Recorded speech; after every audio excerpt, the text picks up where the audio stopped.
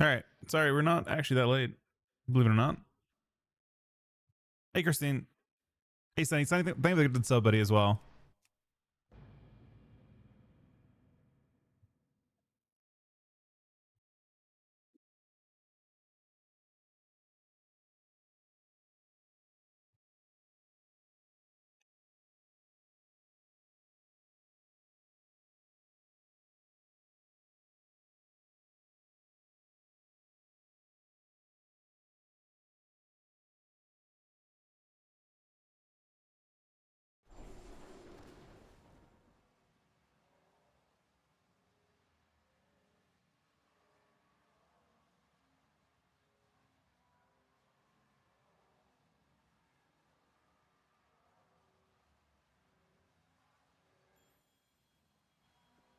Behold, All right. wonders of Let's see what we can get here.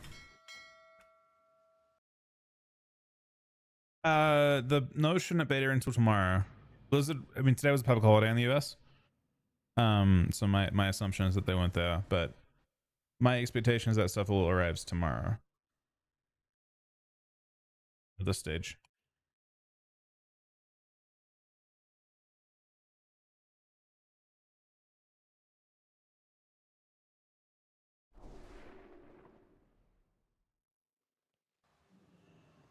You have come to the right place. Double tabbed. Spirits bless your path. Tomorrow's gonna be super interesting in that respect.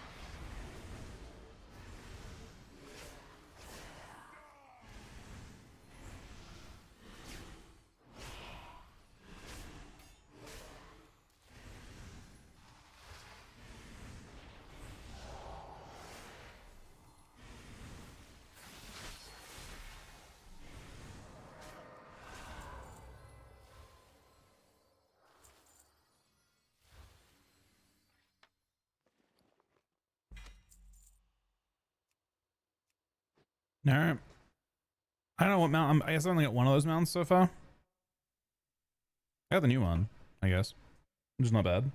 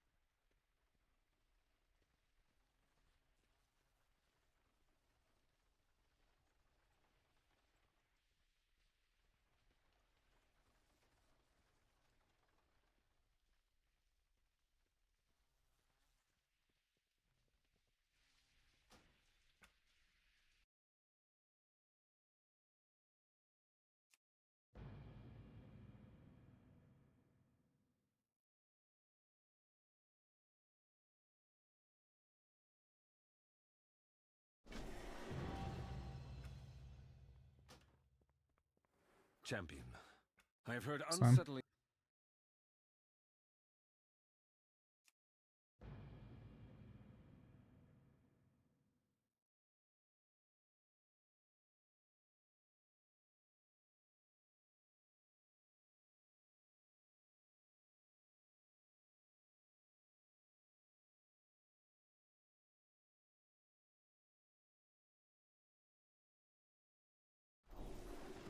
These are the finest goods in the land.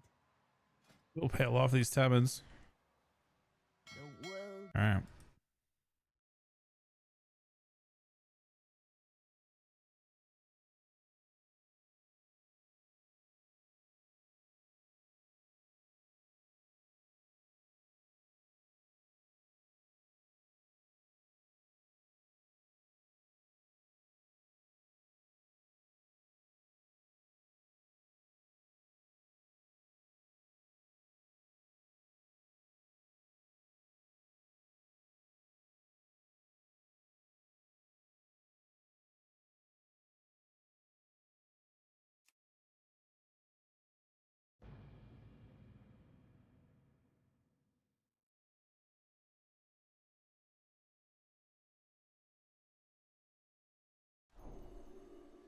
You have come to the right place.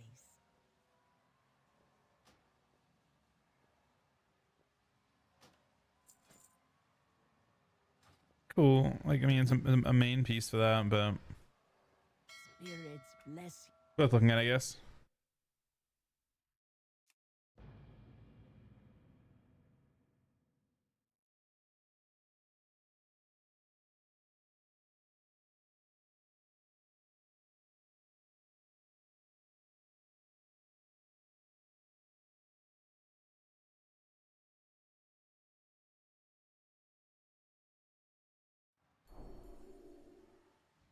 These are the finest goods in the land.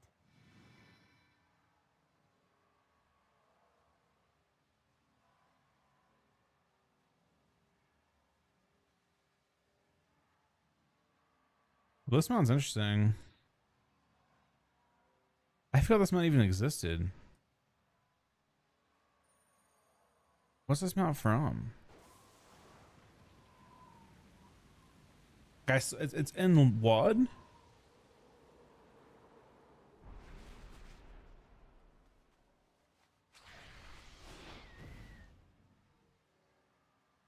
Spies of Eric. Bro, I wish I'd tried to farm that.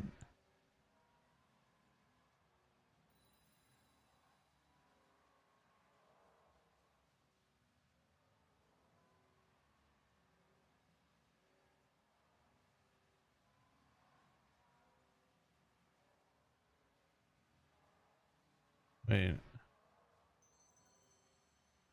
Is it a world boss?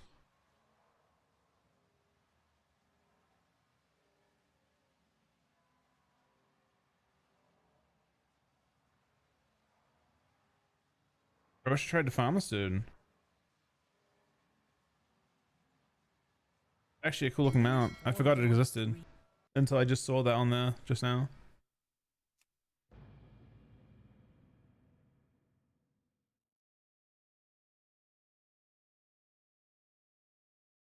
There was some pretty insane mounts they had in WoD in general.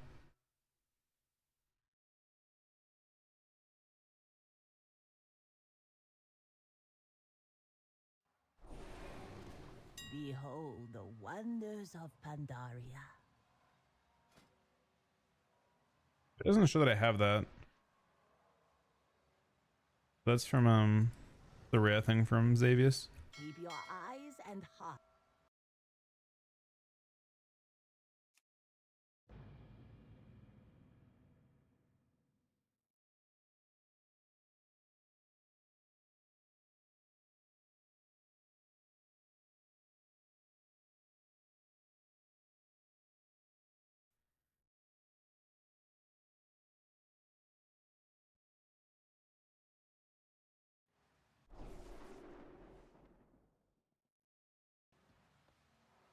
These are the finest goods in the land.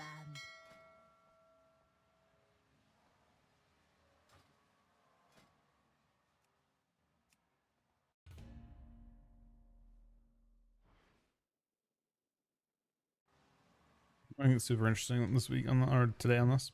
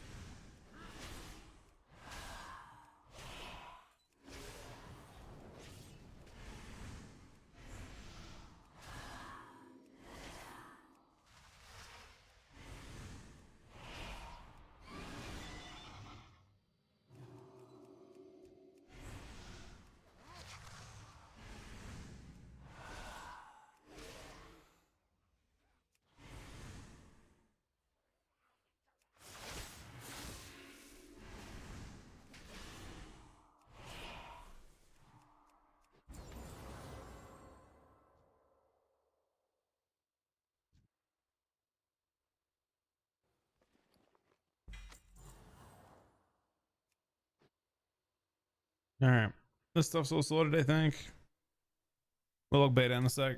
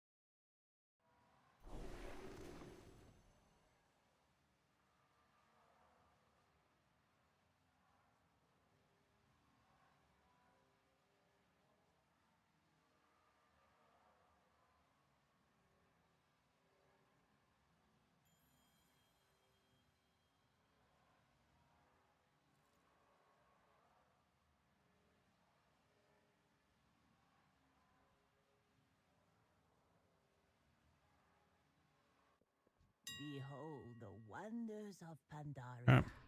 The world Nothing is interesting now.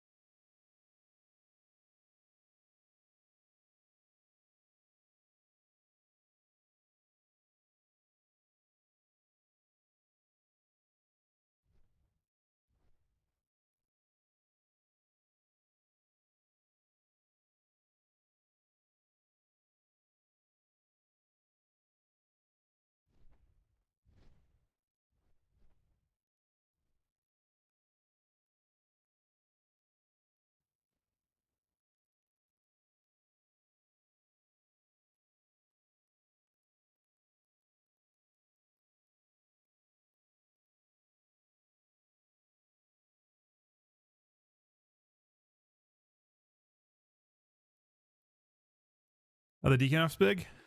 I mean, they're in PvP. I think they're buffs.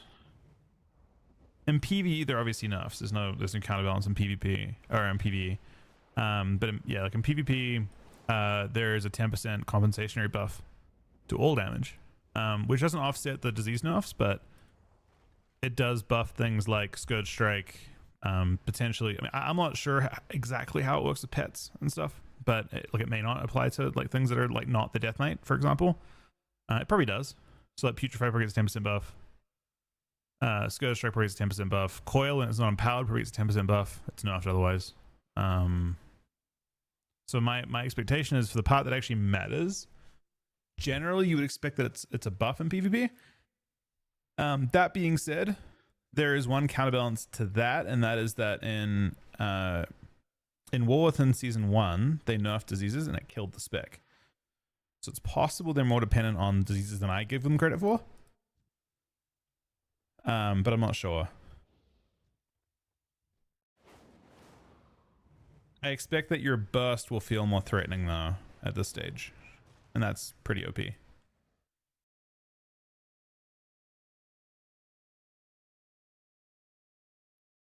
I think also into HPEL it might not feel stronger, because HPELs spam to spell your diseases, and by nerfing Dread Plague, that also nerfs the PvP talent that everyone uses against HPEL that makes you decent to them, but they are also nerfing their healing at the same time.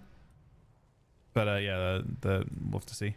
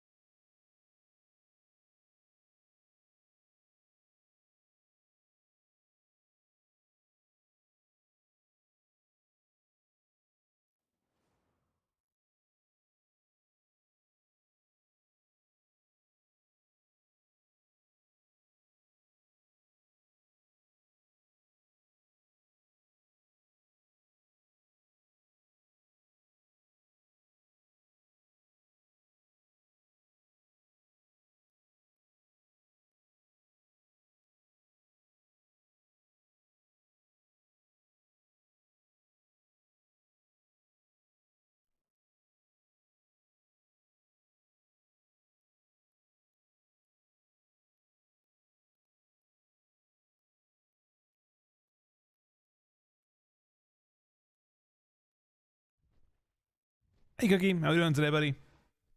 Yeah, friends, we're on DK Holy Priest or Holy Paladin. I'm hoping these buffs to Monk Fist makes going to comp. Yeah, they're honestly DK looks kind of fun. Mostly because I feel like DHDK doesn't look that good anymore. Like the DH changes are not good at all. They lost they kind of reverted them back. Like DHs got reverted back to Legion. Like actually. I think Valor Eruption was a thing for DHs starting in, I think they had Valor Eruption like standard in BFA. So DHs are in the Dark Ages again.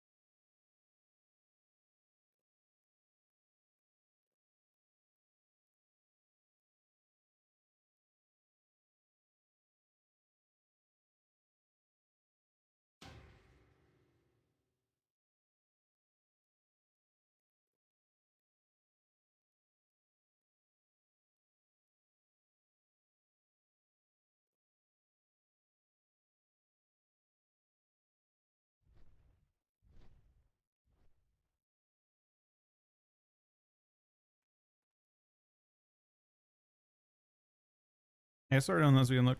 I actually might go try and get those mounts. Not that I'll get them, but we can fuck around looking for one.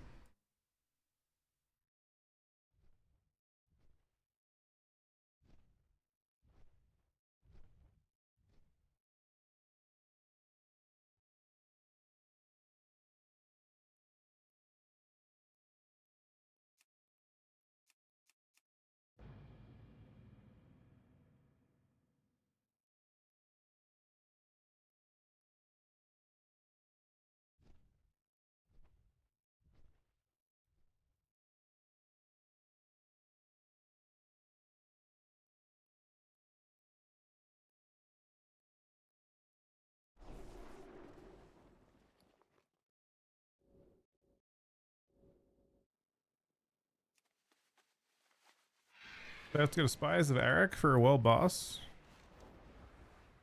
And I'd probably look at a Stipendiary for the Onyx mount too.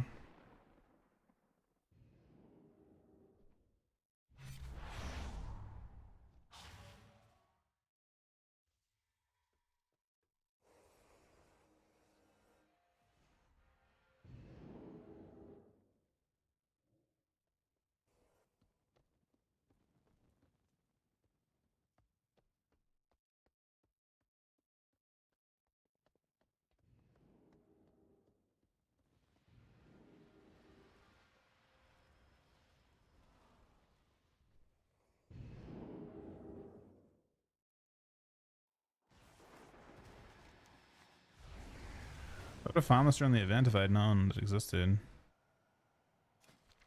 I don't know, I've gone to this boss.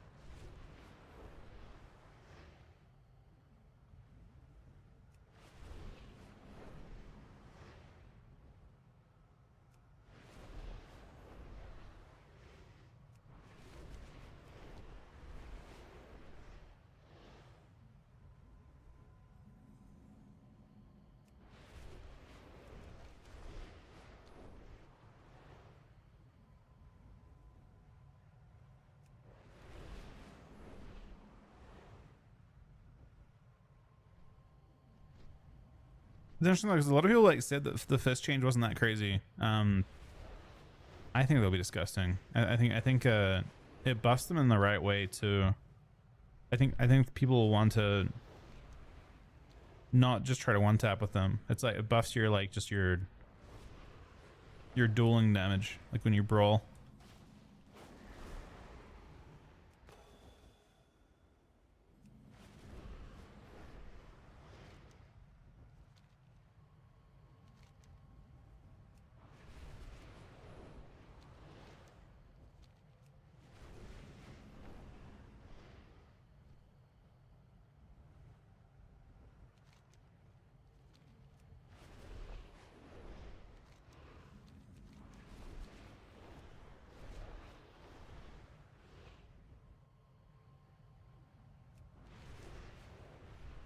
What's up, Huffy?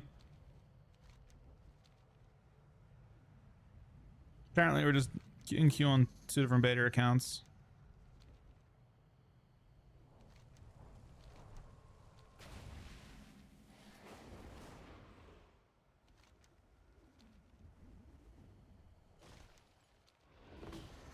Does he spawn like right here or something?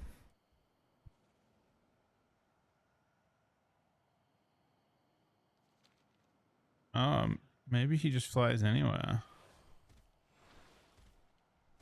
Did he fly anywhere?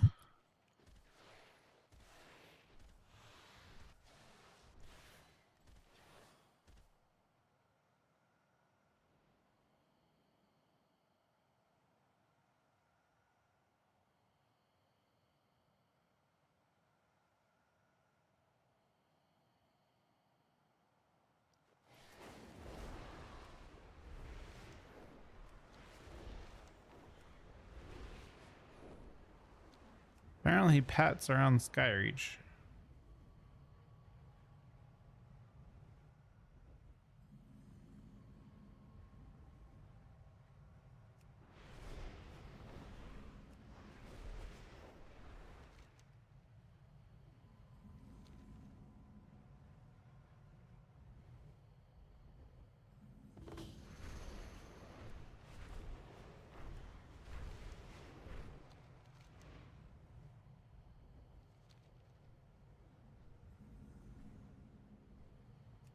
You'd think we'd have seen him by now if he was here. Maybe like emotes to make some sort of sound when he spawns though. We're doing good. Things are pretty decent. Little bit of a headache, but other than that, we're pretty good. How about you, man?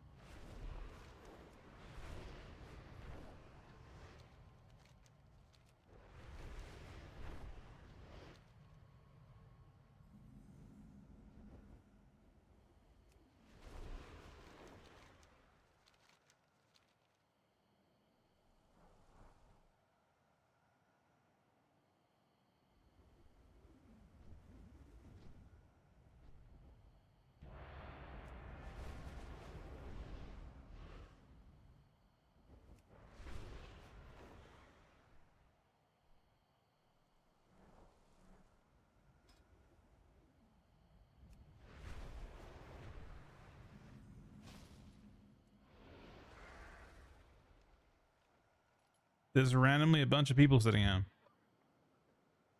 What is going on? Is this where it spawns, I wonder?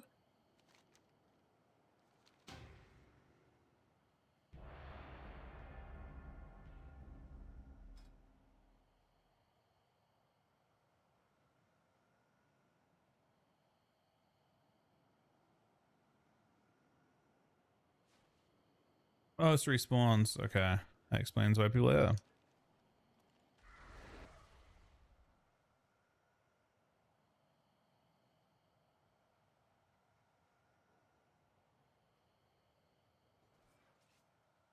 I mean, I like it. Solo Spyhawk or something?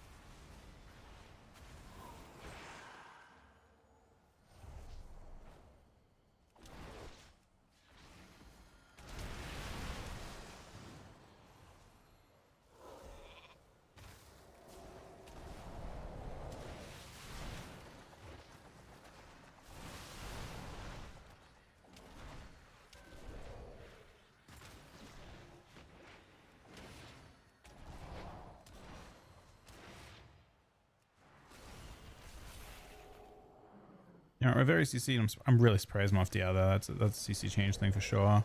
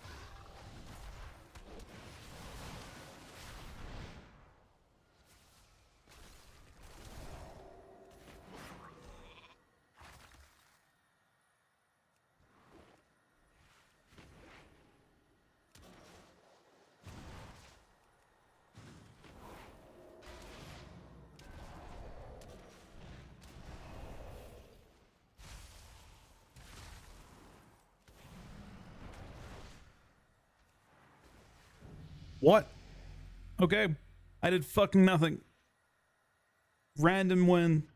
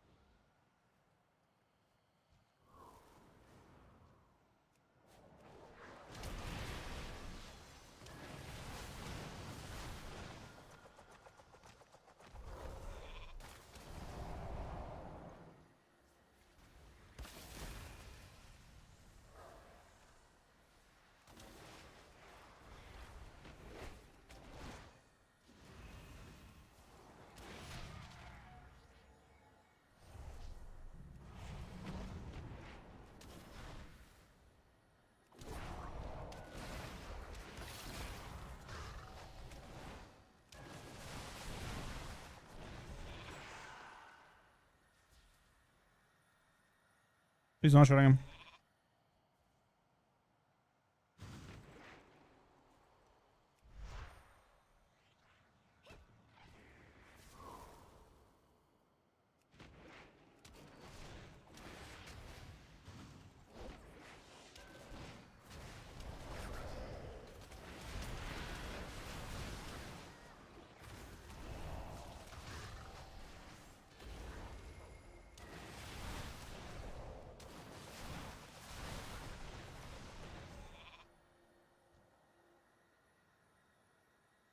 Mage's getting a little more down than I was hoping.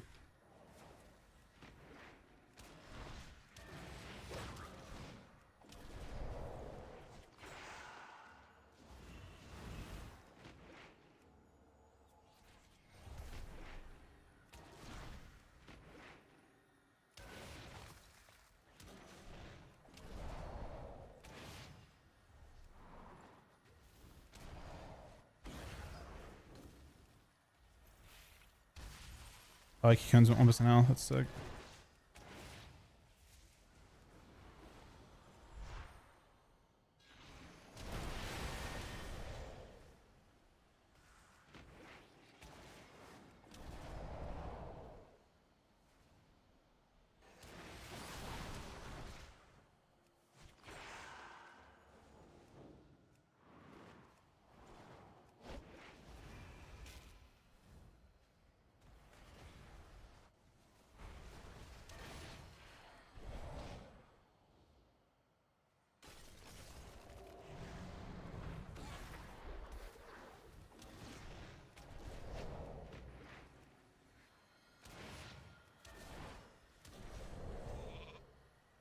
Getting to the point where I can actually both kill is super difficult.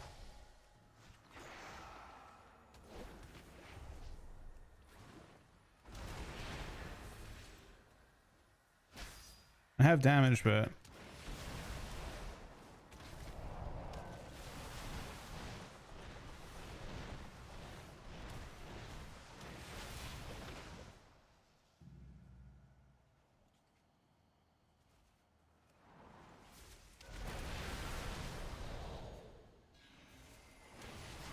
oh my god. Wait, what?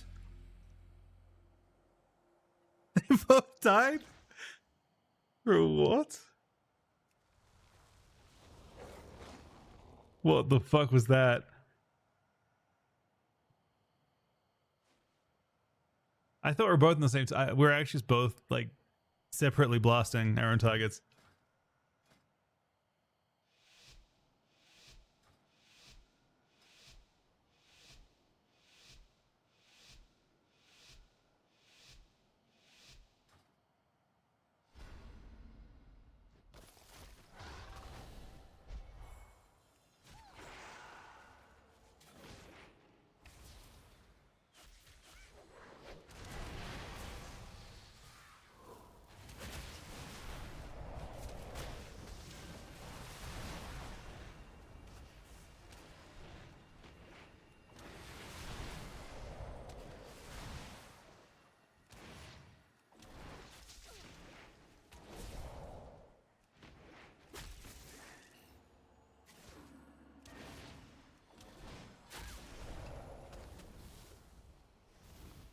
pretty well, so should be fine.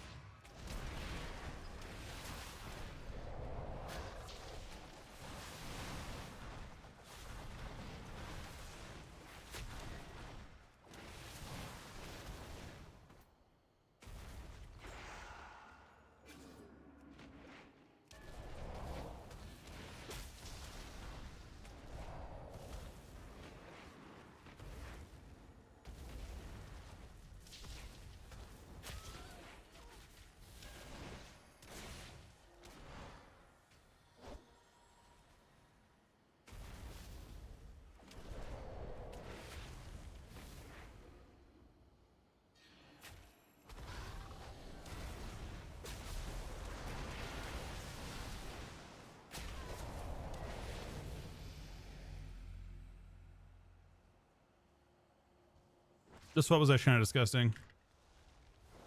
We just got Cocoon randomly and then just fucking toned and one tapped him.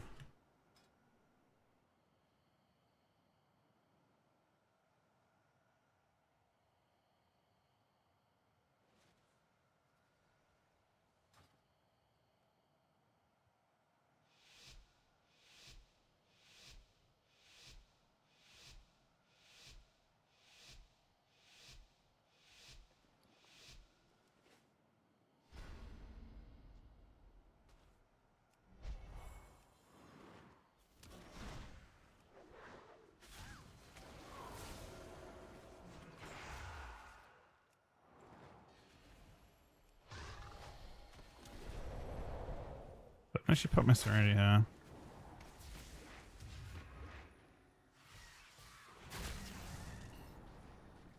What the fuck? It's overused that because I couldn't actually counter him.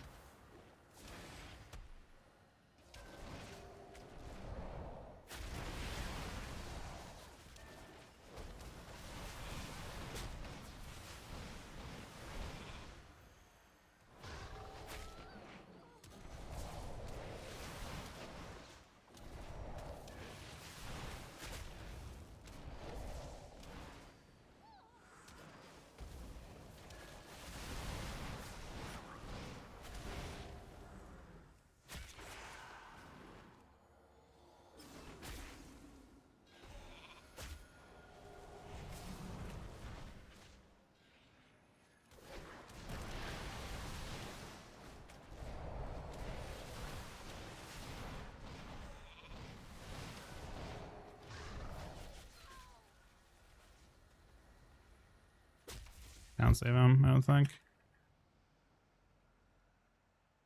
Put him low. Yeah, it was bad.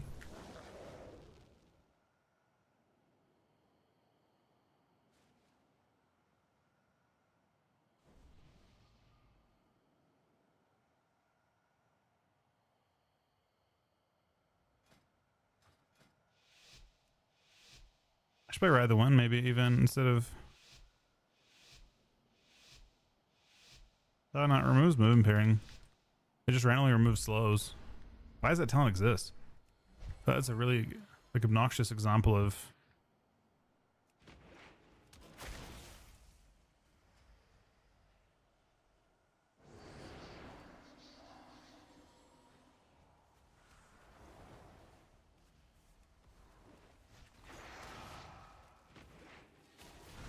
This overlap was severe.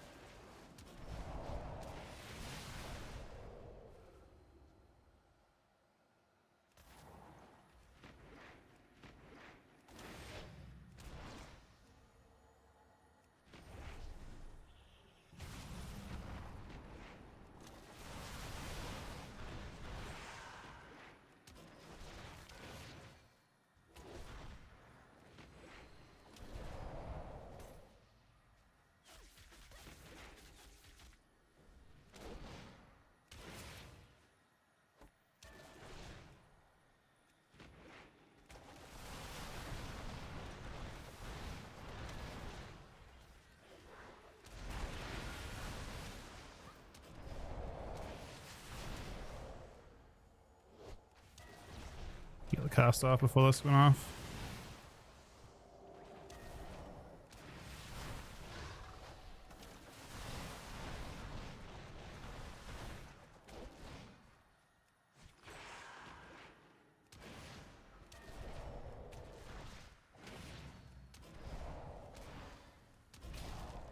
That was not close.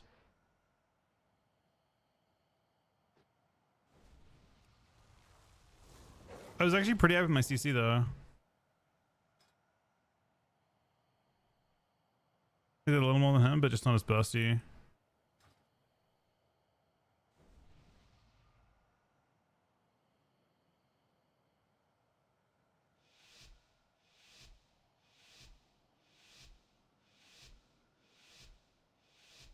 He thinks he added a cocoon.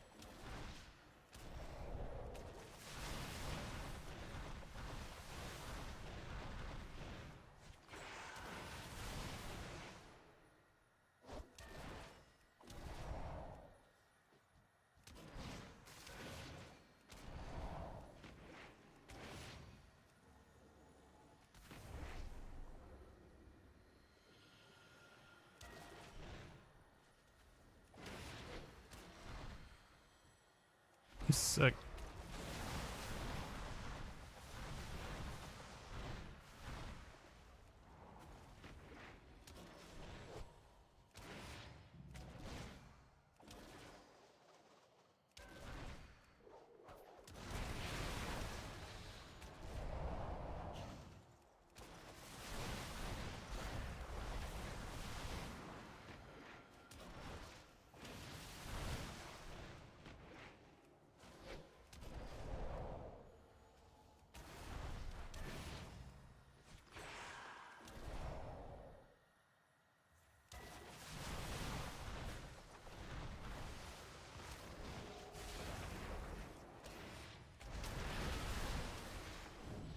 Come.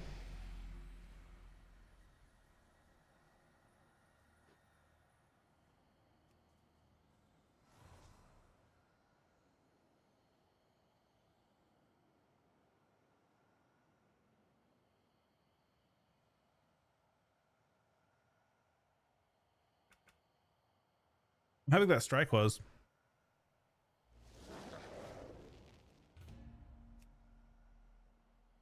Strike hit for... Oh my god. For a strike, it's really fucking hard.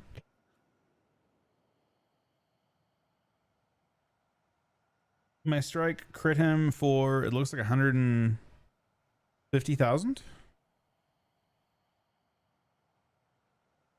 And then I RSK'd him right before that for 104,000.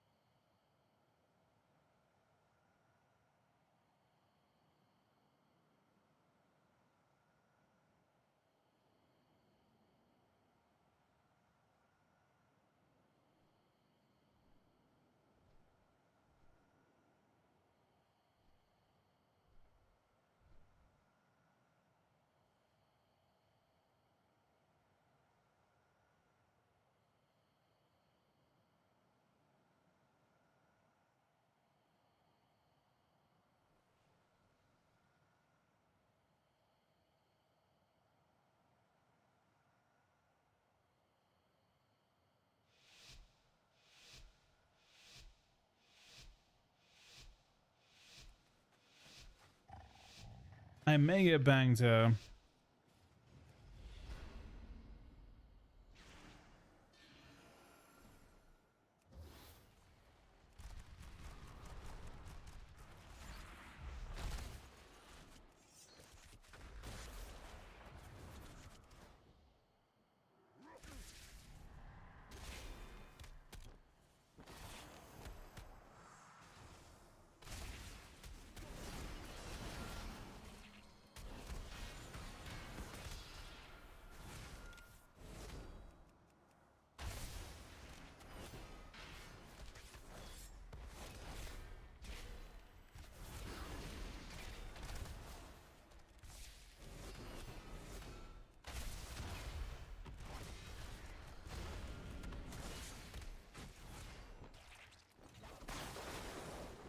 They actually ran all reflected.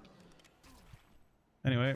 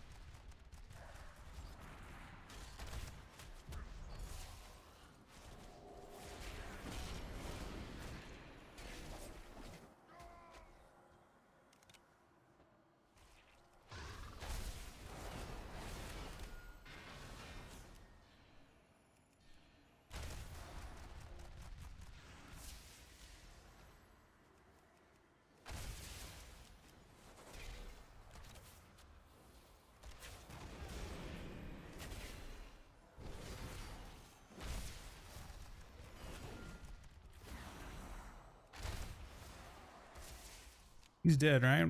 This is his proc, yeah. He's super dead. He died at the very start of that.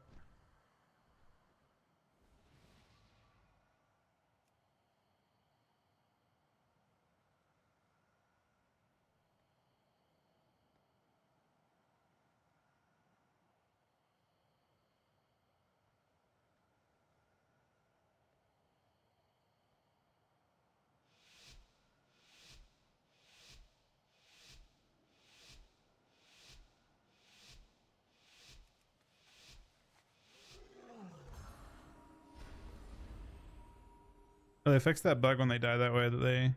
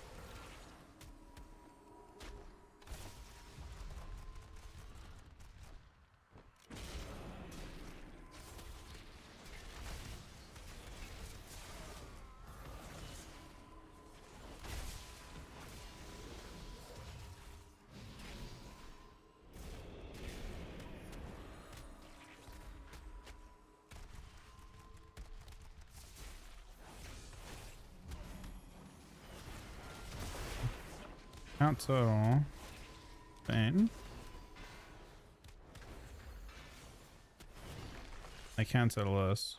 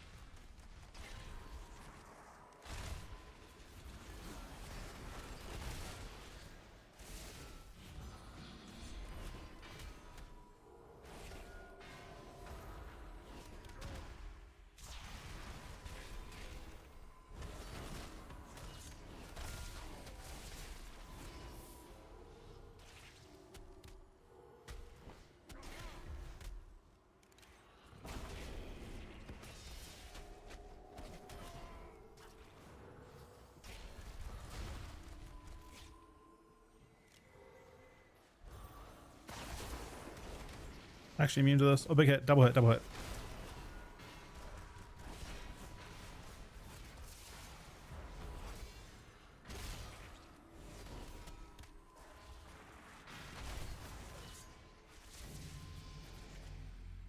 Oh, we're actually super OP. Like, we're actually like running around just as a moron the whole game. Like being a Tauren actually feels counterproductive to just how moronic my character looks. What's the bug with BM?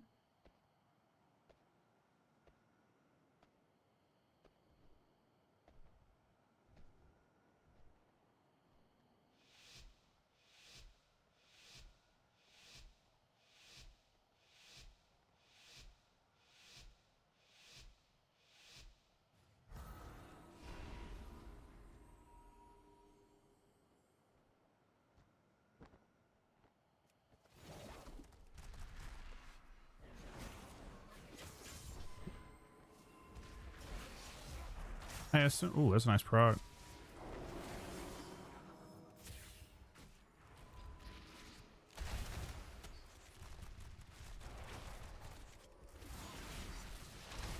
The Keck as well. Oh, that was almost insane.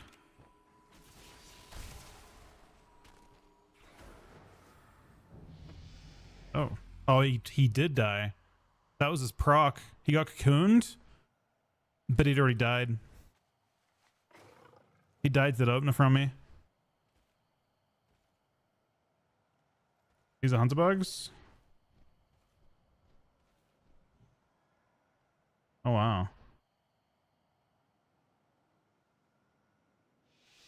Bloodshed does not spawn Dire Beast. Seems like a major one. Maybe it shouldn't. Yeah.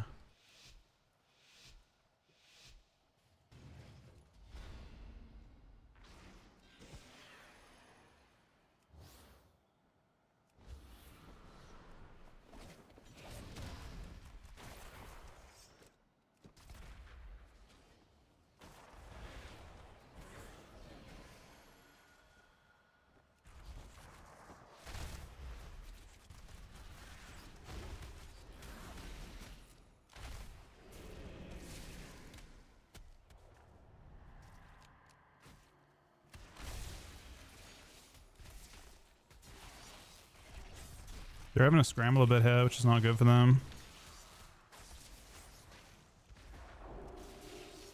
Scramblers, and they've DR'd me at like a really awkward time for them.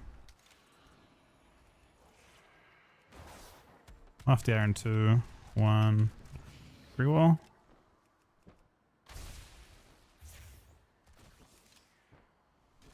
I don't have to double. Trinket Fane. One's run out. Trapping Rogue.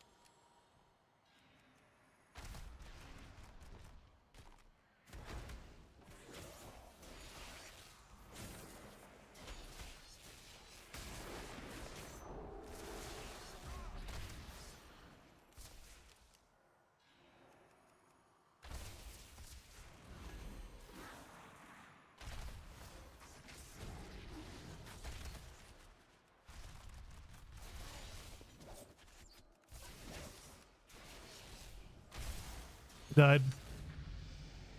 I guess he died way earlier than that. How's it feeling? MM is the most broken spec I've seen in this entire game. By far. It isn't close. It's more broken. It's basically like a Windwalker or a Rogue. Take your burstiest spec and make it ranged. Bro, it is one shotier than it is by a mile in midnight. Almost every round I've played so far, I've one shot someone. That's a warrior right there. We just one tapped. I think 3 out of 4 rounds I've one tapped the warrior so far.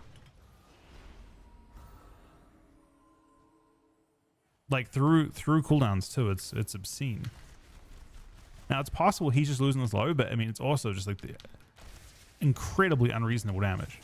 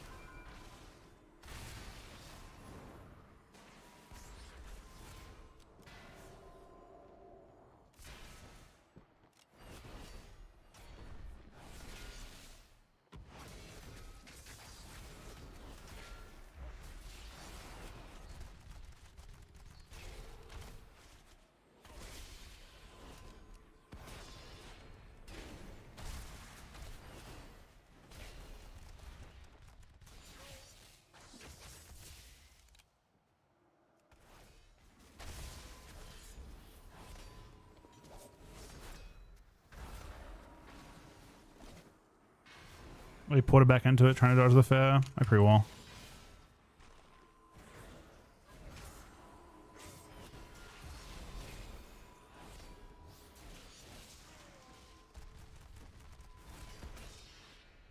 I'm not sure if the warrior's gonna realize, but we really have to go on this rat.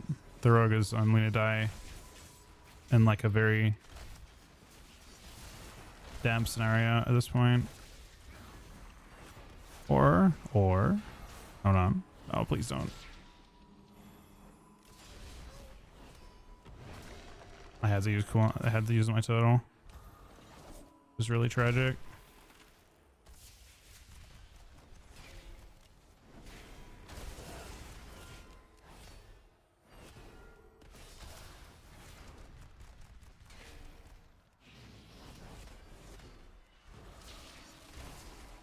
Yeah, pretty well. And a feign.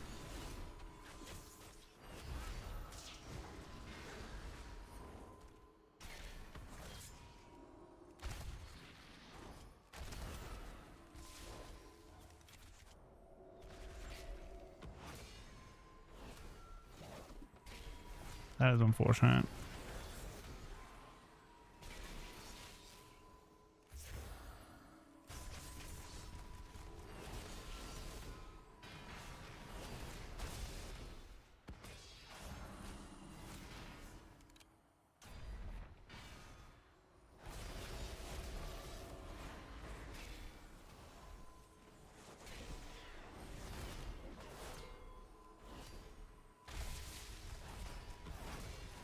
I'm not far winning.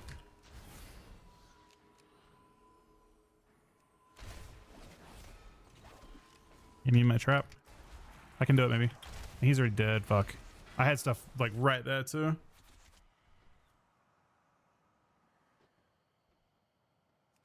Or he is counting 06, but I don't know if he... Does his damage count? No, his damage is not terrible.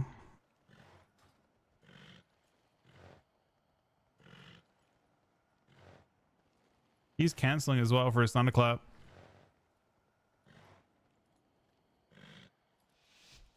Oh, this build's interesting.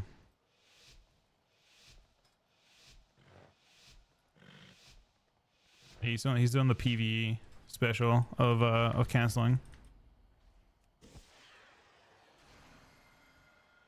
I feel like, is it always broken right now?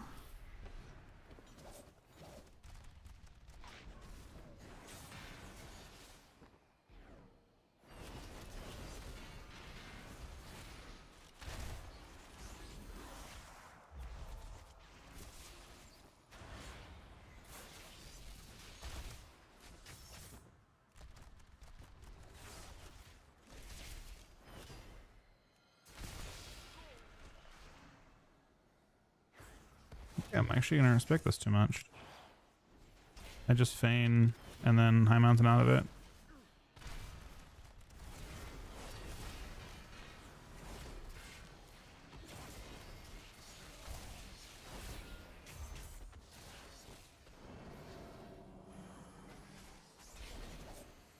That was a quality fade.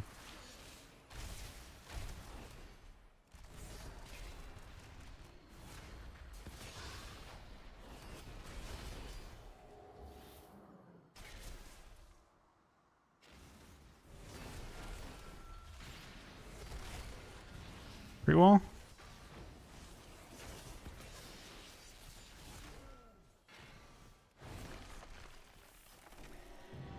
That was pre-wall at 100%.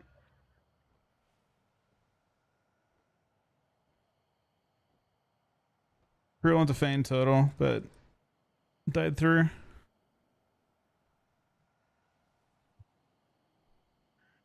I mean, you have as much peel for sure. You just had him a one-shot.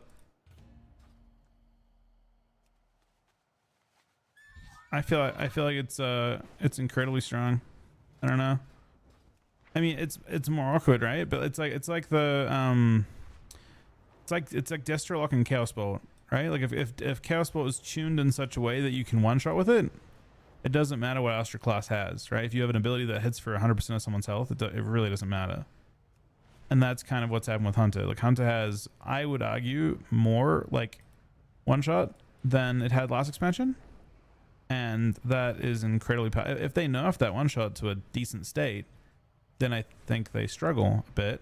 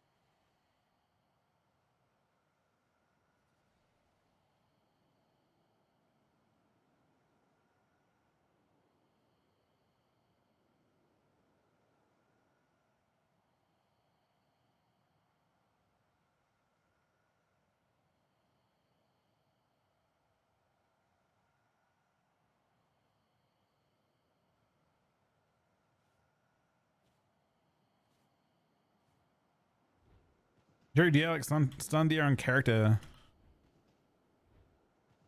MVQ UI probably is doing that. If it's I didn't know it was tracking DR. Is it tracking stun DR on me?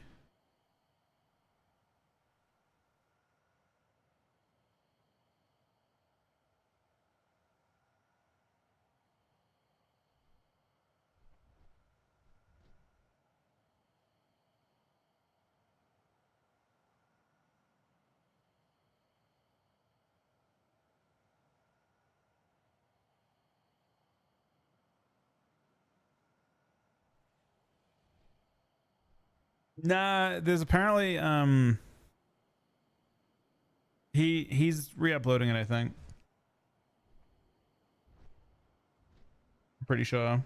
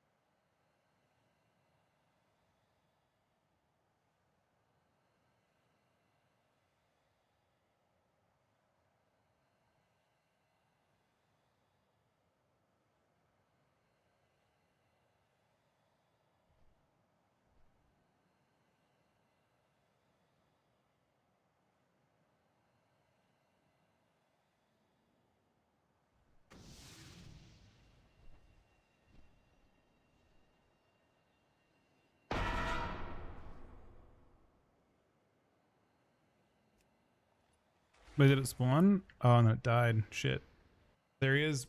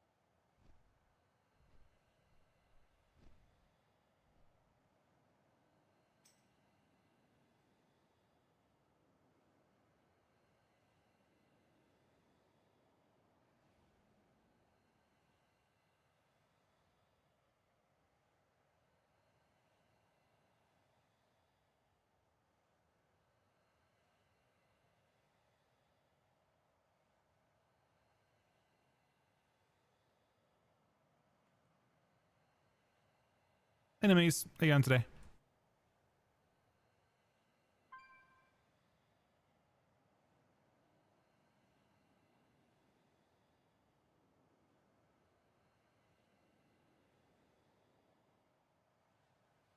I guess queues might be ultra slow tonight just because of the fact that queues might be ultra slow tonight because of the fact that tomorrow is like a big patch.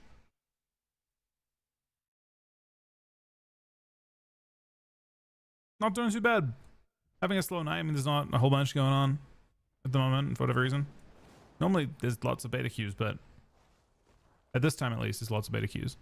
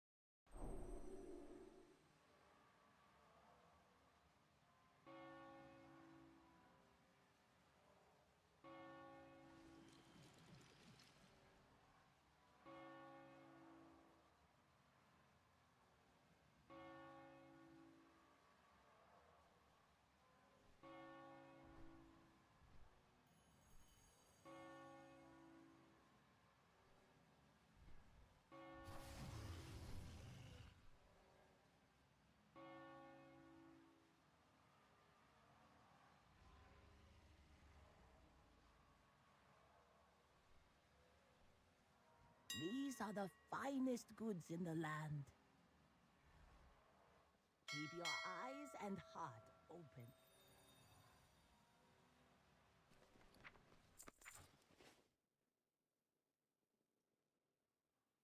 I can't believe that You have come to there are so few queues, but again, I mean, it's changing so much tomorrow.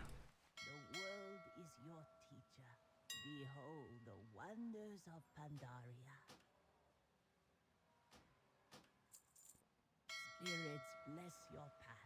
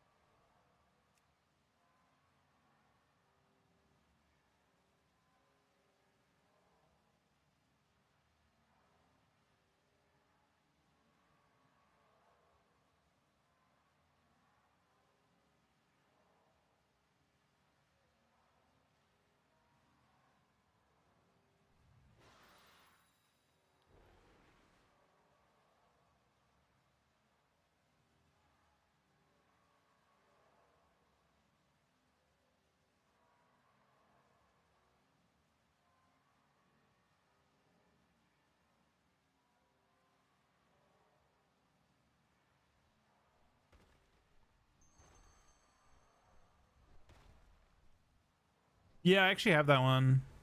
Cookie. The sweeper.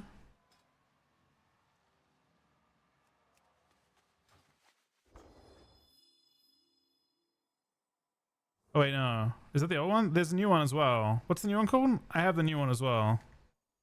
I guess I have 2 of the 3 mounts from that.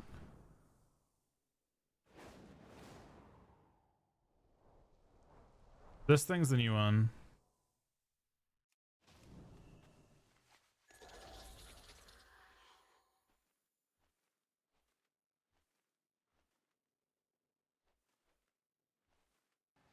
I guess I'm just doing it with the one. I only the only one I'm missing is the rocket.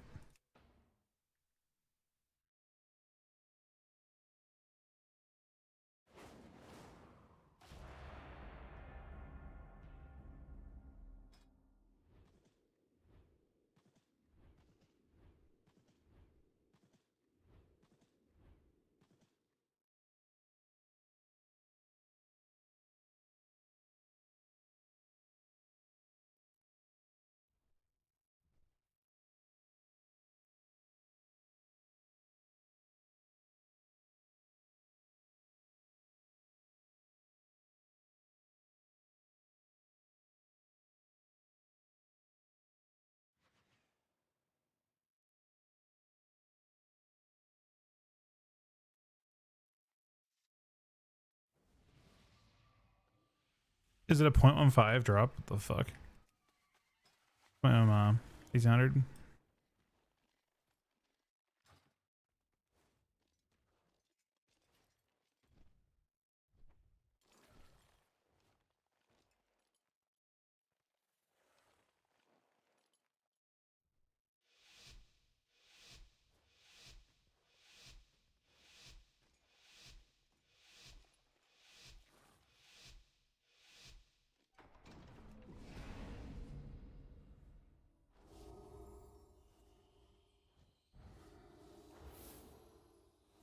Gets a stab by blast instantly.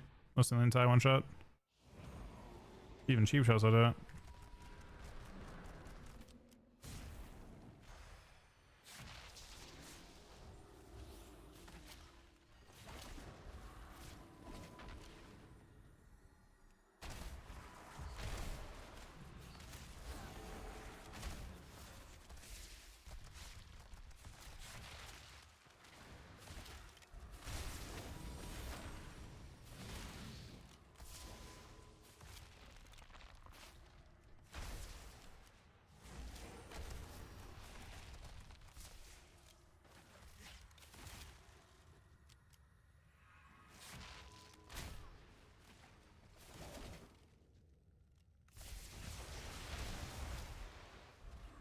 They're still went off. Tempest still went off in Feign.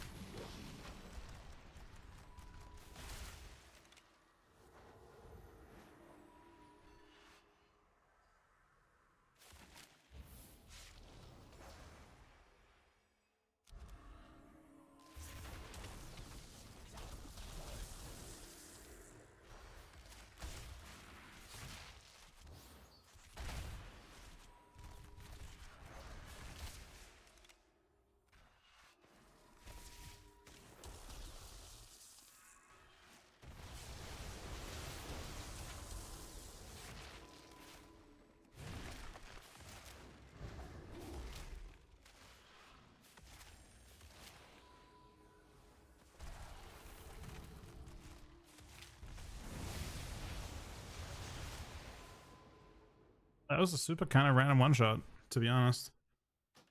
He just had, I think he had Tempest plus Stormkeeper.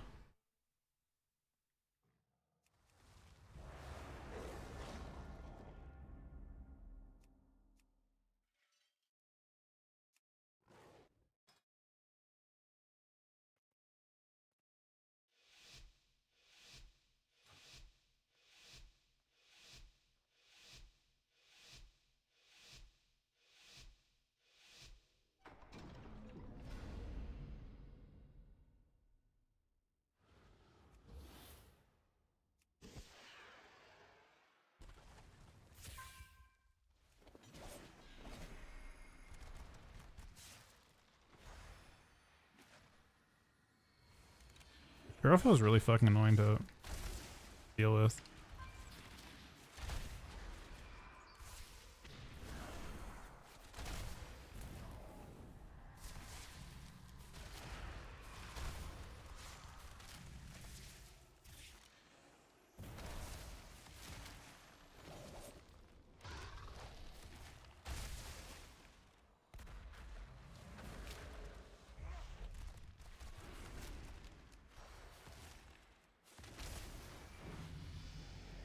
Dealt with it.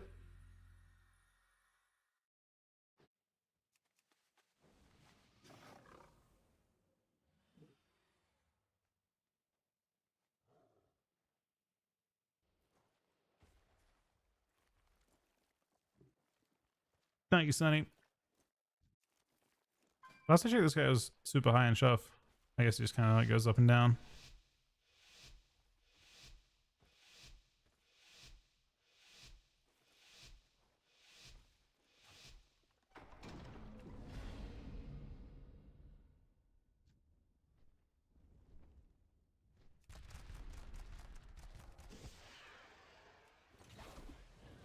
Oh, he's actually on him. I'm down.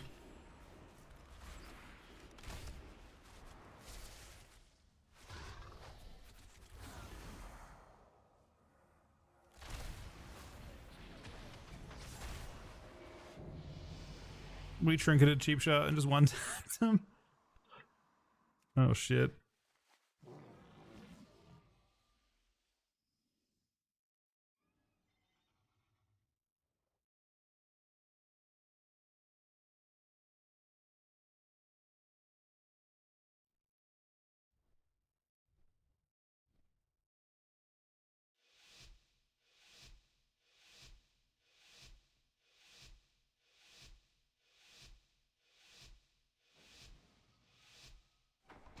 Broken enough? Let's hope so.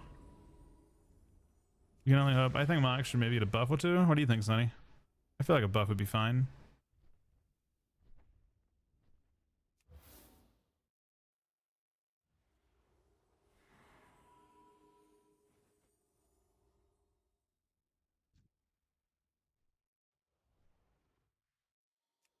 Ah, shit.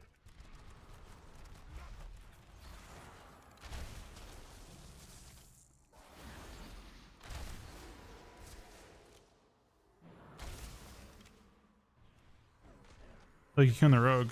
That's difficult for him to deal with.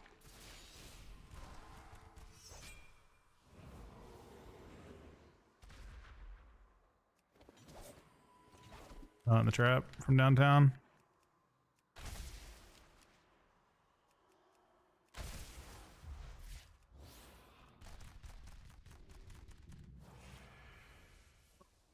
Oh, he's probably cooked. How are you alive still? Oh shit, that guy's a full HP as well.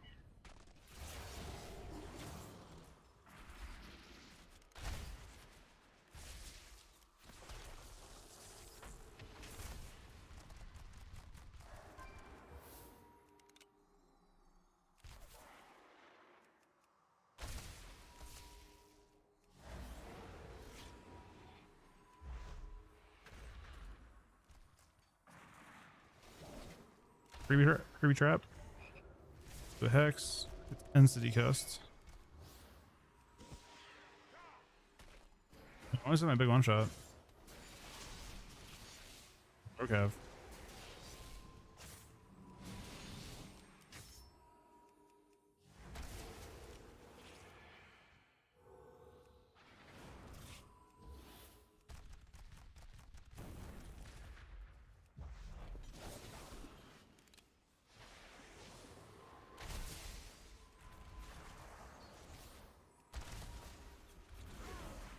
One shot. We sent it right as Wolf faded.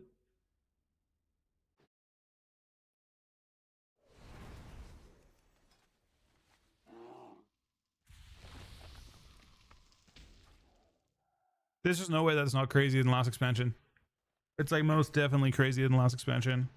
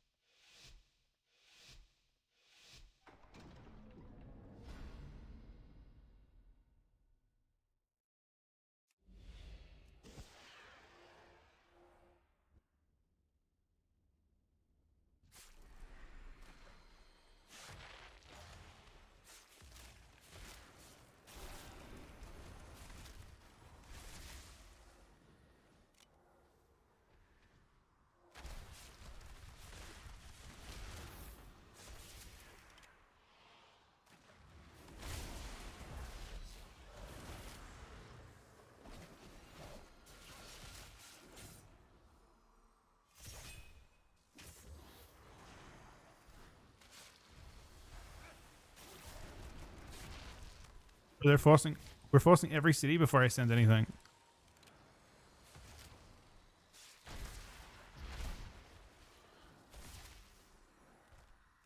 Now I send it. Why not? Oh my god. What the fuck? We're so OP. It's actually the most broken I've been on any beta, I think. They should buff it though, to be clear. Like, you know, they should definitely make, you know, aim shot a faster cast at the very least. Yeah, no, I'm with you, Sonny. Like, I think it's still in need of buffs, but it is so unbelievably balanced.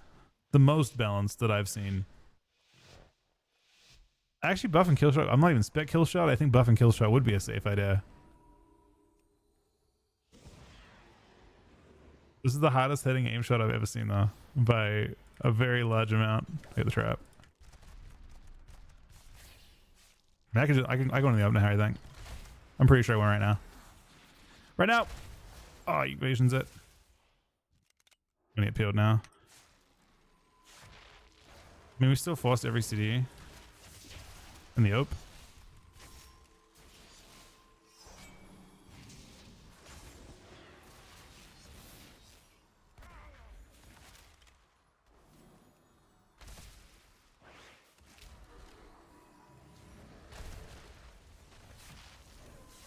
Oh, he's holding on.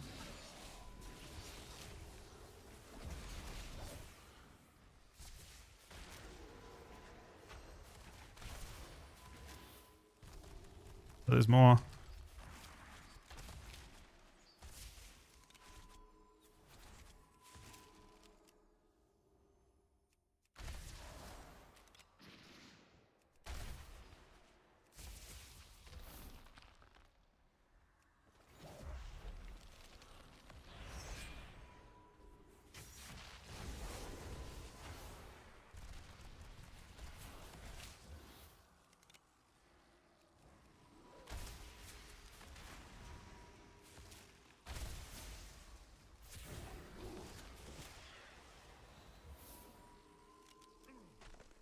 I almost have it. We're very close.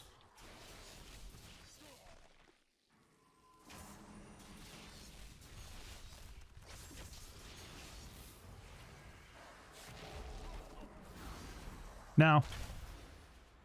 Still now. If I get to this rogue.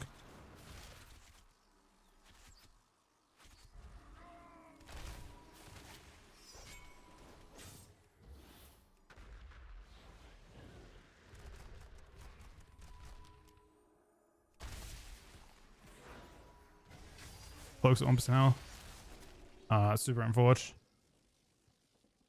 We still at one round by one-shotting. They're in a good position to delay me.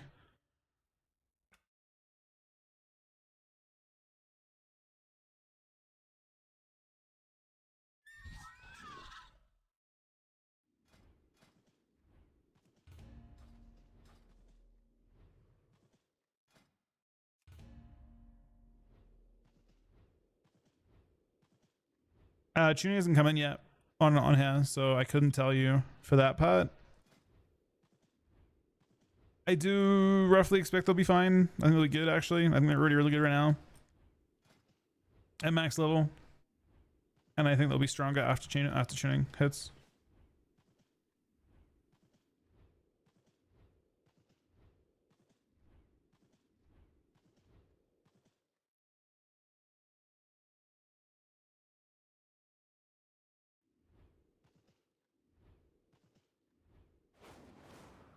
Any quick ways to catch up on gear and prep? For prep for minute, I'm coming after 2 years. Do you need to prep? OP, I don't know if you do. I don't plan to. You have, so when like basically when midnight launches, enjoy it. Don't rush it.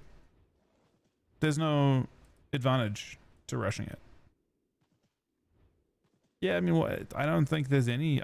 Retail leveling has not required pre-gearing in a long time. I haven't pre-geared. The last time I pre-geared for that I cared actively about leveling gear for an expansion was probably Legion. Probably 10 years ago.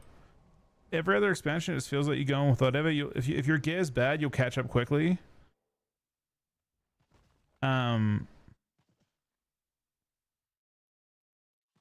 mean, the biggest thing is that the way that it's structured, you have plenty of time. So I feel like if you're pushing yourself super hard on launch, you'll burn out before the game actually starts, and that would be unfortunate. You could pre-gear 100%. I'm not saying like you can't.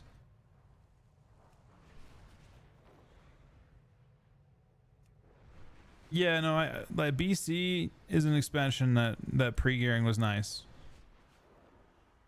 You won't be a winner. I mean, you'll gear up quickly. So what you'll want to do is start with questing. The questing will sort your gear out pretty quick, but everyone has to do the quest, and the main bottleneck on questing is not your ability to kill mobs. The main bottleneck will be maybe mob competition. Potentially mob competition, and potentially hey, it's Mayor's Feral. Mob competition and just like bottlenecks on travel are the main things. So I wouldn't personally worry about it.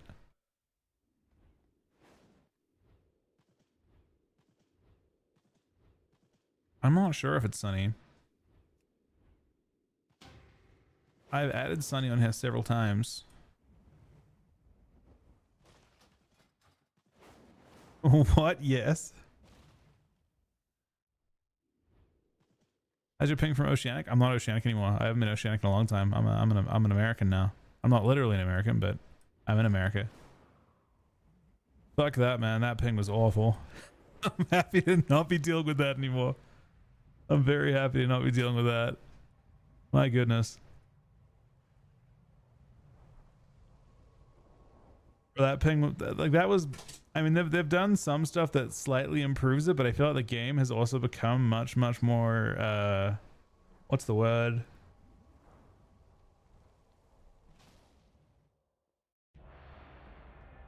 the way that combat works is more complex, which means that there's a lot more, like, I mean, I've seen people do well with it. I just don't know if that's for me anymore. I mean, New Zealand gets better ping. It depends on where in New Zealand you're at.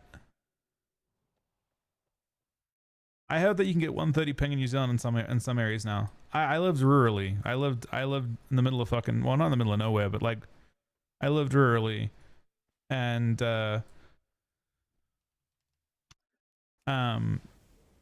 my ping was consequently like 210, 220 min to West Coast, and then like 280, 300 to East Coast.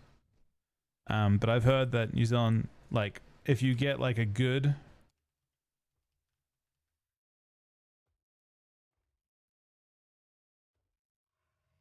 let me see what it says, 130 to 145. If you're in one of the areas of fiber, like a lot of New Zealand has fiber now. then you could potentially get ping that's not so different to like, it's kind of crazy that it's that good because there are people in America that get 110 ping. You know what I mean? So the fact that you can get almost as good as East Coast, like if you're an East Coast player playing on West Coast, you actually, in some places, you get 110 ping already.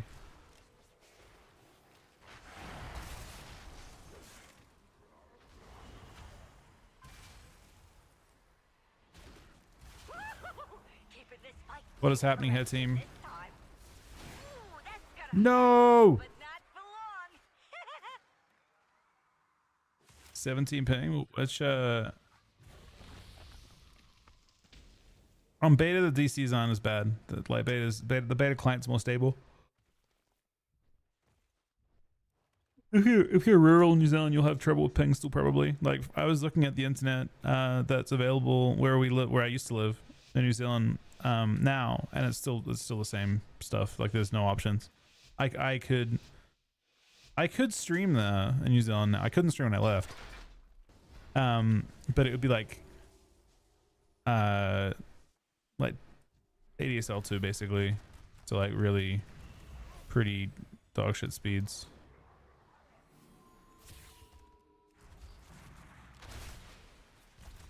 I just have to one shot, man. We just have to fully embrace the one tap.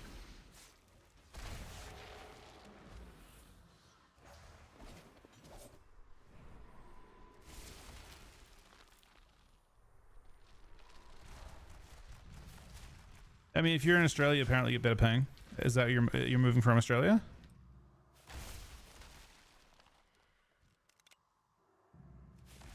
That's what it sounds like. I mean, it sounds like an upgrade for you, yeah. But again, it depends on which region you're moving to. Yeah, Big Tree's gone. I'll be honest, I'm not enjoying...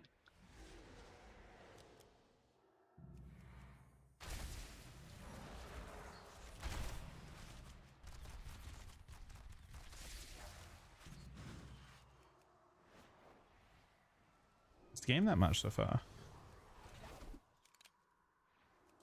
And that trap, apparently, even though it was dead on him, went on a random fucking pillar.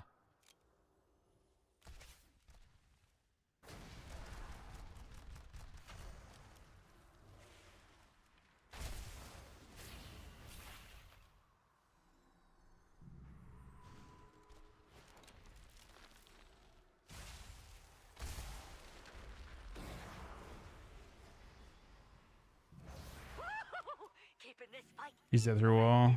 Maybe. Not next patch, but right now he is.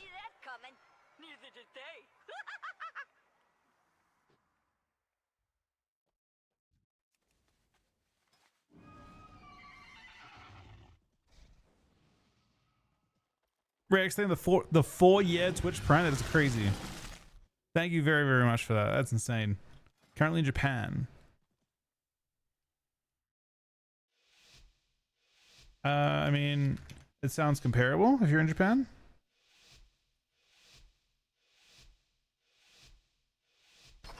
If you're Tokyo, it was 85 to 110 to some parts of the US. So it might be a little worse in theory, but it's probably pretty close. I doubt you notice it that much if it's only a ping drop of like, you know, 20, 30. But, I mean, if you're getting 180, you can get lower than that in New Zealand for sure.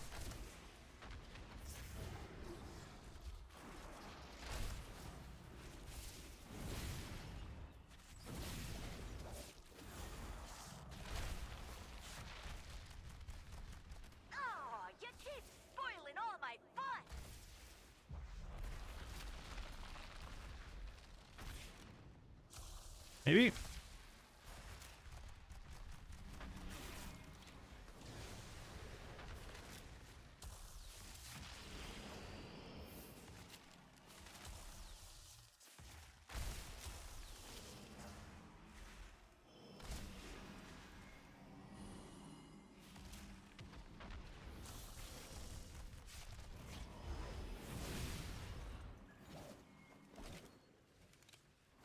I clone, but I did a trap.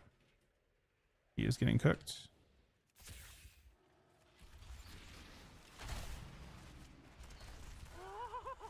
Wow! I'm gonna remember that one for a long time.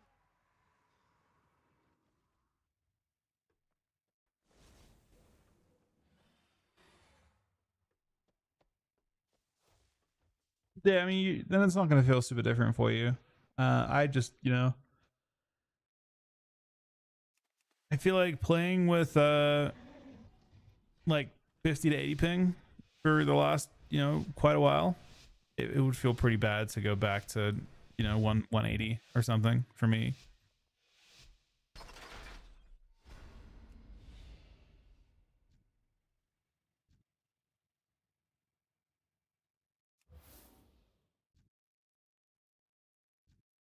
The Druid is AFK.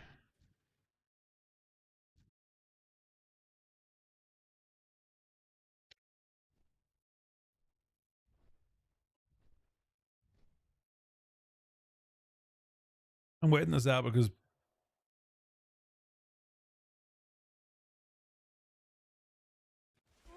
oh, everyone's DC'd. Bro, everyone's DC'd at the same time. What the fuck is going on? They have a healer though. 2v2.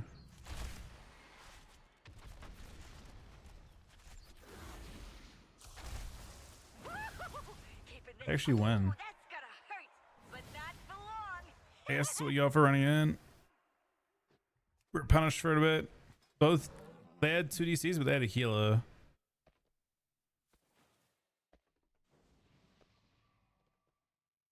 I mean, it cooks me in this lobby, but it's whatever.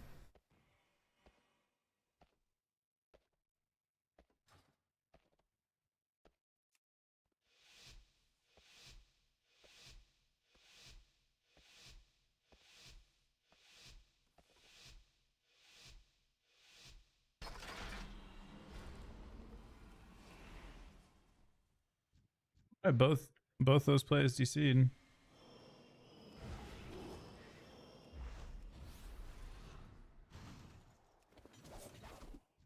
That trap didn't go off, man. I guess I just have a really fucking slow globals. I'm used to it.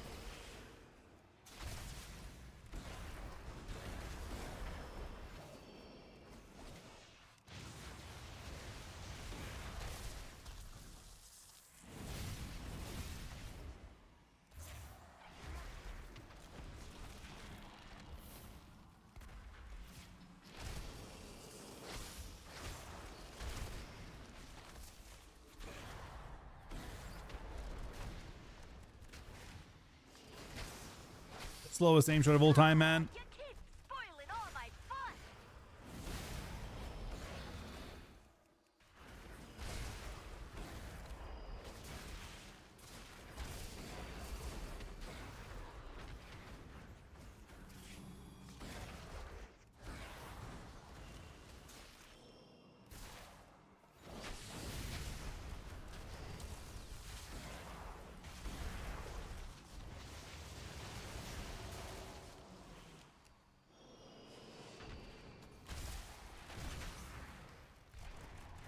That's a lot of damn, huh?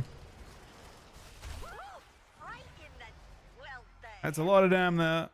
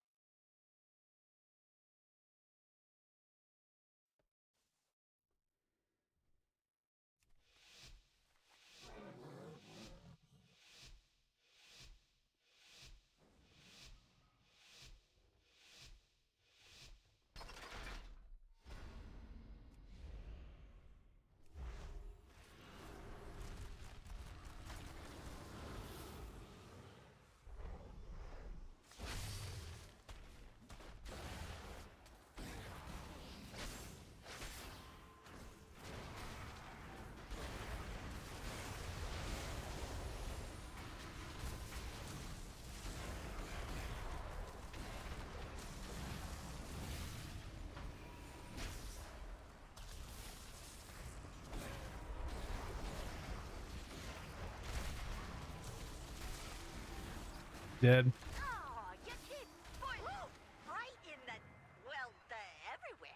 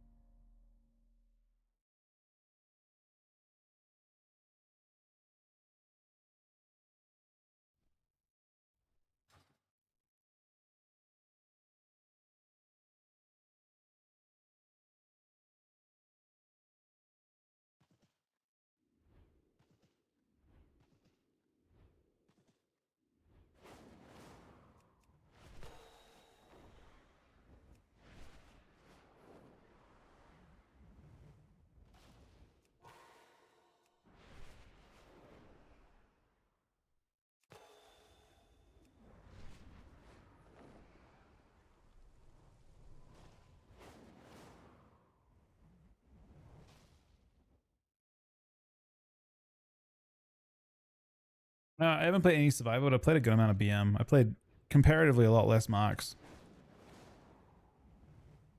to be honest.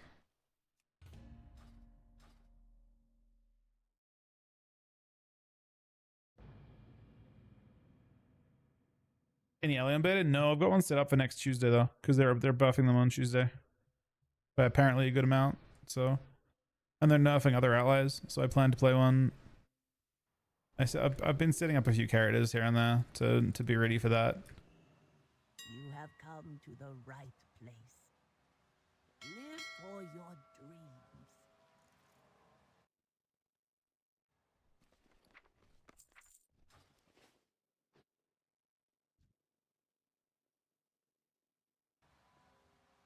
These are the finest goods in the land.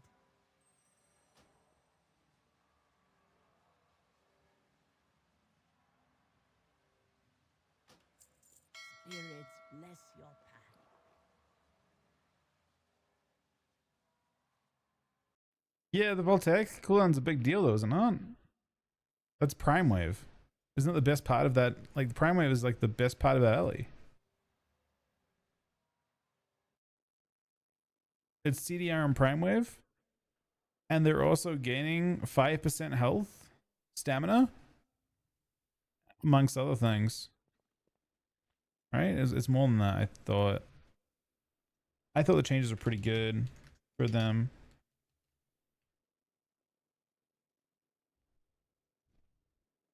Let me see.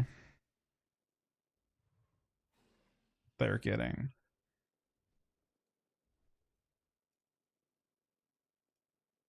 Doesn't matter. Doesn't matter. They get 5% health, 2% DR on all magic, and then Nature's Guiding a buff by double. Those are crazy tank changes to make them much tankier. Literally 100% buff to Nature's Guardian. If you play Ancestors, you get an additional 10%, and it's a lower CD. Like Nature's Guardian will actually fucking top you when it procs. And it can proc in CC, right? And then in the PvP side of things, they gain Voltaic. I don't know. I think the changes are pretty fucking good.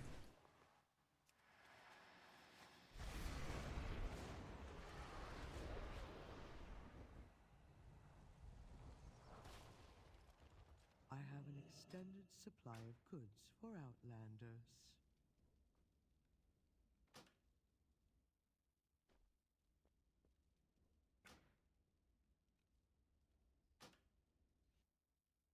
Oh, It has been fulfilled. that's the bug with the banks. You can't use them. So all the gold on your warband bank is currently locked in there. That's crazy. It's actually locked in there. I wonder what exploit people came out with for that.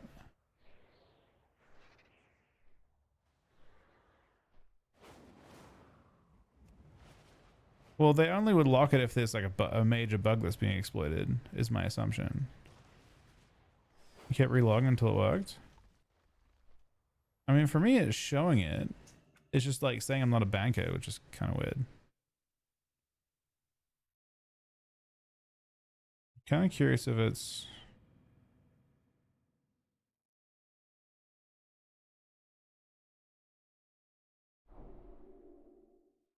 I have calibrated my prices to be reasonable.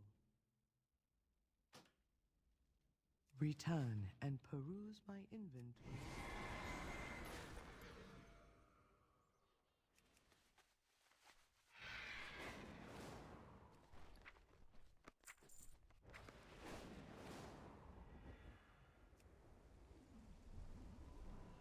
Behold the wonders of Pandaria. The world is your teacher.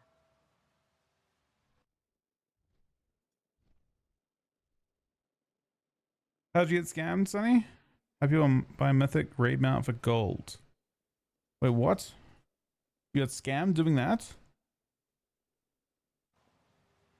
Yeah, I don't know if they do give you support for that, unfortunately.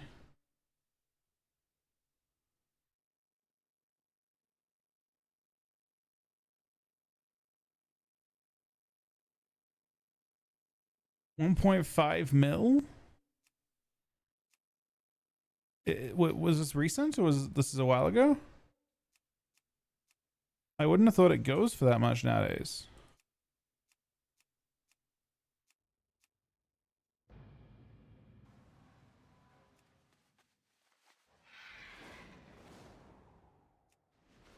It's currently 1.5 now?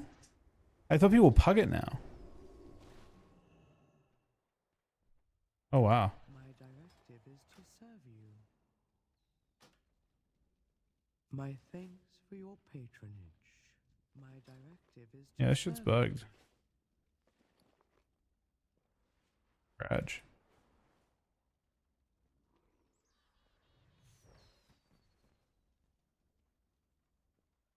Well, it's a good mount.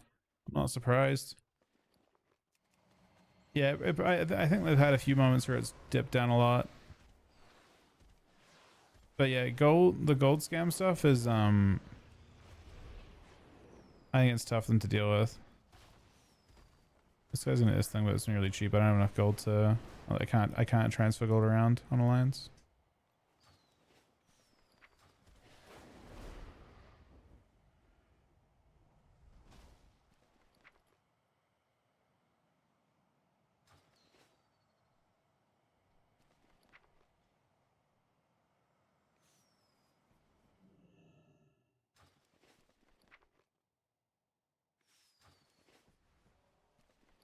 There's a thing called WoW Market. If you search WoW Market Discord, it should pop up.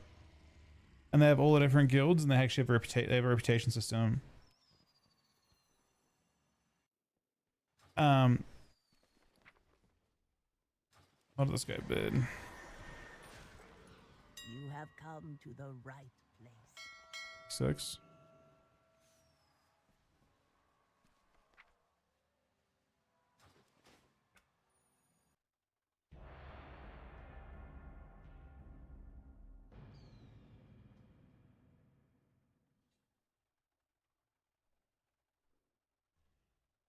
I mean, Liquid's one is like super overpriced, is it not? These are the finest goods in the land. I remember looking at Liquid's thing, and it's like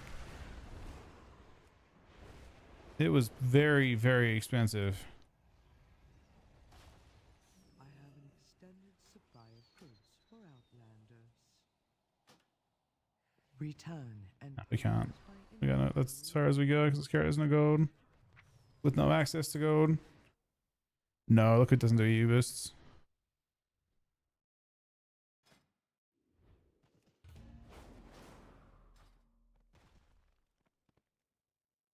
Pretty sure it should be for both at the same time tomorrow. But maybe it's not. So beta might not get it tomorrow. Retail definitely gets it tomorrow. Depends what they prioritize.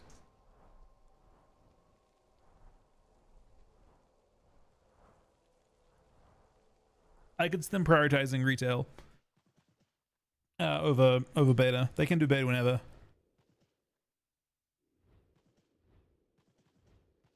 The fact that it's called class tuning makes me wonder if they are done with all, like, I wonder if the game has gone gold now. I wonder if this is the version we're gonna play for launch.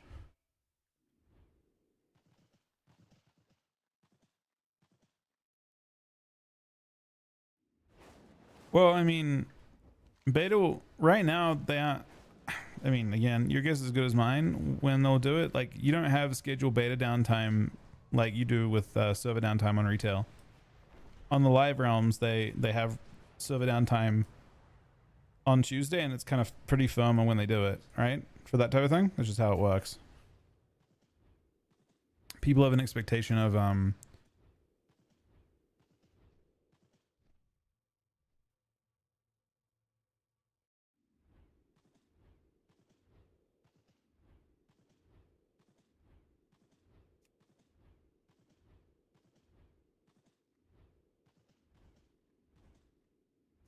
yeah, they might do an actual patch. I don't know. Yeah, it depends on how. I didn't. This is one of the expansions where I didn't personally do any testing whatsoever. Of, I did zero testing whatsoever of leveling, so I have no clue how like clean leveling is. Yeah, I don't know.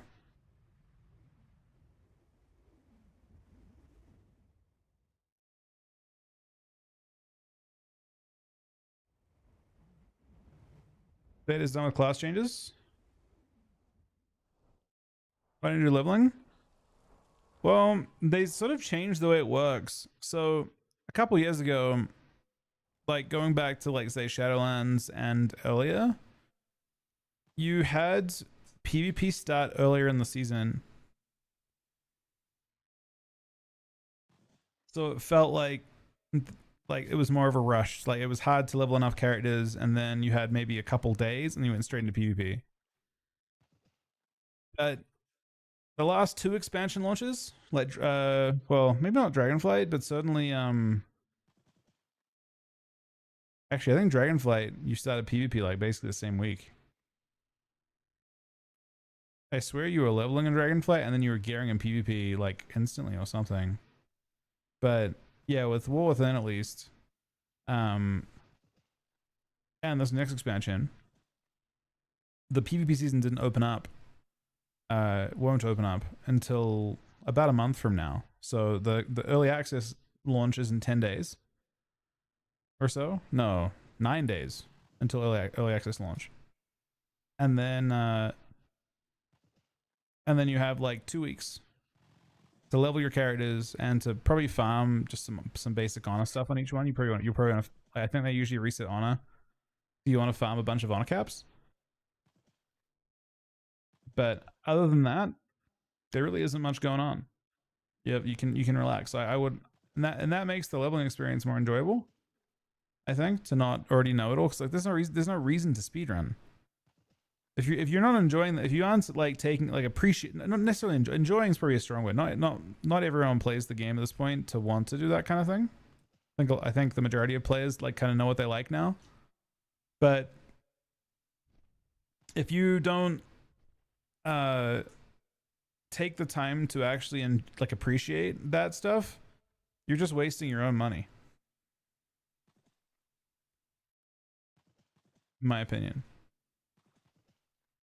Like you pay like, let's say between 60, I think it's $50 to $50 is minimum, I think, for right between 50 and, depending on what version of the game you buy, I think $80 for Epic Edition. Of that $80, probably $60 goes towards the leveling content, believe it or not. Like that's the majority of the work they have to do is not the rating, it's not the, like it's on some level it's class design, but that stuff's part of leveling, I would say. And then there's all the leveling stuff going on. The majority of what you're doing is the base game, and if you're just like speedrunning the fuck out of that, like you're basically like shortchanging yourself, I think. So I would just like, you know, I mean, I don't know. It's weird because I feel like it's actually kind of strange at this point to actually like leveling now. But it's also a part of being, you know, amongst that huge like pack of players that are leveling up and like the anticipation of it all and all that kind of thing. It's a in my opinion pretty fun like special time. It's like one of the, even though it's like probably one of the more boring times for PvP, it is one of the things that when I think of other expansions that I remember and enjoy the most.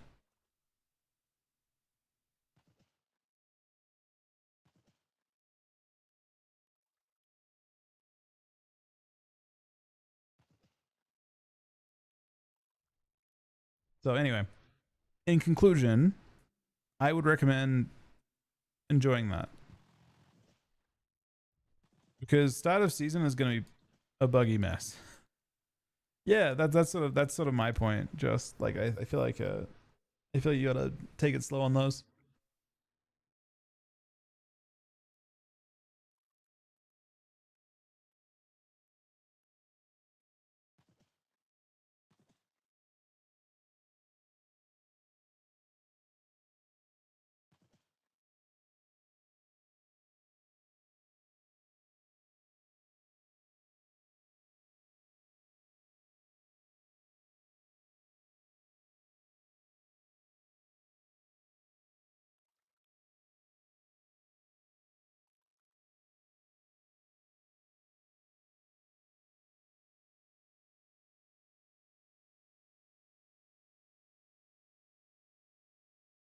You read a request?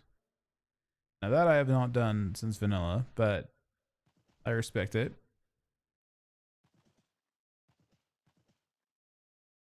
I think nowadays they do a pretty good job, like kind of let that stuff just kind of coming through, like the base, like you know the dialogue and stuff that goes on.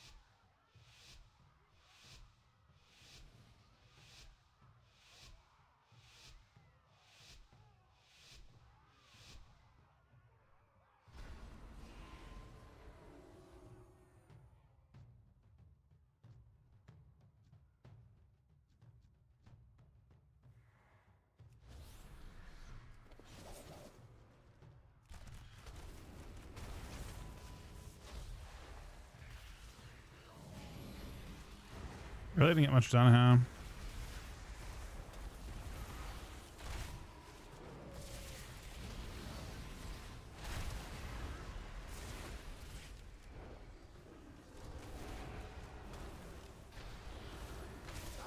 Oh! Oh my god, it's illegal.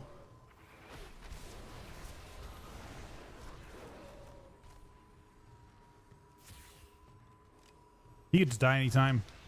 If we crit, he dies, man.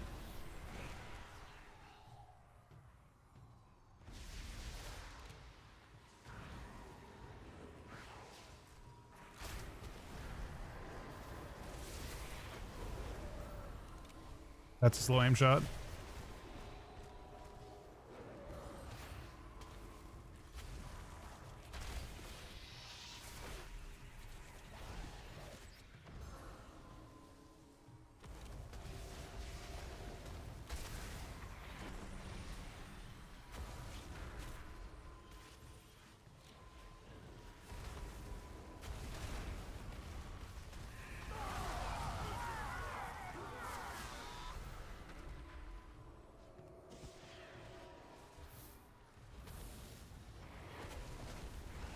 Crap.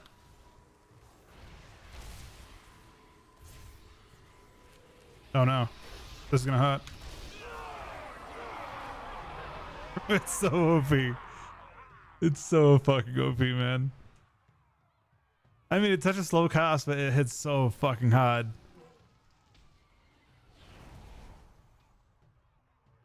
But they're taking the most fucking illegal damage.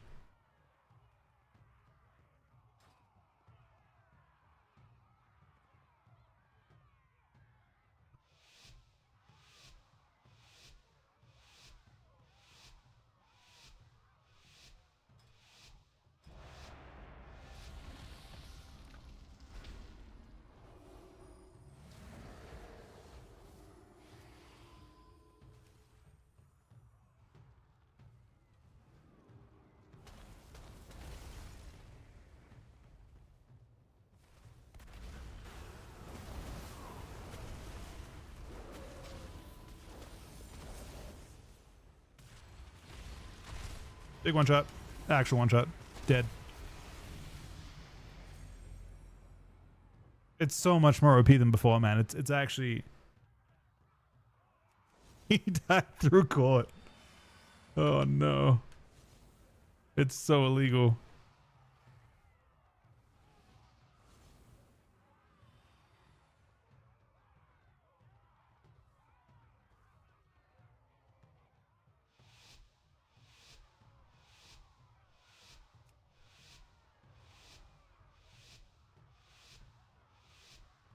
Going to jail, bro. We didn't do shit, man.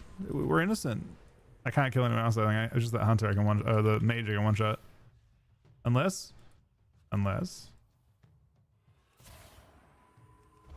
that's a good ground.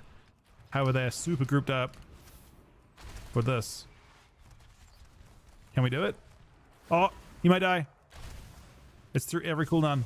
Is it a thing? No, it's not a thing. The slowest aim shots. Wait, it's fading. Oh, wait. Hold on, there's one more. It's big.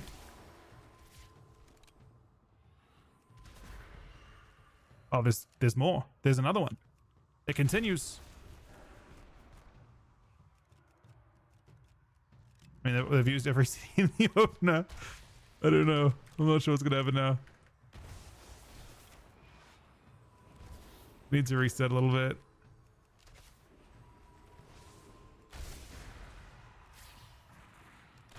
Proc. Instant. Another proc. Kick as well. It's gonna be big. Another trap. Oh, it's big. It's big. Oh, he's fine. No, actually, hang on a second. Oh, he's not fine. It's not fine at all, man.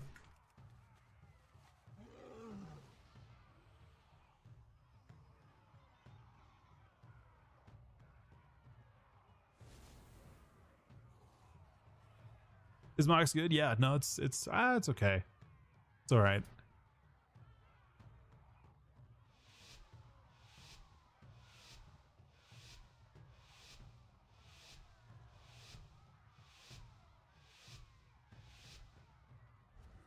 Just fun to play. It's broken as fuck, man. I'm not gonna lie. He normally grounds, but oh wait, we're doing this again. He seems like more fun to attack, if I'm being real. Oh, he actually... I mean, we'll just kind of like... send mini dam right now. Nothing crazy, you know? Mini dam. A little more mini dam. It's very... Oh! I didn't pop my CDs, man. He just died through his cooldowns at the start. Oh no. I mean, it's basically GPI.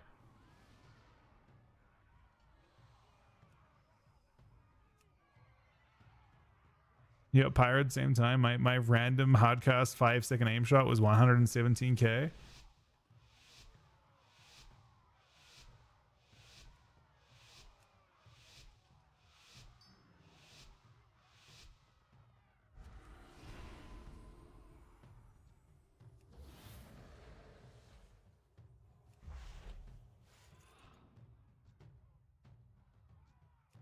I'll be honest, this mage is in a lot of danger here.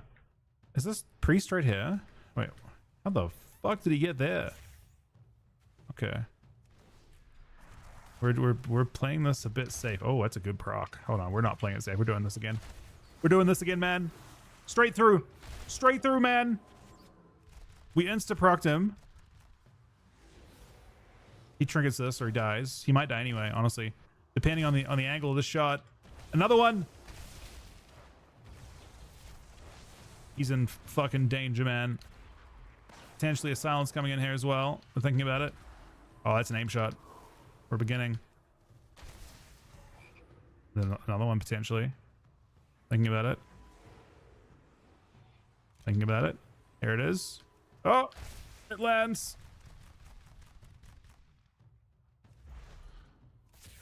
There's a triple stun down with a triple volley potentially as well. Is what we're thinking right now. Look at this ring, man.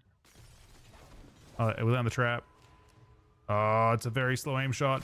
He's fed, man. There's nothing you can do. He's defenseless. Purge the altar, of course. Oh, we actually do snipe it, but then wait. Oh, block. But wait. The priest. Watch out, priest. Fine. I feign this. Proc. Line this. Can't line both. I mean, this is extreme danger. I don't know who's surviving this, but it looks like kind of no one. In 7 seconds, I have my actual damage, and I just think we have every cooldown right now. Oh no, he leapt into my line. Stun, maybe trap. I don't know. Potentially, go on. Okay, another stun coming in. Silence. One shot. Actual one shot.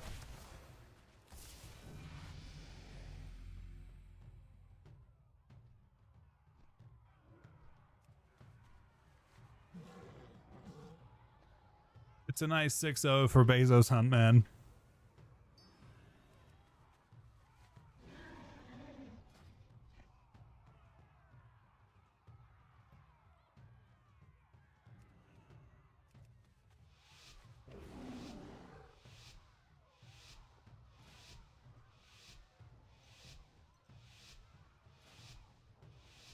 Yeah, this version of Mox is definitely more broken than last season's one. It's slower though, but it's definitely better.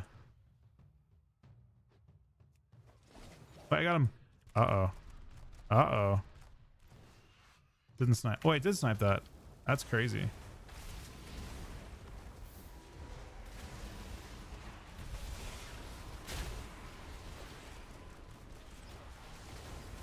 We're baiting CDs a little bit here by using cooldown.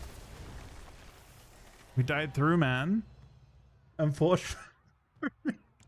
What the fuck? I actually was surprised I died there. I used my heal and then feign and then died with total up once I kept dying through it.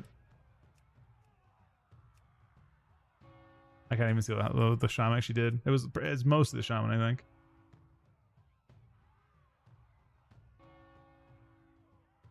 Can you not see death logs?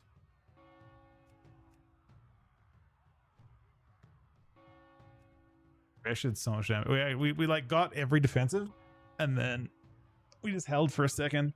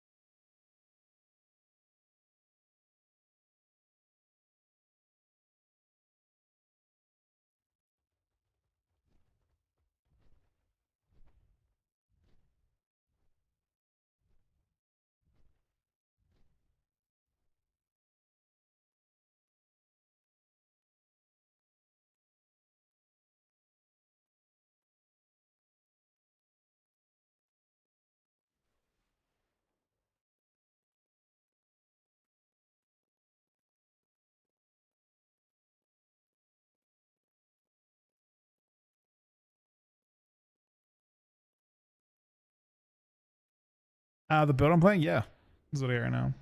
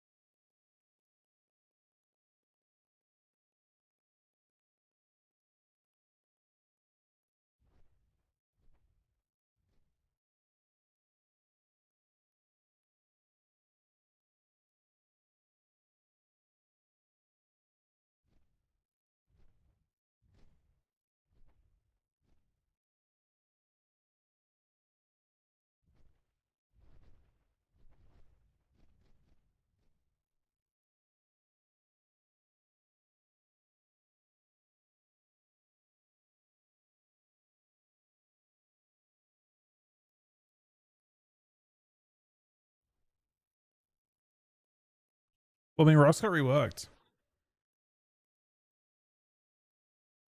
I'm not even sure if this talent functions Guardian's Hide functions, but Ross got reworked. It's not crit immunity anymore. It's substantially weaker than it was before, especially considering its cooldown.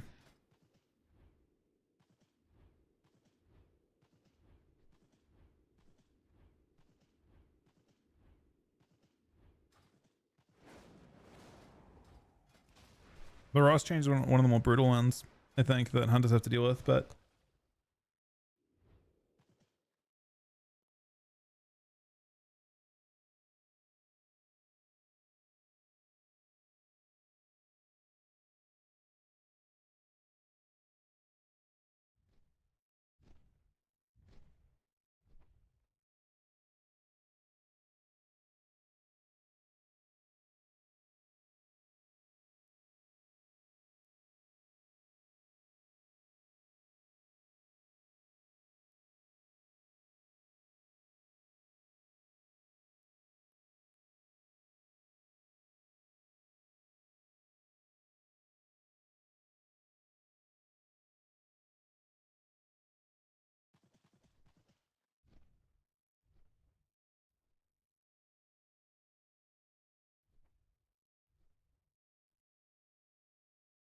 I'm not sure you know that, Phoebe.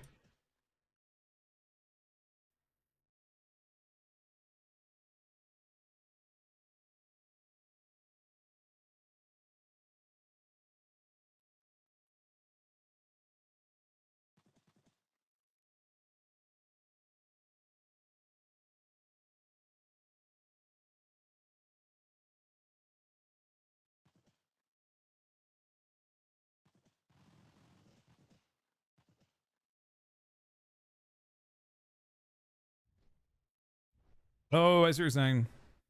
I think whoever did demo definitely did not get the like. I feel like they passed around a memo saying like this is what we want to do with class design this expansion, and the design seemed to be pruning and simplifying, and whoever designed fucking demo or lock in general, like the lock dev, did not pay any attention to that. That person thought, fuck it, let's go back to Mr. Pandaria, but like everyone else is not. I mean, everyone, some classes are similar-ish to that, but yeah. They're gonna have to cook Warlock at some point, for sure. I haven't actually played in single Warlock today, but... Oh no, I played on then actually, never mind. I don't know. Warlock definitely is,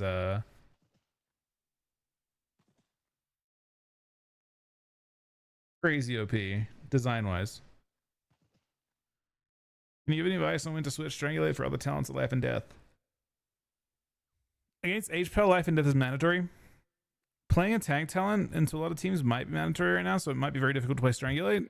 Obviously, Team Shell is very mandatory. I haven't played much Strangulate on beta so far, for that reason.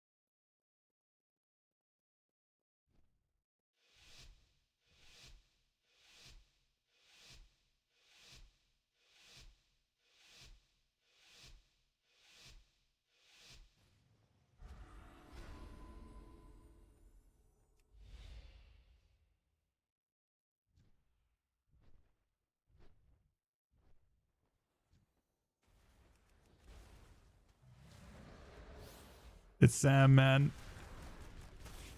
Does he know? Does he know, man?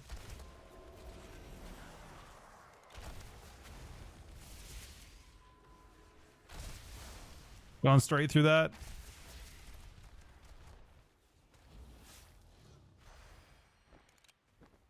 Blonde, I think.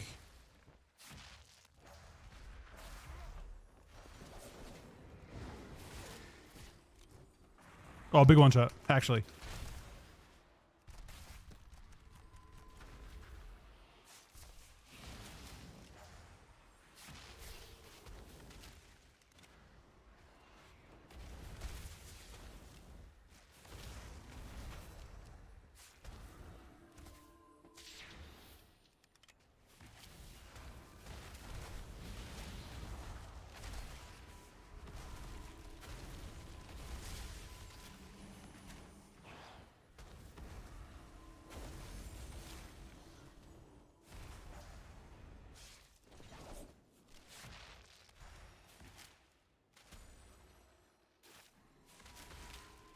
Pain.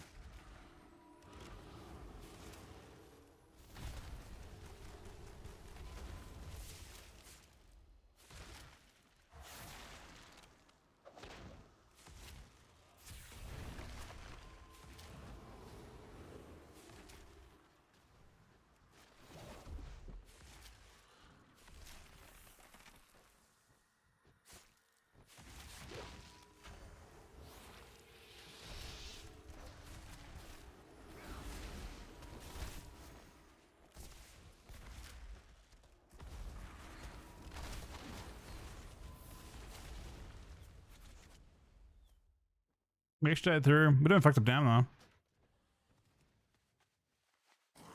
See that point where I used my total and my health didn't move up at all was concerning to me.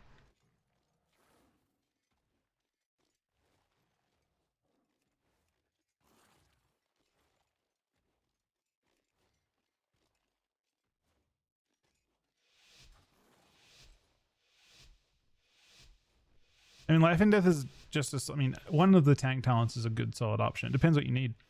I don't know what the requirements will be. So I've been playing with strength too often, and threes is like strength is more of a threes thing, I think.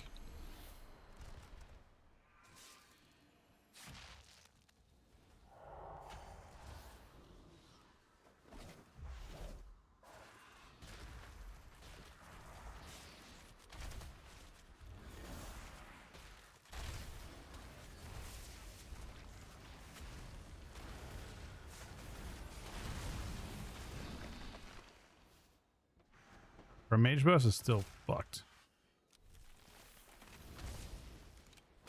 But then so is mine.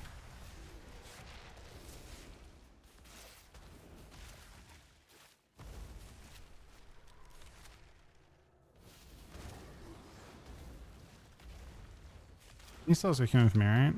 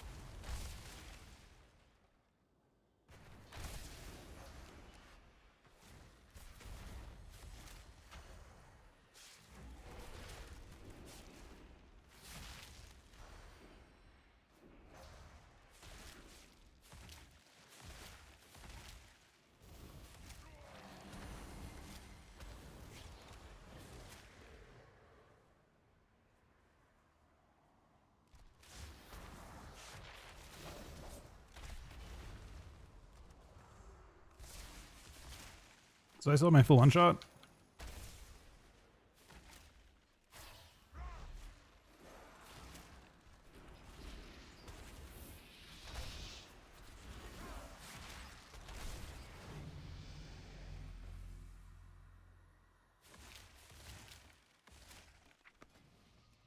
I'm playing two set only. I don't know if the full set does anything.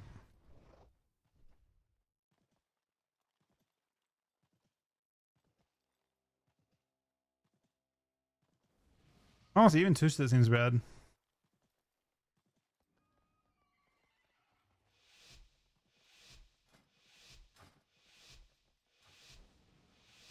I guess the universe we're not even playing Tush that's good.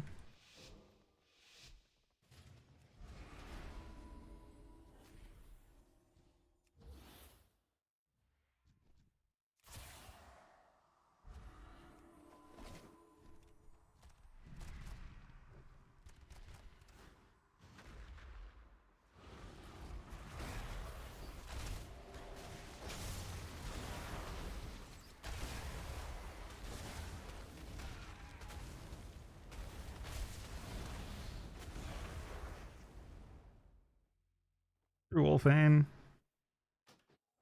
Died in a pet stun.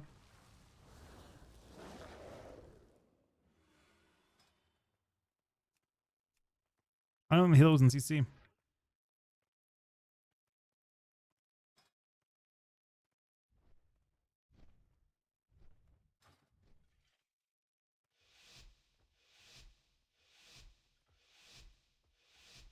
I think MVQ had to remove it.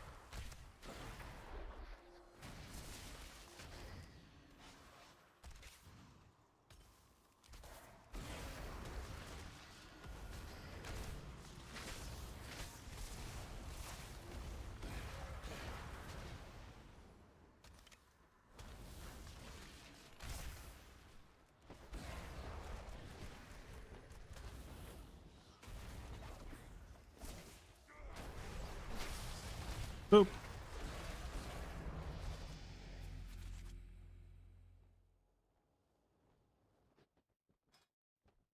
Maybe. I don't know how we will win this. No, this one, I don't know actually.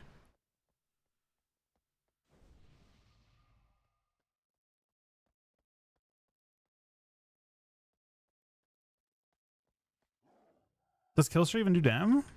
Last expansion, Killshot was bad. You didn't even press it in the build's last expansion, right? Like Sentinel Max didn't even spit Killshot last expansion. Or it was taken off your buzz? I don't know. It was basically a bad button press.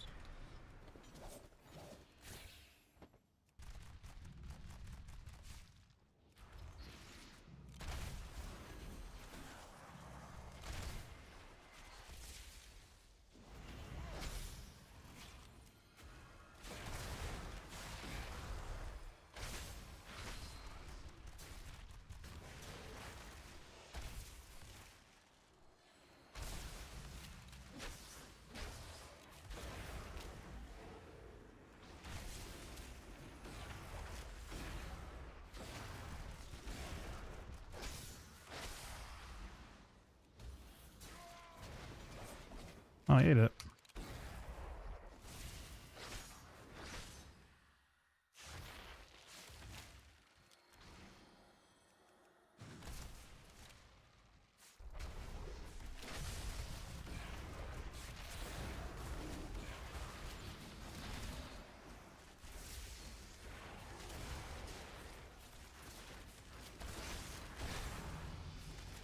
Holy fuck. Holy fuck, look at my DPS. Like, it's the most I've seen of any game. For like when you have pets involved. It's, like actually like 80% of it's pad, but yeah, this is out to that game. The queue's out long, unfortunately.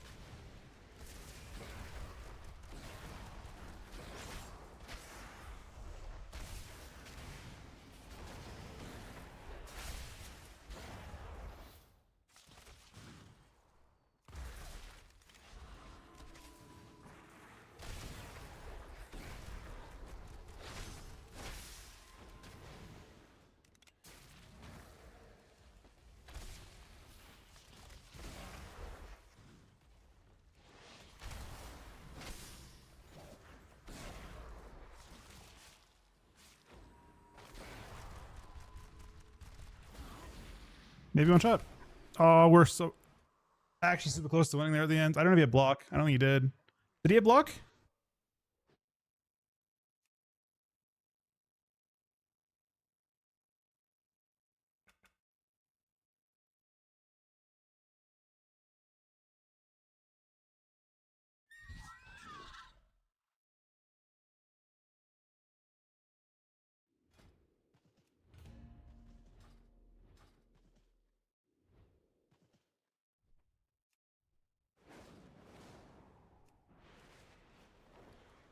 This character's gonna be so fun tomorrow. I actually might set him on the one walker up. I think I should. High Mountain Tower one walker maybe?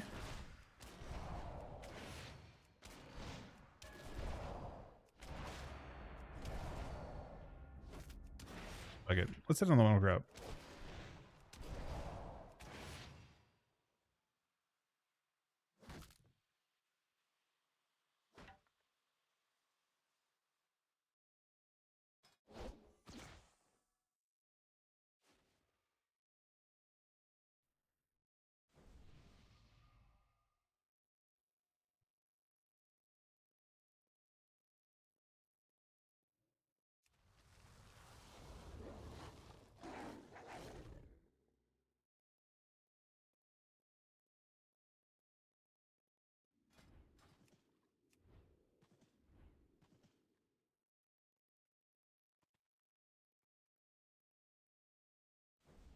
Mortals, I present a lucrative opportunity for those who prove themselves worthy of the task.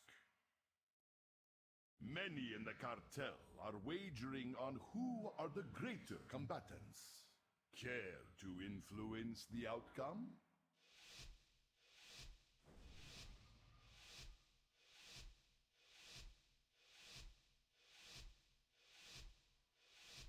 Do not let the cartel down. All right, where are we going? Mock sensor, I guess.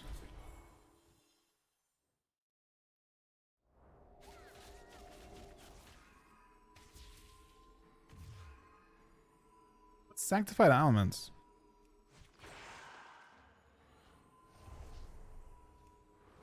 Anyone?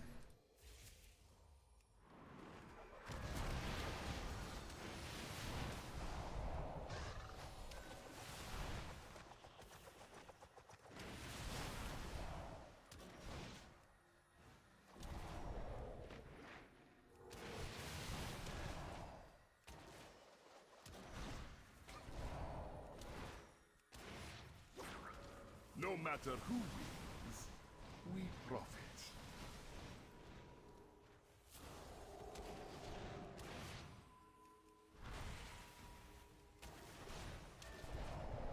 Block Honors Combust too.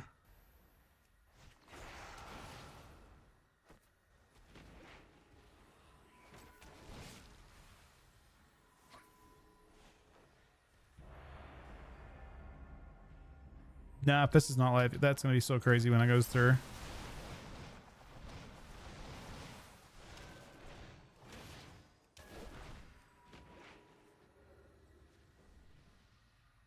Victory is clear. Our Oh, we're about we got to a second go here, but frames are bugged.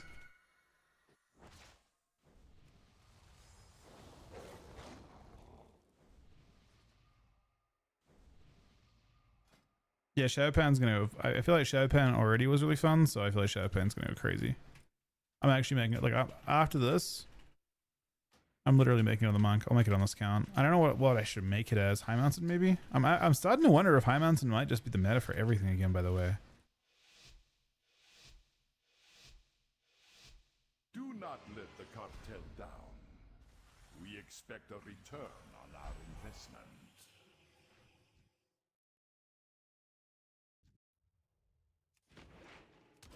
It is. That sounds really, really badass, right?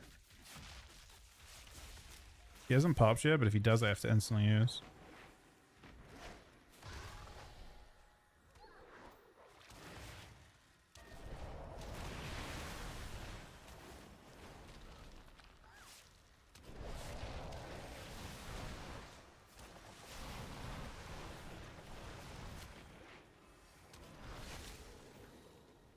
Victory is clear. He's getting annihilated. I Our don't know. bargain is upheld.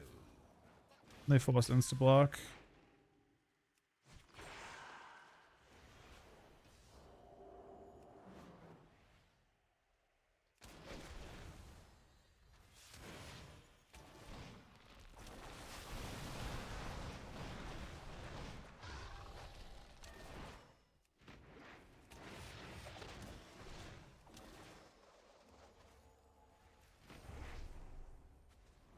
Look at the sleep.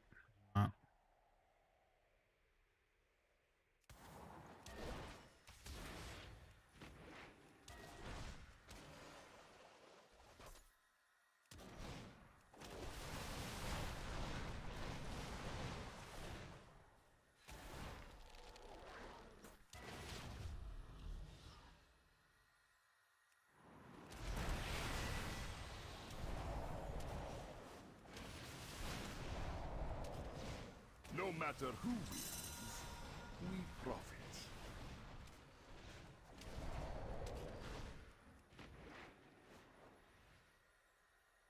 I'm gonna add a pop again pretty quick. Cap this.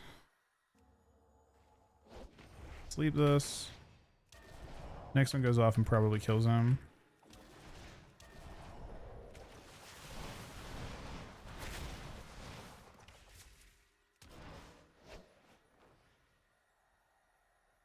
He has his one shot for someone.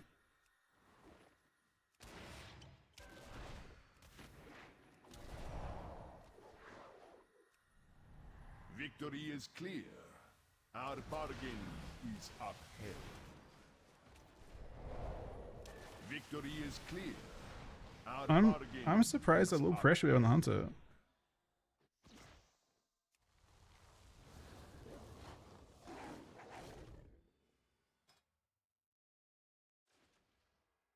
My guess is that's weird. Actually,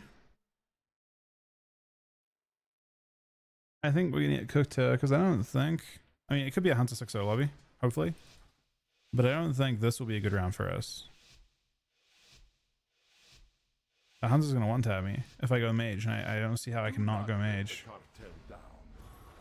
We expect a return on our investment.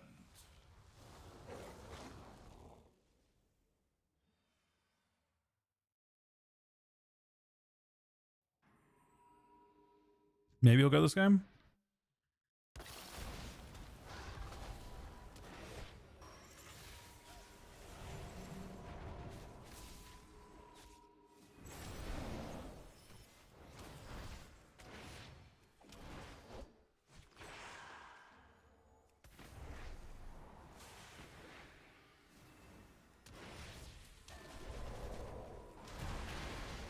No matter who wins, we profit.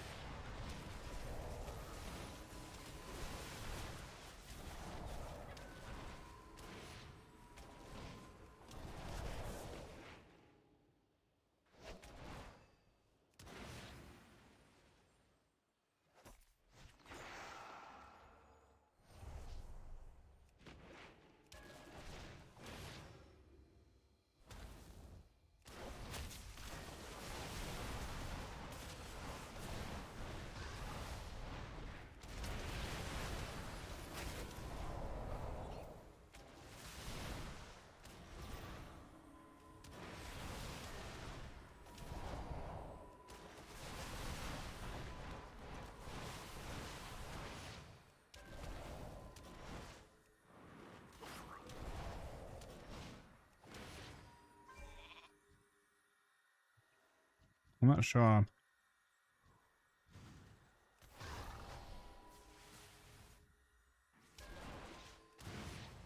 We have a sweep.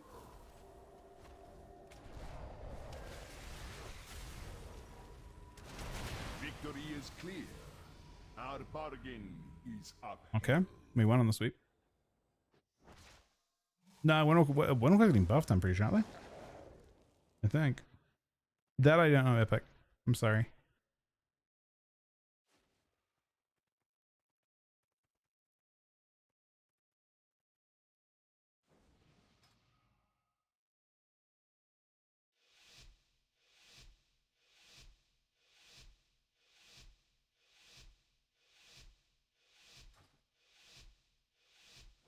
not let the cartel down.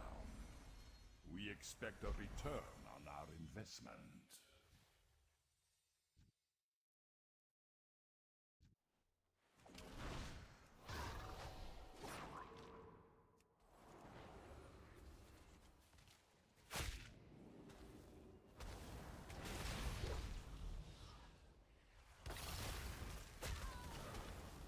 Victory is clear. Our bargain is upheld.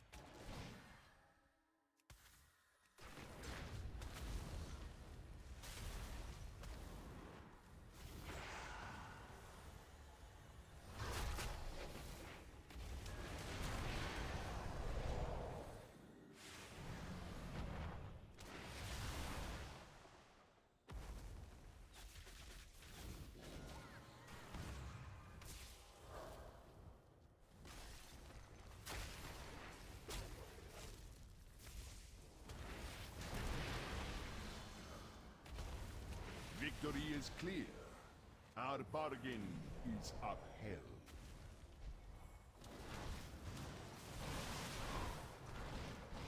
Victory is clear. I just melted Our him bargain is randomly. upheld.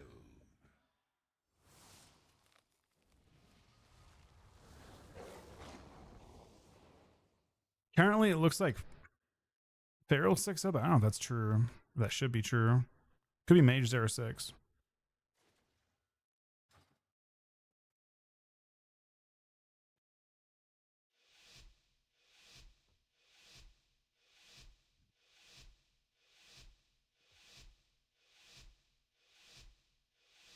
Do not let the cartel down. We expect a return on our investment.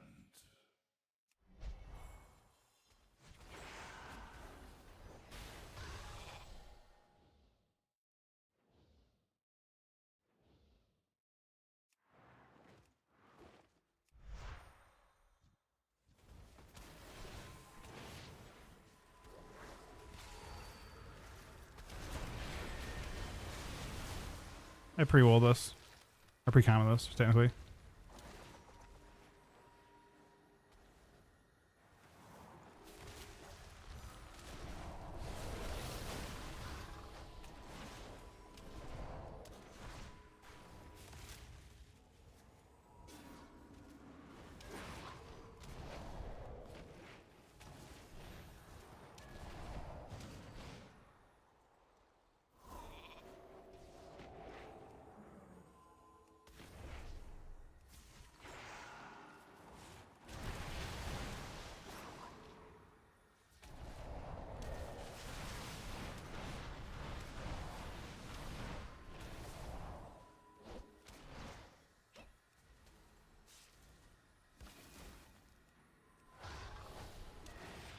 No matter who wins, we profit.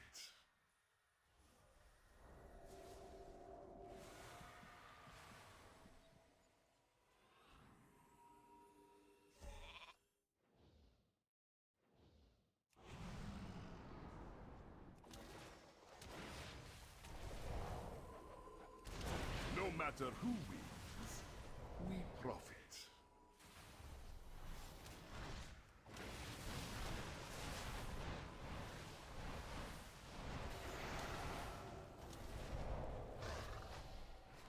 No matter who wins, You dying? Nearly open spot. Victory is clear. Our bargain. I wonder if we ran, then we might have been okay.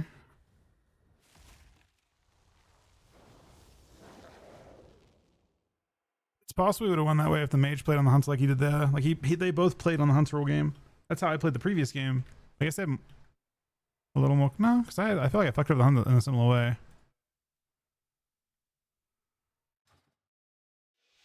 Mage is better at kiting me than I am at than the feral though, I guess. Do not let the cartel down. Feral 6-0 is surprising. We expect a return on our investment.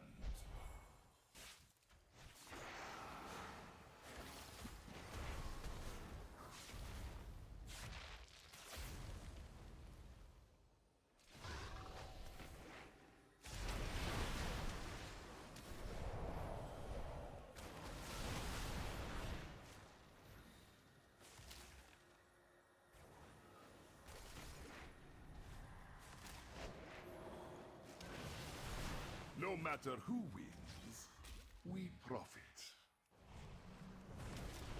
Victory is clear. Our bargain is upheld. No matter who wins, we You're profit. not playing block or something last round?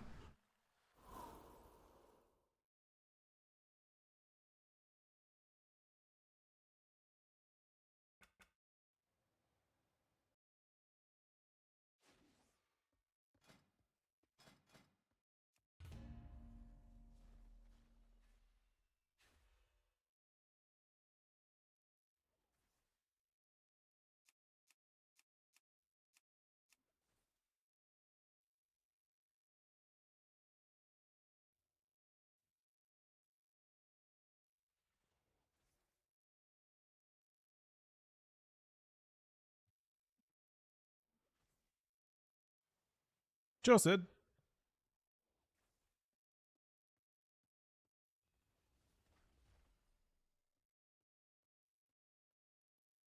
You can always request. Short top damage on that guy. I think it's RSK.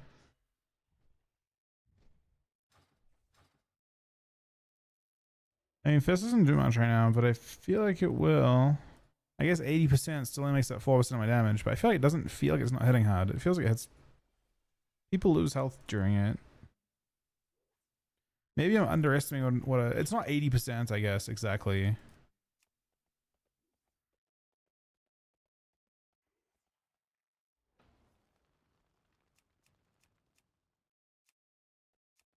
Yeah, I mean, maybe that's it. Maybe it won't be that good then.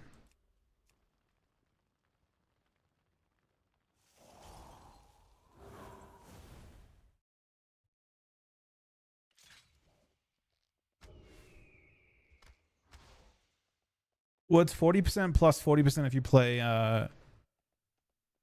if you end up playing Shadowpan. But you're losing 10% on RSK. That's your I feel like I mean what's 10% on RSK? 10% on RSK is 3.5% damage. And we're gaining 80% Fist of Fury, which is I guess almost half of that back. But it might change the way you play too. You know what I mean? Like it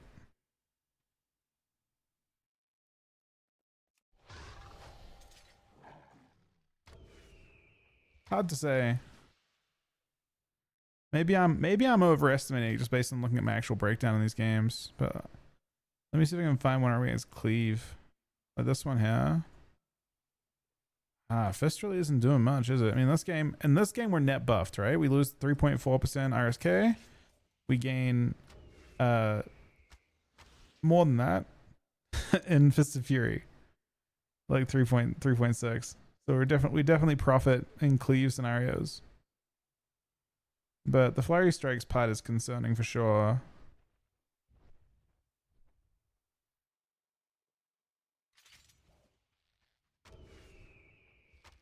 I didn't realize it was that important. Like I guess I'm playing based on like how I see people's health bars move. Like I will channel a fist full right now, and I guess it's a mistake because the flurry strikes continue even if you stop. If you insta cancel, it'll actually continue the flurry strikes. I mean, Windwalker is really good though.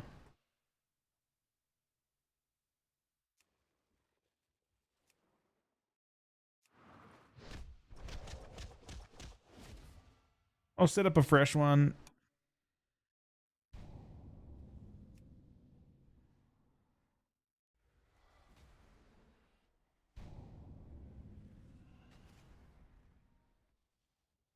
Yeah, the flurries keep going even when you get CC'd, so you can cancel instantly and just have your flurries do whatever. I just want to have like good. I want to be positioned to be able to test out characters. Like all characters get fast queues to start with, and then if you've had a character for a while, they at around 2k rating they start getting cooked on queues. It's just not very efficient. It just isn't very efficient to queue on them. We desperately need your aid. Seek me out, and the light will bear you to Quel'Danas.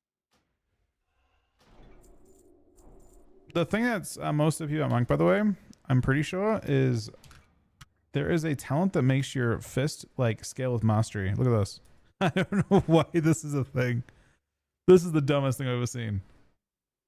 This needs to get nerfed in PvP, in my opinion. This is why Monk is crazy right now. Is Sunfire Spiral. So if you, and the reason I say that is I played a Monk with a lot of versatility and like relatively low mastery, and then I played one with like very stacked mastery. Like I changed my gear to that. That's when your RSK pops off. It just has 40% more mastery scaling. So the more mastery you have, the better it is. But I would say that's the issue. I wonder if there's a race that can like abuse that harder as well.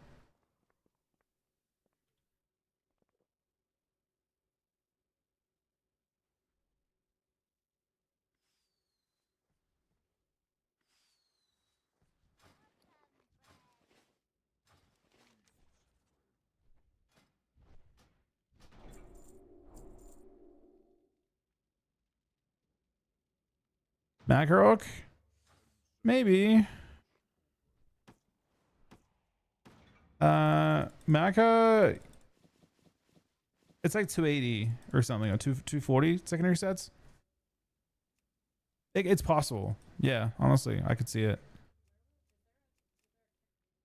I've actually liked Time Mountain though a lot. I kind of feel like I'm keeping my character Time Mountain. I gotta do a craft for Aaron real quick, so I'm gonna try and level this character really, really fast so I can do that.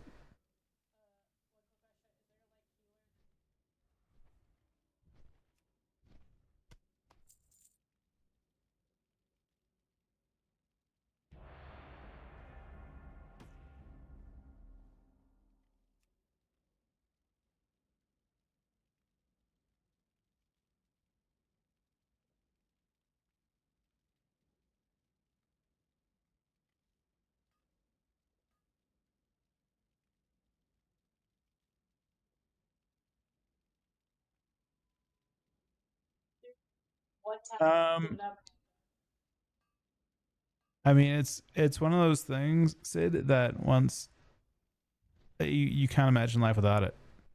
It is your life. It adds a sense of purpose to things that that like changes in an instant. The day before compared to the day after is like your entire it was like a entire different meaning to life. It's pretty crazy. It's like the most motivating thing ever. And in an instant, you're not the most important thing. Like you spend your entire life growing up, and you're the most, like, fundamentally you're the most important thing in your life, right? Like you, even if you like have a lot of value in friends and family and whatever else, like you fundamentally you're still like you are the priority. And then in an instant, you're not even close. Like you're not even like 5% as important as your children.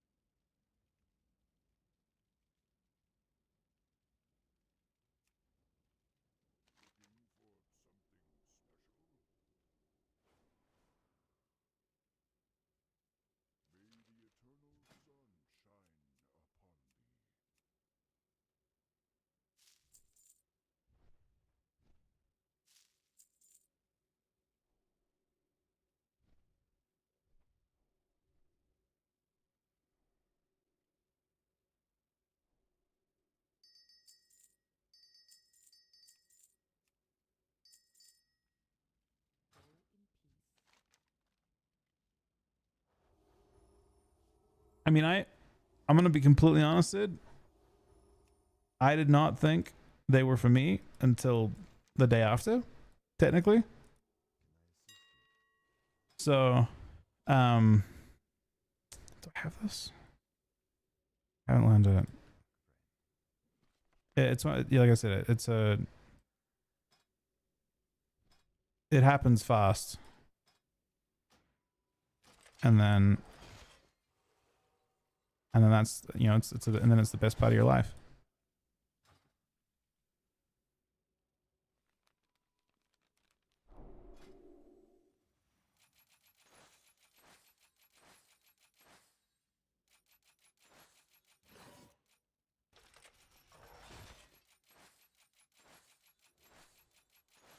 But also, the fact that you're stressed about that sounds like that they, I don't know, specifically Alfie, because that's yeah. I don't know. Anyway, I digress. Exactly. It's like protective instinct, which is like technically not a bad, you know, it's a good thing.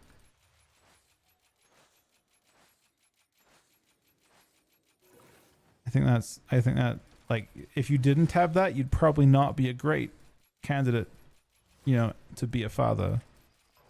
If you didn't give a shit, you know, in comparison to like, you know, let the kid figure out, you know, life on their own, and you're like, I think of all the bad, you know, that obviously if you go too far with that, you can be overprotective, but I think I did. Okay, good. This is all done. This is all done. And then what did you want crafted? A ring or something?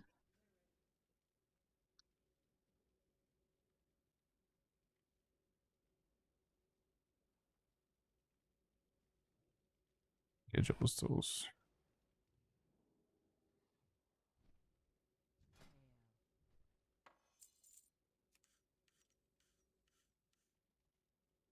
I don't know if it's the best embellish, by the way. It was just the only embellish I could see. I don't know if this Verse ground embellish is the best one. Have a look at what other healers are doing. Yeah, exactly. It's like one of those things where it's just like the next day, your whole life changes. I was so stressed out, bro. When Aaron gave, I was fucking crying and shit. I didn't know what was going on. I wasn't even remotely ready. Like I was like fully stressed. I had never held a baby in my life. Didn't know anything, you know. Yeah, my wife's name is Erin.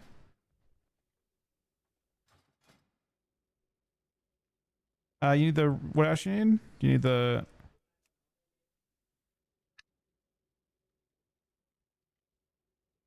you need precog, right?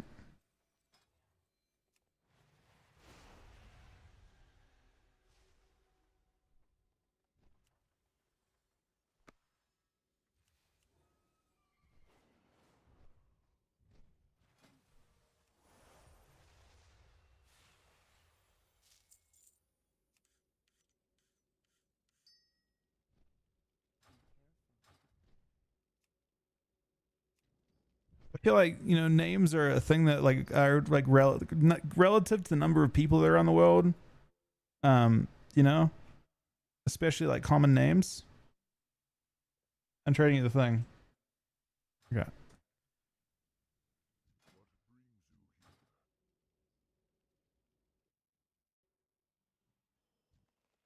No, so in my case, I felt like I was super over my head. You know, like I didn't have I had no clue what like how to proceed on any. I couldn't imagine any aspect of being a father at the time. I couldn't comprehend what I had done, and it was all hitting me at once. Like you put it off, put it off, put it off, and you're like, okay, now it's here, and I didn't know how to, you know, do anything, nothing at all, not a single thing. I was, you know, nothing at all.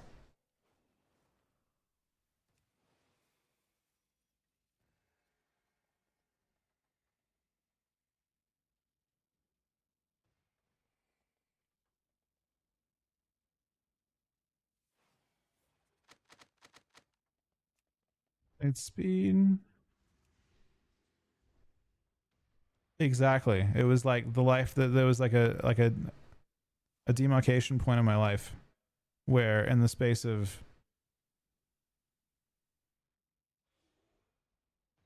an instant everything had changed. So it was like, you know, and it was like that will hit you at the same, hit me at the same time at least. And then life was different, but in a much better way. And it gets better every day.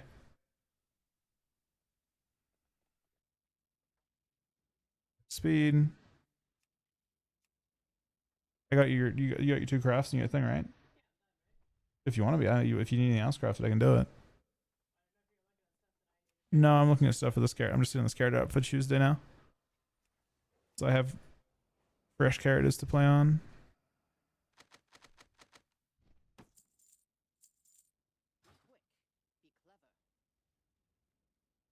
Yeah, I actually can agree with that, Aethros. I don't think it felt simpler at the time, but in reality, yes. I feel like earlier in my life, like you're not sure, like you stress like crazy about what you want to be and what, you know, all these different things that matter, and then you're trying to find yourself, and then that stuff doesn't actually matter, to be honest. And some people don't like that. I'm assuming, you know, again based on what I've seen, like some people don't want that. Some people don't want to be defined like that quickly. And they don't like, some people feel like there's a sense of loss there, right? I didn't feel any downside to it personally. But I can understand why people might, because that's like the, you know, you hear stories of people, you know, people that leave or whatever, and that's presumably a part of why.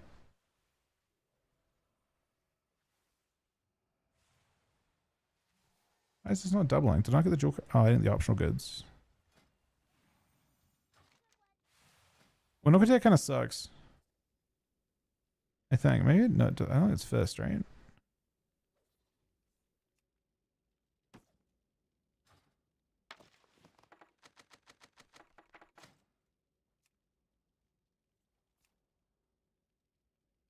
Yeah, if you wanna hang out while we're streaming and stuff, Sid, you just send me a fucking Sam just sends me the like if he logs on, he just sends me a stream together thing. You're always welcome to as well.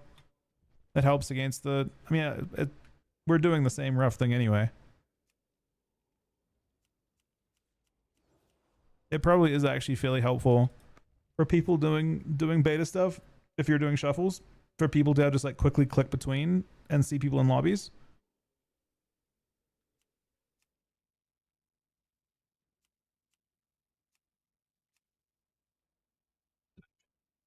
I do have math.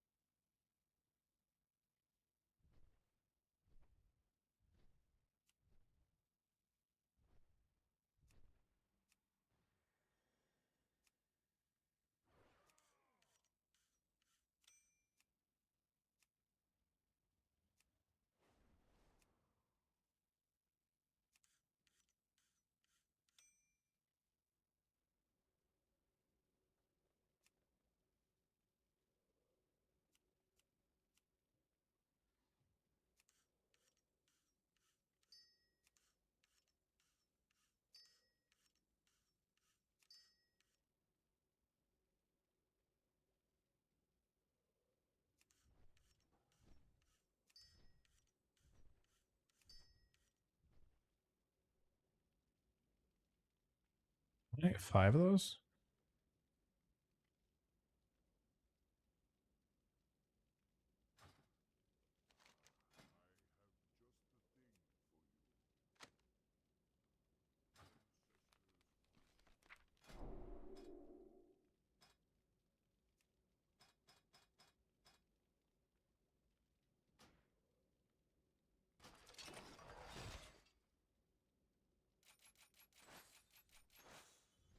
We've gone a step too far, does Aaron?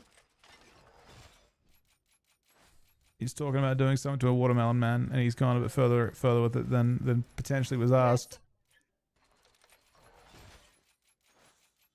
Some unsolicited information that.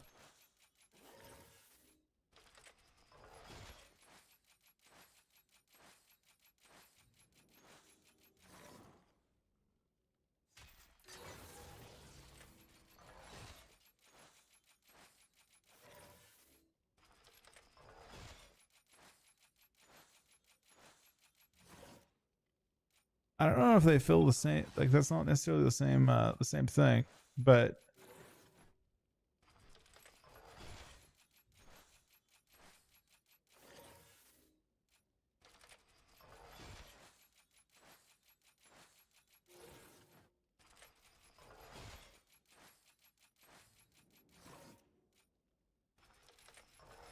so Monk just crafts everything, I think, because of that mastery scaling situation we were talking about before.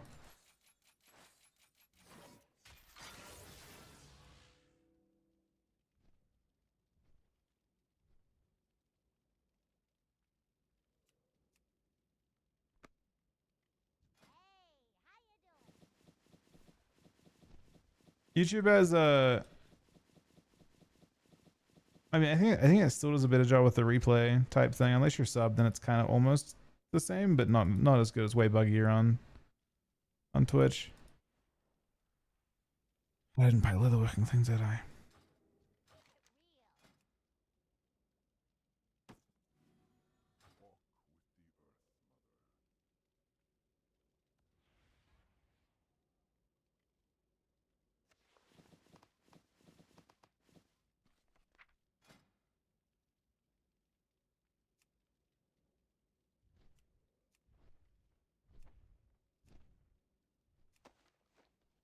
I think you need basically everything.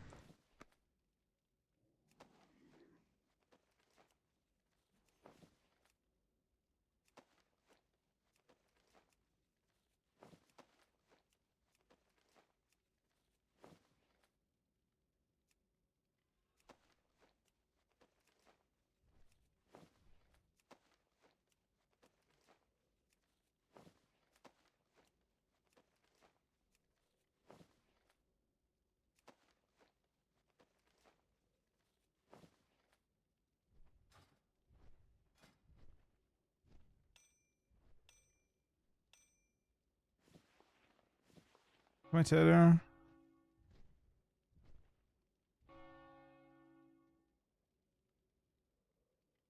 Yeah, it's worth using. I mean, it's 15% on strike, I think. Strike it's hard. You just use your...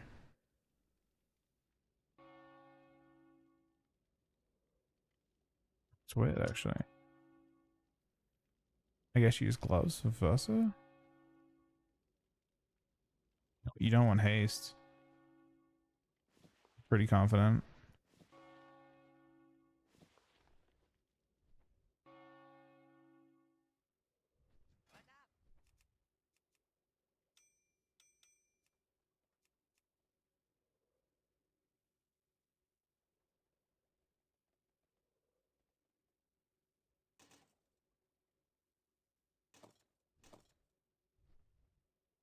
Wait, are we supposed to use one handers or two handers? I think RSK is two hander.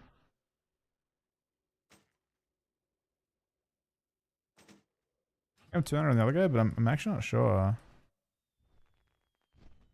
The design ChatGPT and convenient to pay. Weirdly, I feel like for free stuff, Grok's pretty good. At least I don't hate it. It's actually crazy how like I'm curious if that as a technology survives. It absolutely shits on, like, it's crazy how much it changes the way you approach search. If you want to like research anything, it is literally infinitely more convenient to ask AI. It's not even close.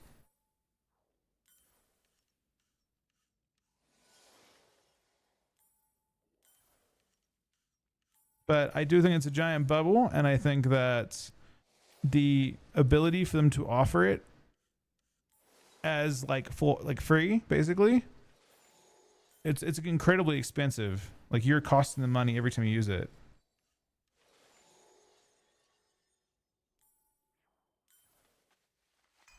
Yeah, I know. Their one's a little weirdly enough a little more inconvenient to use. You have to like click a you have to like go into like advanced search mode to actually use it like an AI. Otherwise, you search and it gives you like a single prompt, but it's harder to elaborate. But yeah, it is insane how convenient it is. You know what I mean? Like it's just ridiculous. Completely like redefines the way that you approach having a question about anything.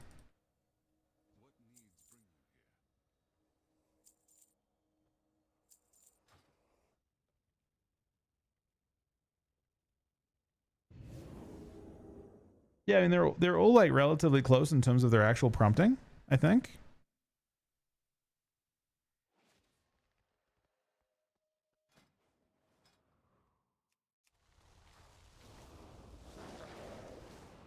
Supposedly Grok's behind, but I find it more convenient to use. Wonder which AI will win in the long run? I think it's like the space race. It's a money race. Eventually, so like if the flow of capital coming in, if it stops, then suddenly they get swamped by operational costs. These companies are running it in like at the moment, the primary cost, like so every user that uses it is making them spend a lot of money, right?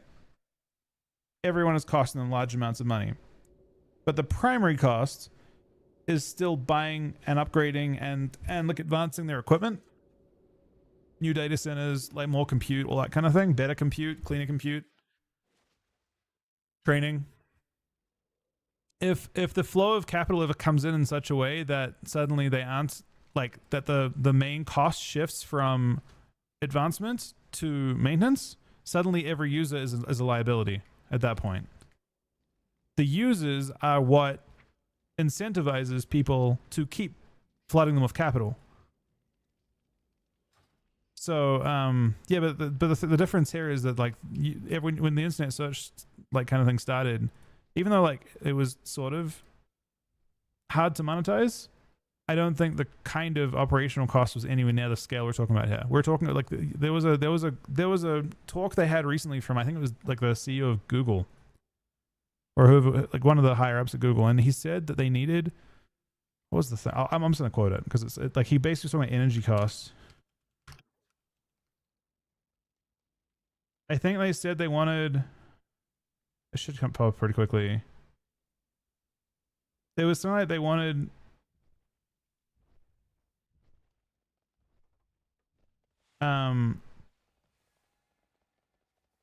fuck, where is it? I want to find the actual like to have a figure. Basically they're saying that like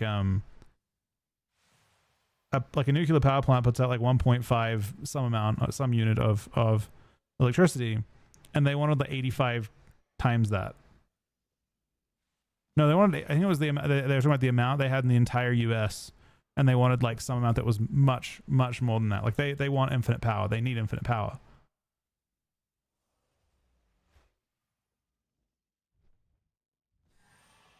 Are the products free? You have the products? Yeah. I mean, I think right now, I don't know if it's like, yeah, it's tough. I mean, it worked out for Google. Google wasn't hugely like profitable until like I feel like 2006 or so, when like their ads really got efficient.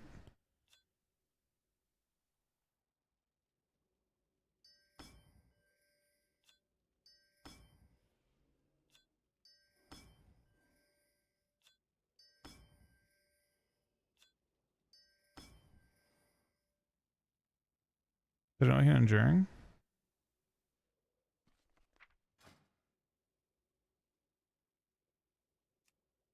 I mean, I don't know if they're running out of money, but they probably would rather people fund it for them, right? I doubt they're running out of money, but I think from what I understood, Google was the one that actually, amongst all of them, was not as driven by foreign by investment capital, because they're already a thriving business, like like they are not a business running at a loss. Whereas you look at like XAI and you look at ChatGPT, and they are companies that have never run, like they have never run at a profit, right? They've always been run at a huge loss. They don't have any, like their future expected value is their entire value. That is.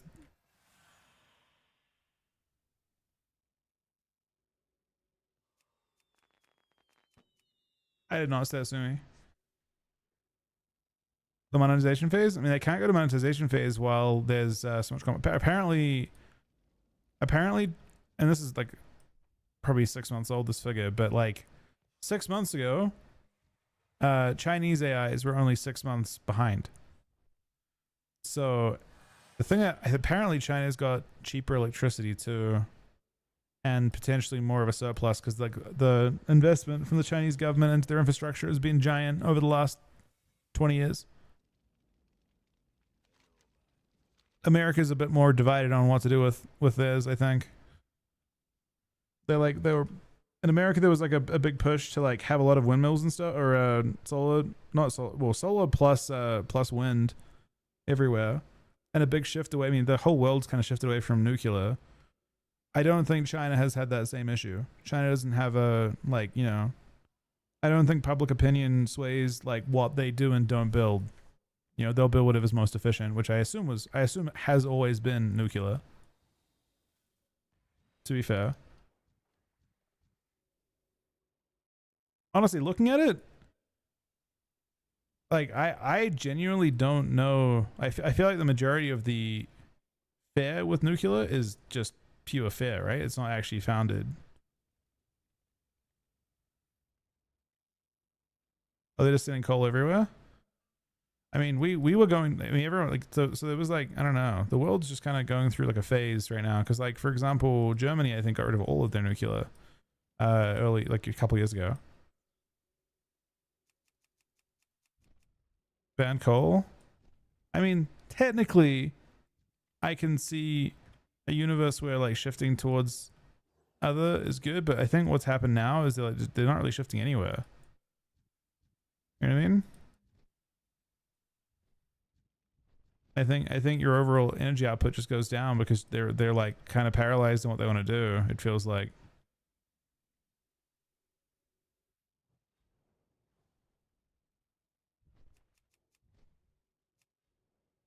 That's exactly what I'm saying, Athros. Like when I read into it a bit and educated myself a little bit on it, from what I could see, the majority of it is just basically people that have not read into it, have been told scary things. You think about things like Chernobyl and stuff, and you're like, okay, I don't want it to happen to me. But like, you know, the people that are running this are incredibly intelligent, and there was like, if you've watched like this, I mean, to be fair, the series is pretty bad. If you've read up on Chernobyl and stuff, it was pretty grossly mismanaged. You would imagine that people run things better here, but I'll give you a bit of like information on that too. In Ukraine, they've had running nuclear power the entirety of their war, including supposedly Russians shooting on it, and they've had no major incidents.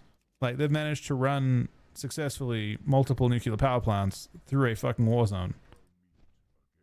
So I'm not sure what we'd be afraid of, but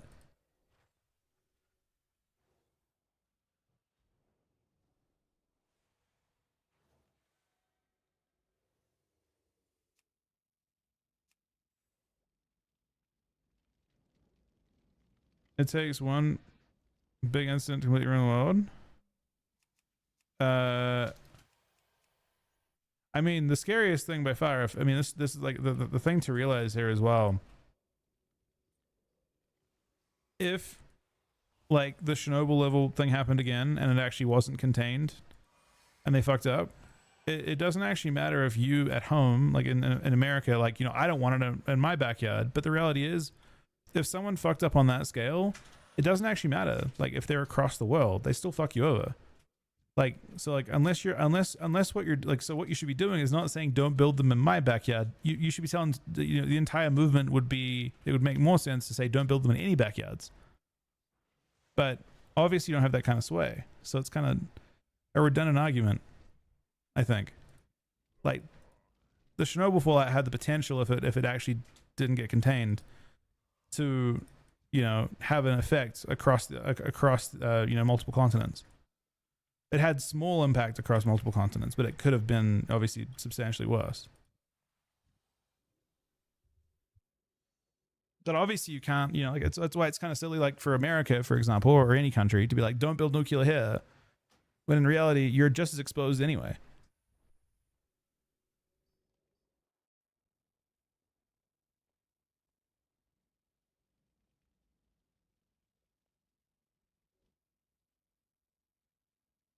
But the reality is that required some pretty crazy shit to happen.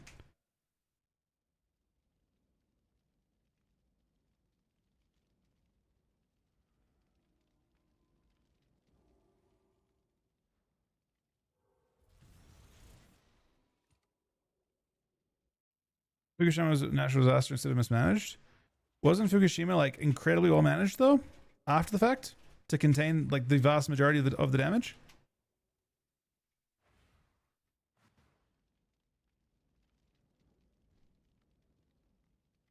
I feel like they did incredibly well, from what I understand.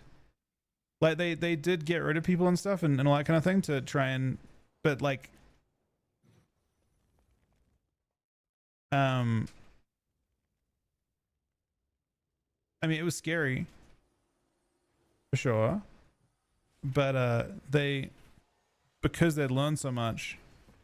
Yeah, it was, and it was technically speaking natural disaster, but also like kind of poor location.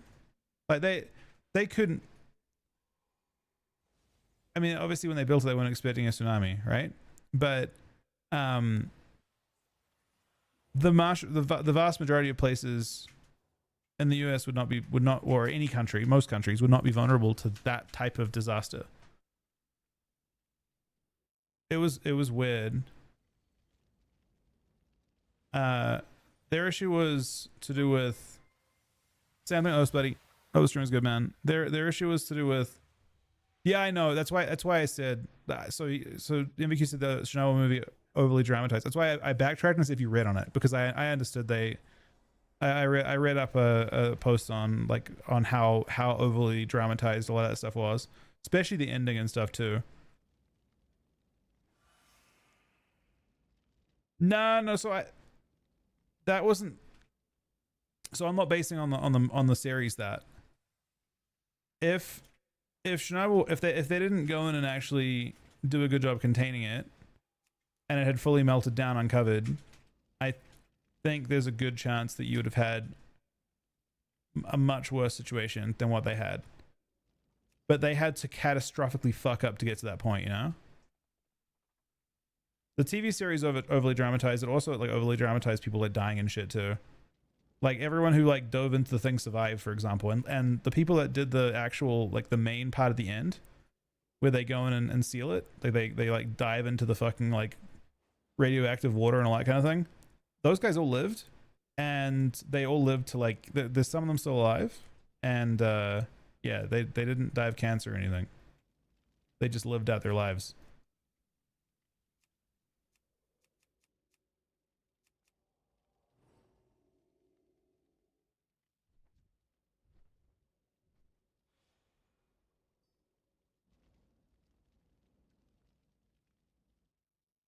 I mean, again, for them to get to the point where they can melt down, super difficult is the point, right?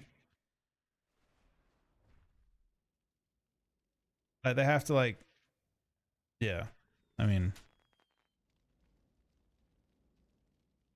anyway, it might not be the most cost effective way to do things if you've got like, so for example in the US, you've got plenty of access to sun and wind, for example.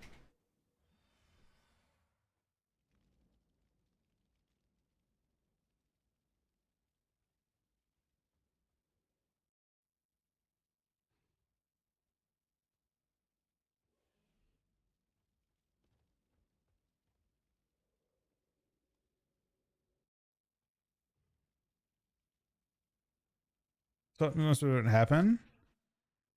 Yeah, but there's like Chernobyl's almost unique, I think, a little bit, right? Because it was starting to vent. Like, if a meltdown happens and they've got, like, effectively ways to manage it, then it doesn't, like, go into, like, it's difficult for it to, like, be mismanaged to the point that it goes into the incredibly critical state that it was in Chernobyl's case. Like, they had like giant level failure for that to happen. There have been other ones that melt down, it gets contained.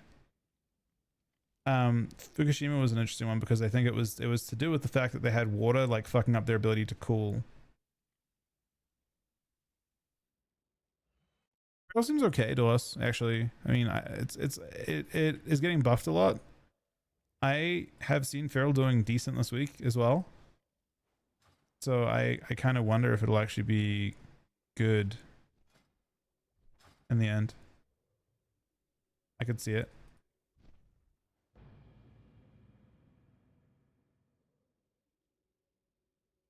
Yeah, I mean, they don't normally even have to even cover them. In Chernobyl's case, they had to actually like fully like everything had failed, so they had no choice. The other ones don't have to get covered. They have ways to kind of nurse them back down from a critical level down to being manageable. You know, they fucked up bad.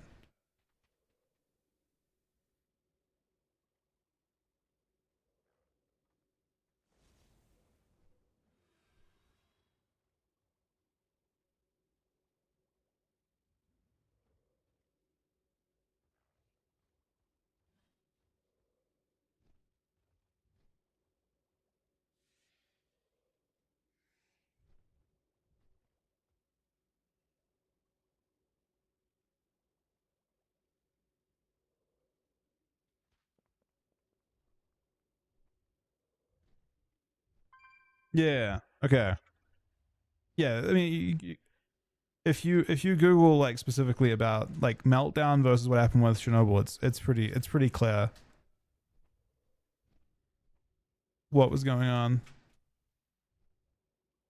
It wasn't like a loss of coolant. It wasn't a loss of coolant incident, a direct violent explosion of the reactor core that lacked proper containment, allowing a raging graphite fire to spew radiation into the atmosphere for 10 days. Other meltdowns generally melt downwards within a contained structure. Chernobyl destroyed its building and scattered irradiated fuel across a wide area. So, and it was also like design flaws and all kinds of things. But yeah, anyway, I don't from what I've read, it's something that like they took into account when they designed more modern. They'd already done that in the case actually. Power plants from 30 years ago had already taken this into account, but in the case of Ukraine, they had not. So like they were already thinking about those types of problems in old designs too, but in the case of the Soviet ones, they did not. So it's not. It's like basically like it's one of those like weird like it's like urban legend almost. What am I thinking of? It's misinformation. Misinformation is what I'm thinking of.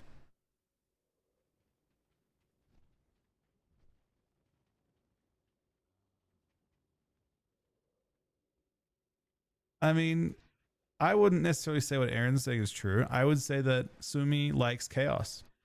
He loves chaos. He loves conspiracy theories. I respect it. It creates interesting conversation. So I mean, I'm not against it. Having a bit of chaos is okay. You know, we love a little bit of chaos.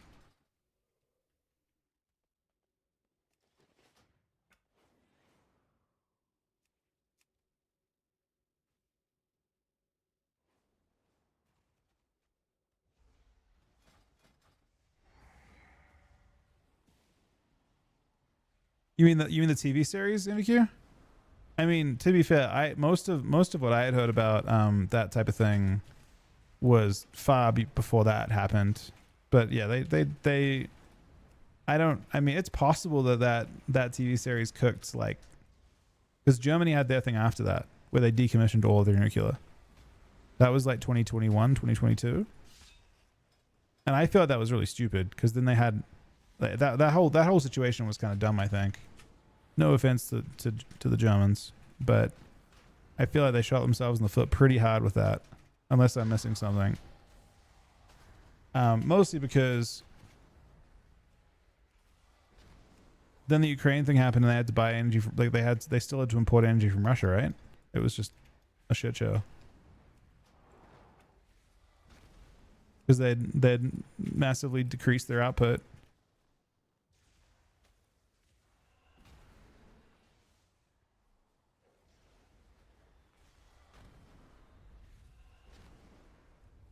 It's only more relevant by today's standards now because we're getting to this point with AI where I think over the next couple years, we are all every single one of us is going to see a like electricity is going to become more expensive and more scarce because of the demands of businesses for AI. Unfortunately, I don't see a situation where they don't try and where energy companies don't try and take a piece of it.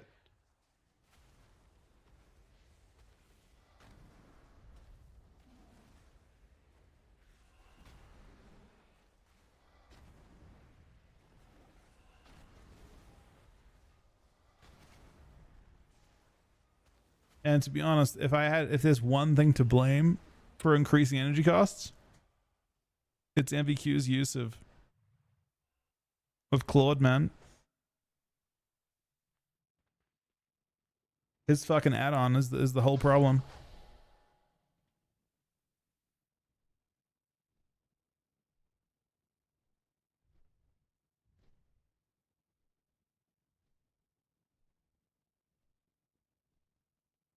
For right now.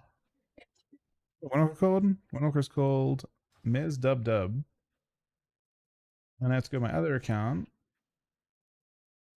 And we're looking for Ms. WWT. Okay.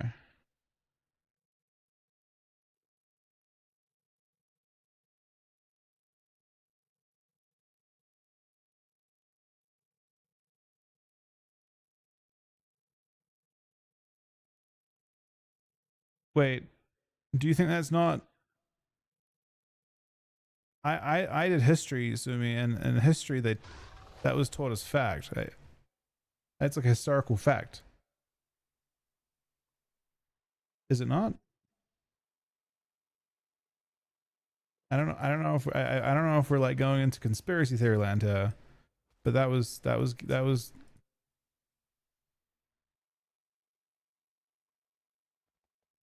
AI is gonna ramp down heavily in the near future. I don't know if so. I was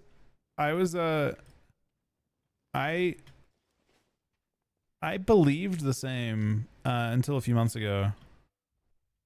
I thought it was a bubble. It's gonna pop, and you'd have a whole bunch of like fallout from that. But I don't know if I believe that anymore.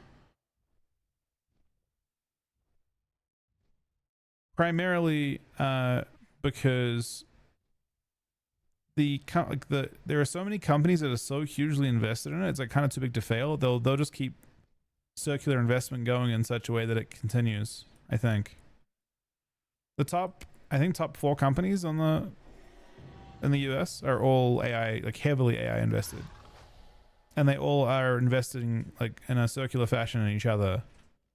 If one of them stops, then they all tank. So I don't actually believe that it will have the ability to ramp down.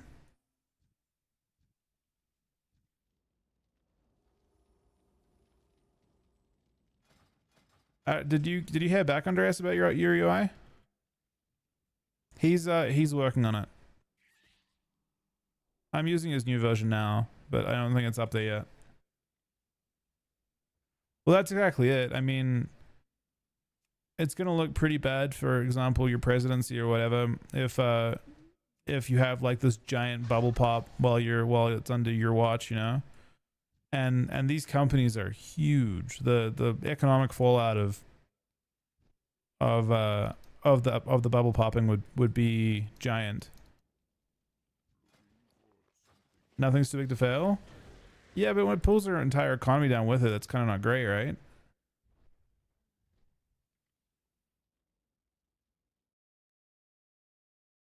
Like defaults, if you look at like how look at how consumers caused the 2008 thing to happen. That was consumers. That wasn't businesses. Like that wasn't like a chain of businesses failing. That was consumers all failing to pay, right? That was a consumer-driven collapse of a sector, the housing sector in this case, right? Now imagine that happening, but it's companies. You know, it's like when banks start failing, they all start failing. That was starting to happen a couple years ago. Remember, like in 2022, there was the Silicon Valley Bank failure, and it was like causing other banks to fail too.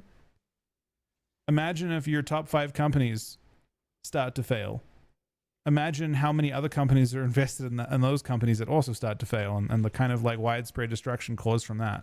It's not just a couple of AI companies. It's every company they're invested in and every company that's invested in them.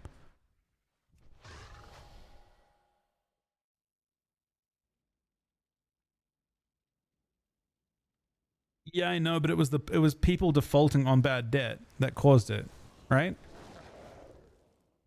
I agree that it was like pretty stupid stuff, but yeah.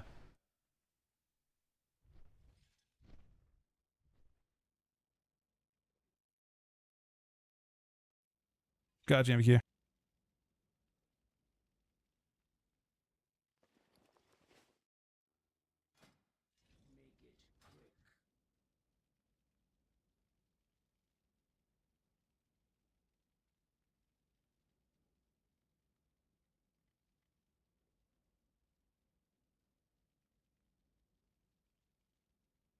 No, you're safe, Sumi, man. It's all good. I don't put so like you and I don't see eye on some things, and that's fine.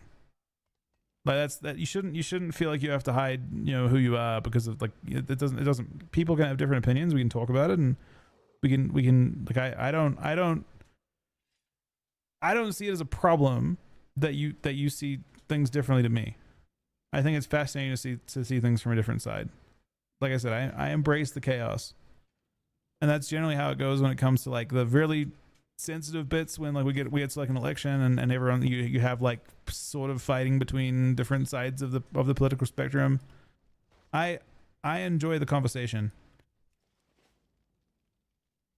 I think it's fascinating and interesting, and I think there's always something to be learned.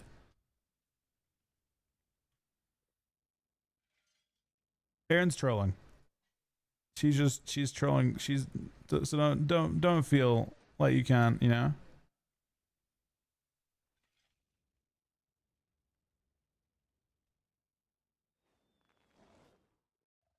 You say it's a bubble as you know, or there's. It's like, that's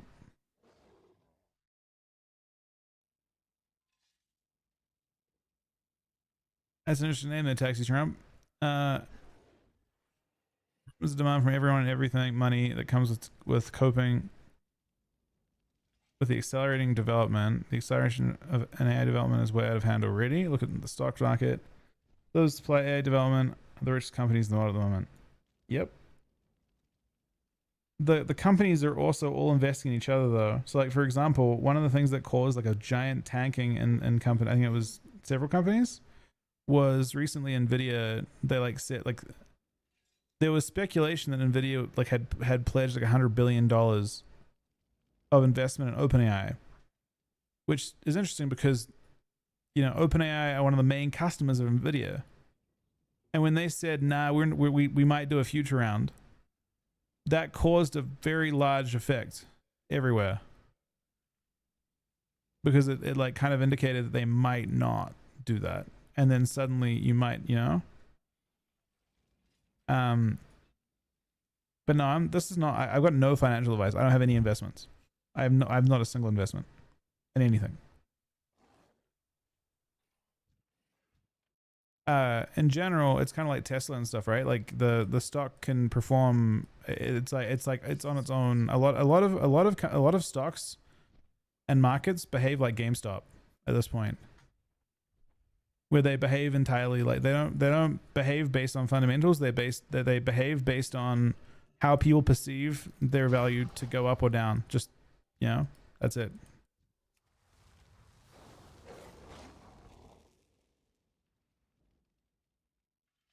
Oh shit, the balance? True. But yeah, people are definitely vibe investing right now, and people are doing it on like giant scale too. Like people who try and short Tesla get fucking wrecked. Like they've been getting wrecked for multiple years. Even when there were times where they would have like an earnings report and it would show like a pretty sizable, like pretty scary decrease, and then people would just like the stock would go up, and people would say it was already priced in, and it's like I think people just want to try and wreck shorters when it happens.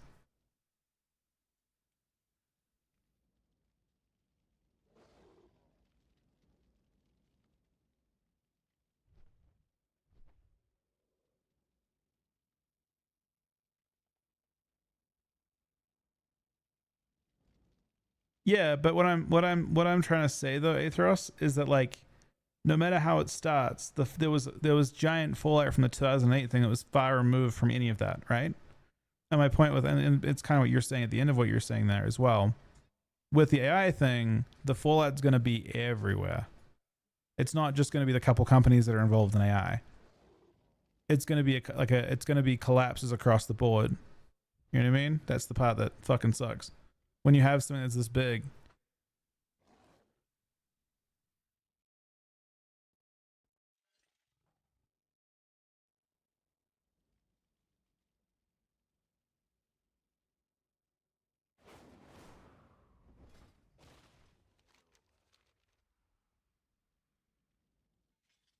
Like, I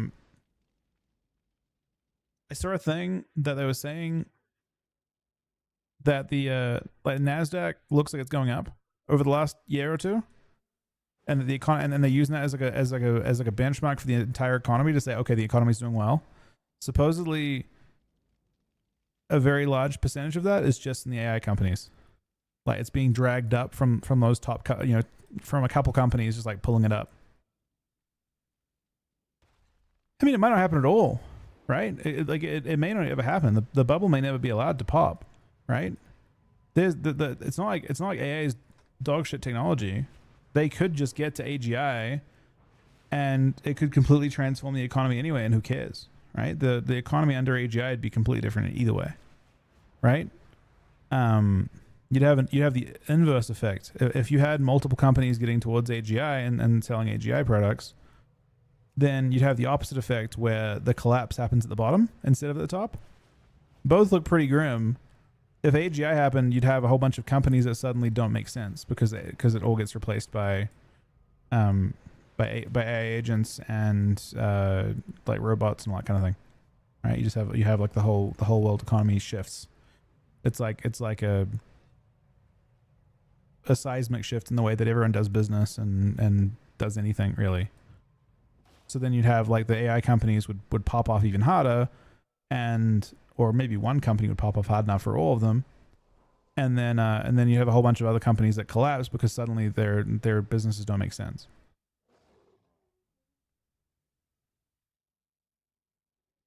So it's not necessarily like it's like possible they achieve their, like, it's not like it's a 0% chance of success. They could. The question basically is. The big question is their current way of progressing AI, which is effectively like using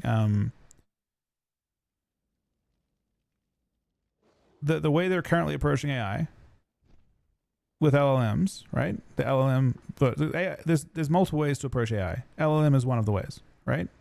A large language model is one way of doing that.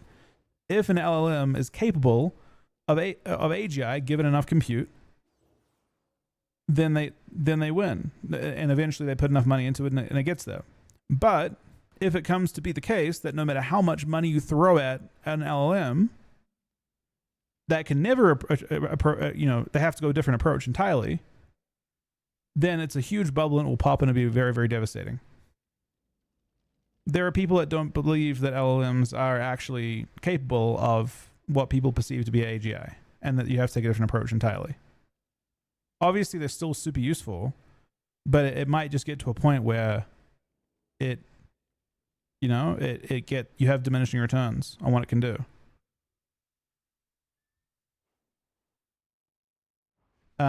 it's very, very possible that other approaches are required to do that.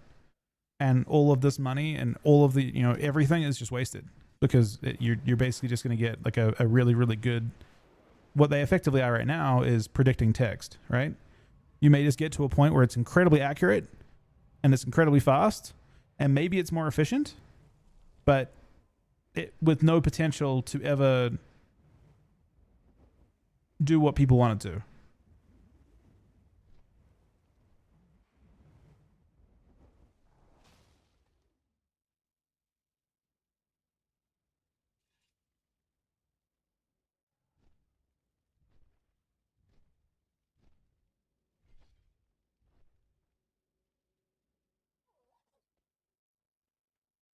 I mean,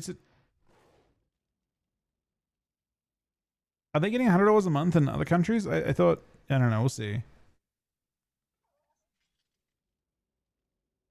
They're supposed to be a winner future stock regardless. I don't know. I feel like Tesla could also go the way of Bitcoin, man. It could have like some crazy ass fucking downward pressure at some point.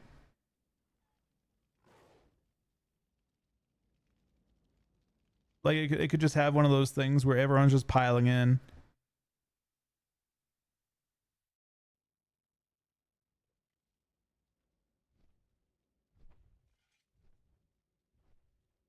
Well, AGI is basically creating something far, far more intelligent than us, yeah. Did they? Like a giant collapse? I mean...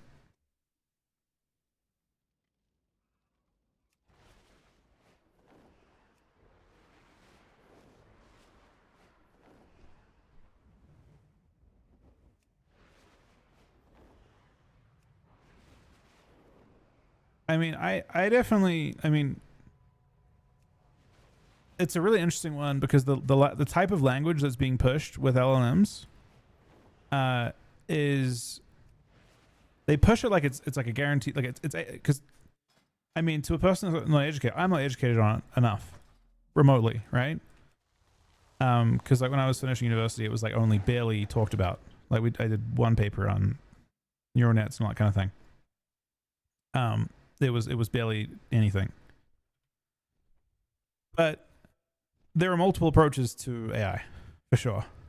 And like a lot of the argument is you don't understand it. It looks incredible. It has all this value. So how couldn't it be this? You know, like you like it's like a magic trick to people that aren't educated in it, including myself, right? But that doesn't mean that it can progress to being 100 times more intelligent than us, and do excellent recursive improvement on itself. My degree, I went on computer science.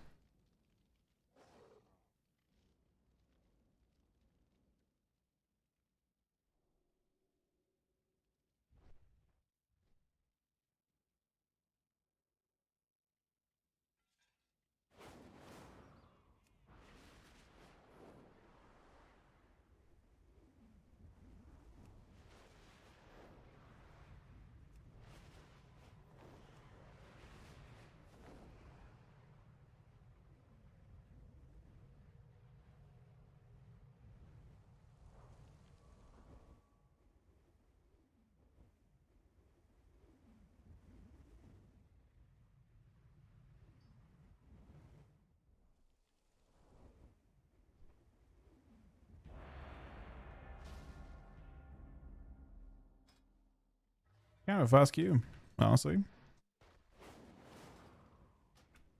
This guy's set up. I'm sitting at 1 character per day, roughly.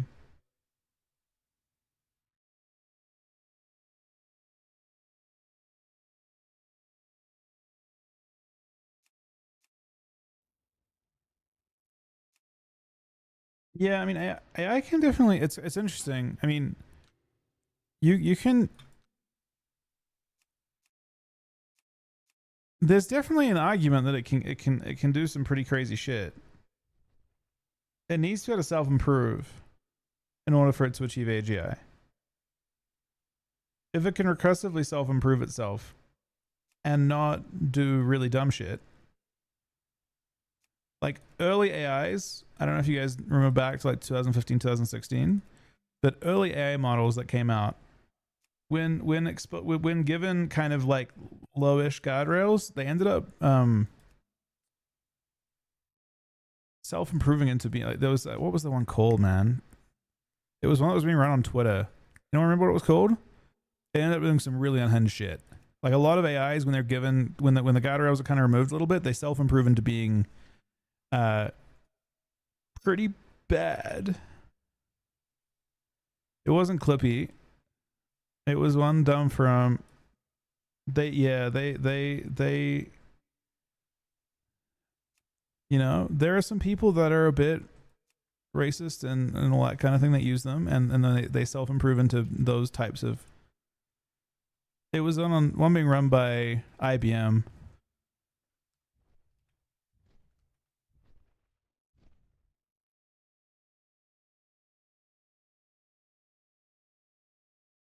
Watson, I think, was what it was called.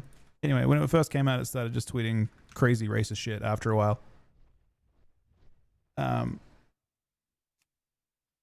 Microsoft, I think they all did that, if I'm being real.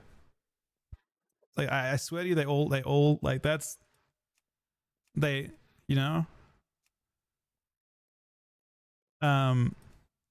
So, and that's also like what you should be concerned with. I think that's one of the other reasons why it's like pretty reasonable to be afraid of like what they'll become if like part of what they have to do to kind of like let them start to get to that AGI point. Will they self-improve in ways that are good?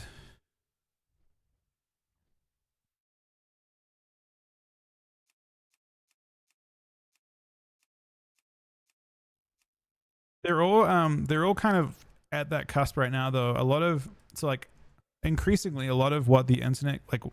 So originally they had clean data sets to work with, right?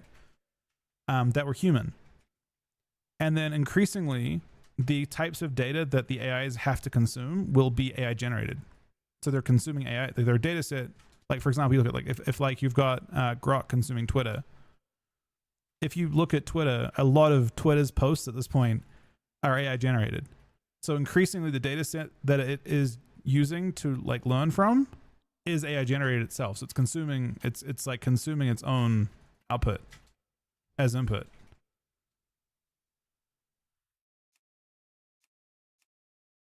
So they're already gonna have to deal with like how to clean data sets in that sense, but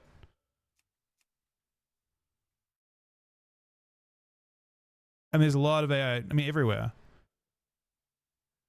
Yeah, I'm curious about how they deal with that problem though, MVQ, right? I'm sure again people a million times smarter, but like yeah, they have to figure out how to because obviously they had rapid improvement up with the earlier data sets where they're clean, they're mostly not computer generated, but then you get to a point where you're consuming AI output as input.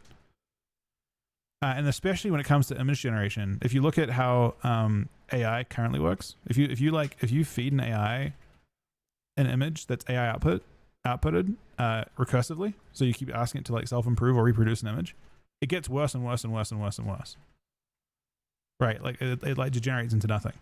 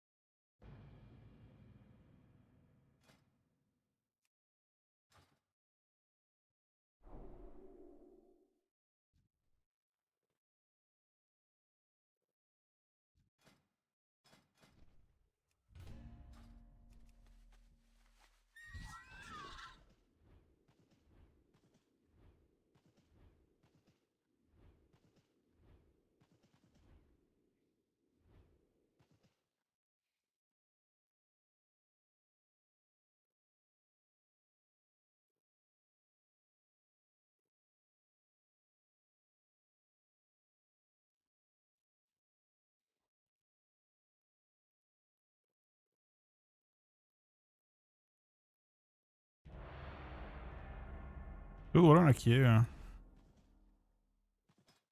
cross lob.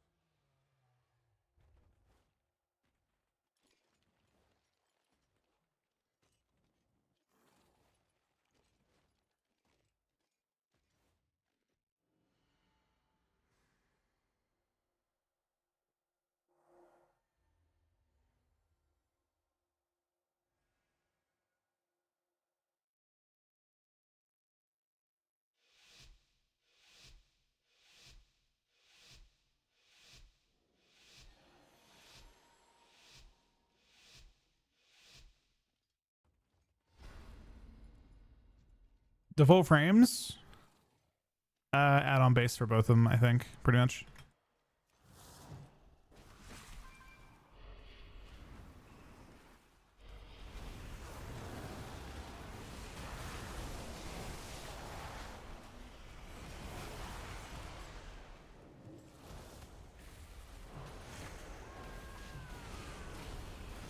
Ow.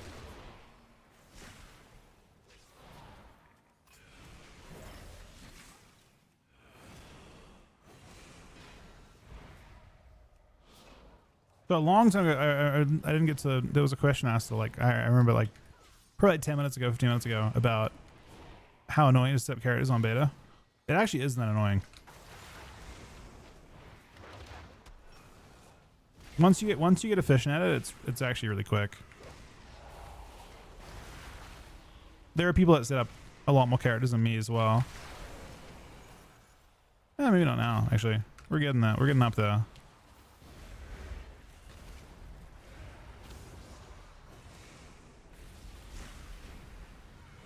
At the moment, I like the idea of setting up like one character per day, just so you have like the ability to have faster queues on something. Even if you only get a couple queues, it's still worth it.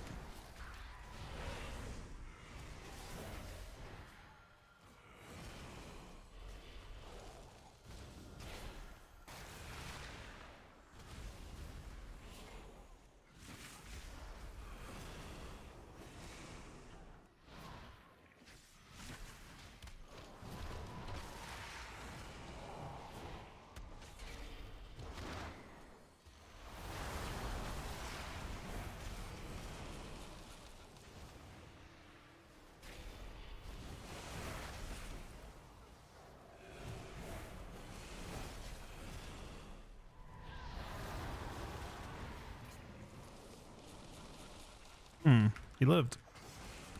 That's not good for me.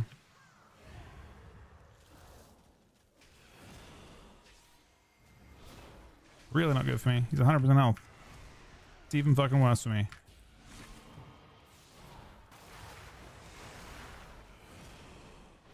Okay, the next pop will do it, but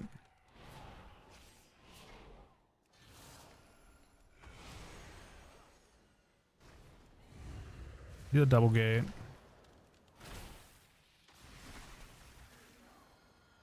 There it is.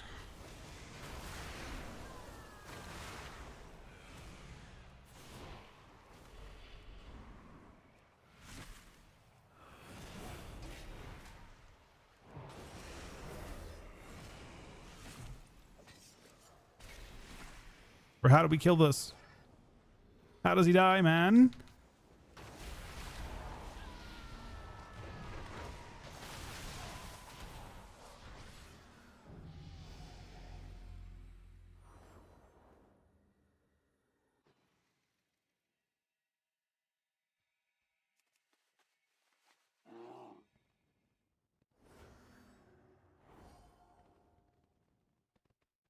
Oh shit, that is kind of doom.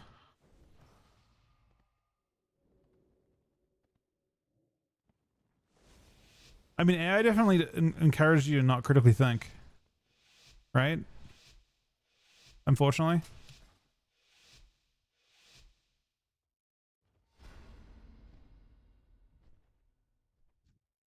I can't imagine the level of cheating. Did you have a lot of cheating when you were doing it, Andreas?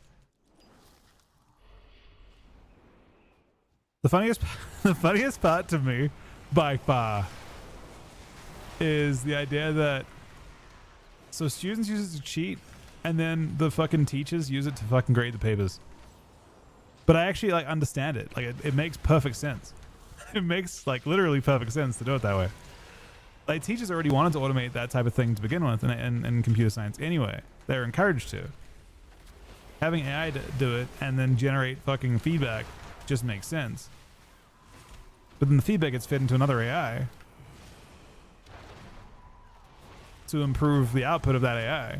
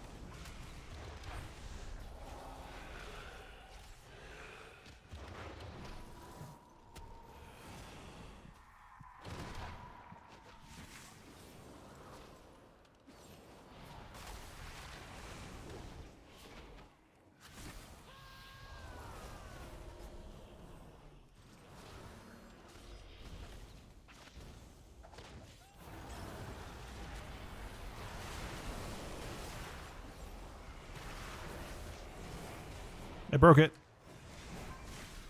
I don't really like that.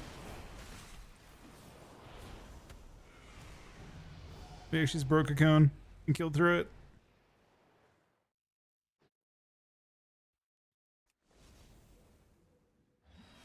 Oh shit.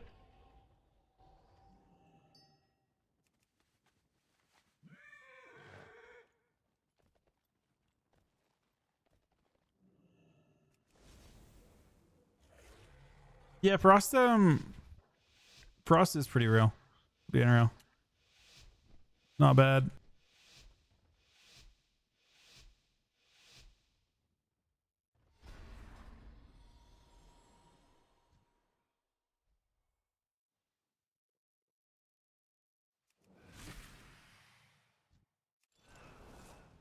I have to look at them again.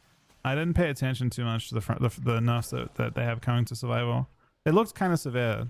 I recall that much, but I don't know. I think my thought was that they still look like they'd be decent despite the nerfs. Oh shit.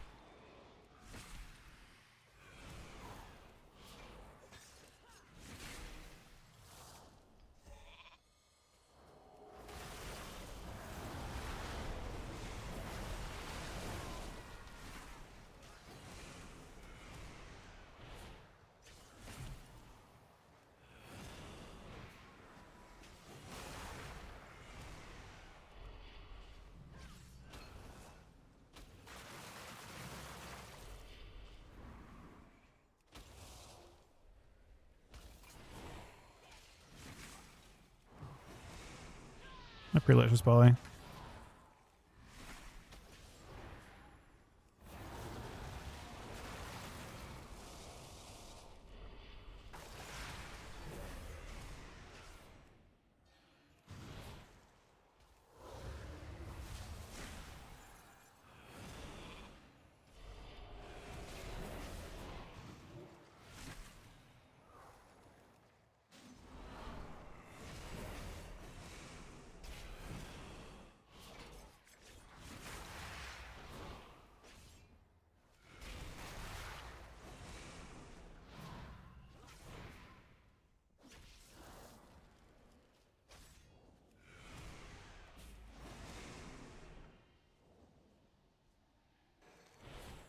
Let's actually recognize that I helped him.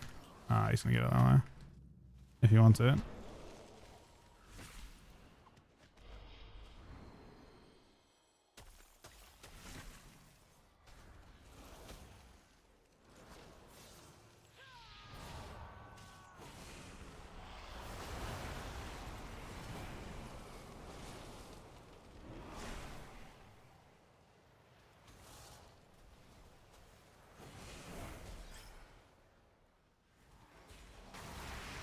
Oh, the wall was a bit late.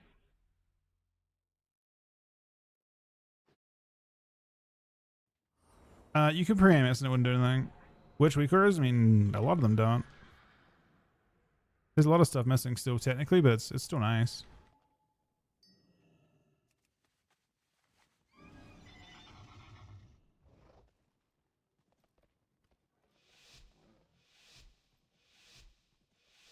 There's like a big promotion on Twitch right now to do with Roblox.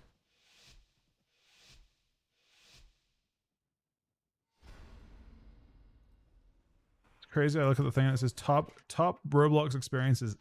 #1, steal a brain rot. God damn it, man.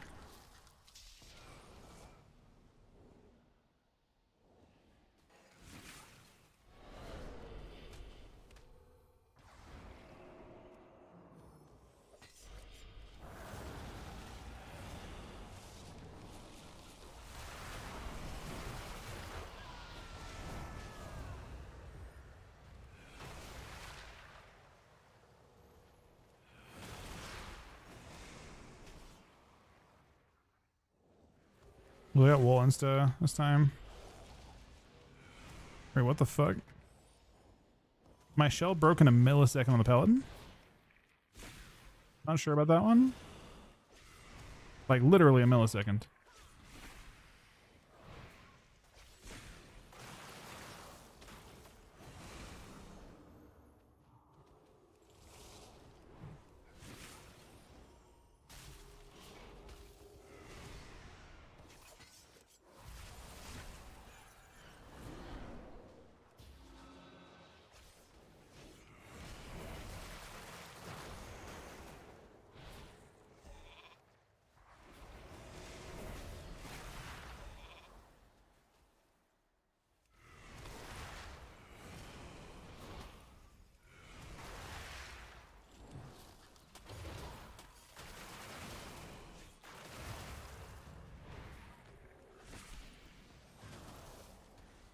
Trying to be as disruptive as I can. Hey, actually pretty well with that. Relatch this too.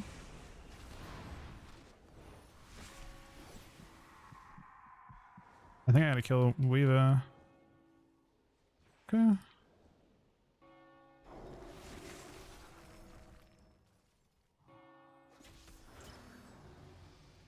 But that was a kind of disgusting little CC chain now. We got knocked into the room. I just got baited into the room a little bit by Locke, but then he gated out and then invisible rung into DR and cab, sleep into sweep.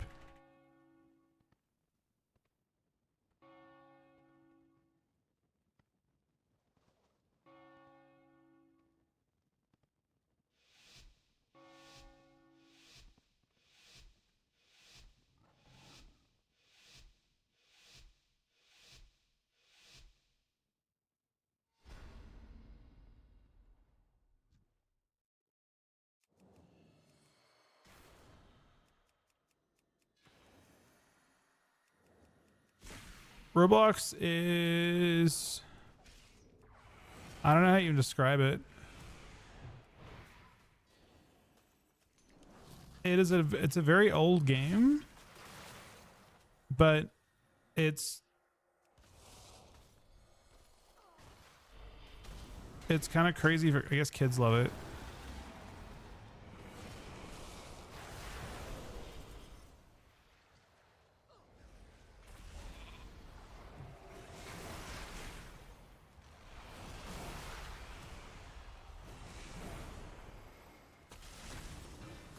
It's like a game where you can build little like experiences and then they monetize them, and unfortunately sell them to kids.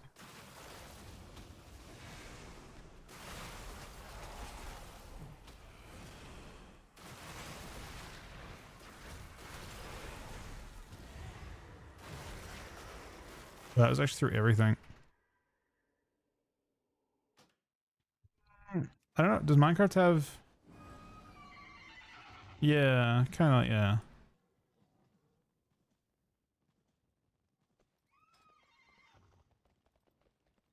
I think I'm gonna kill a mage. I don't think killing the lock actually makes sense.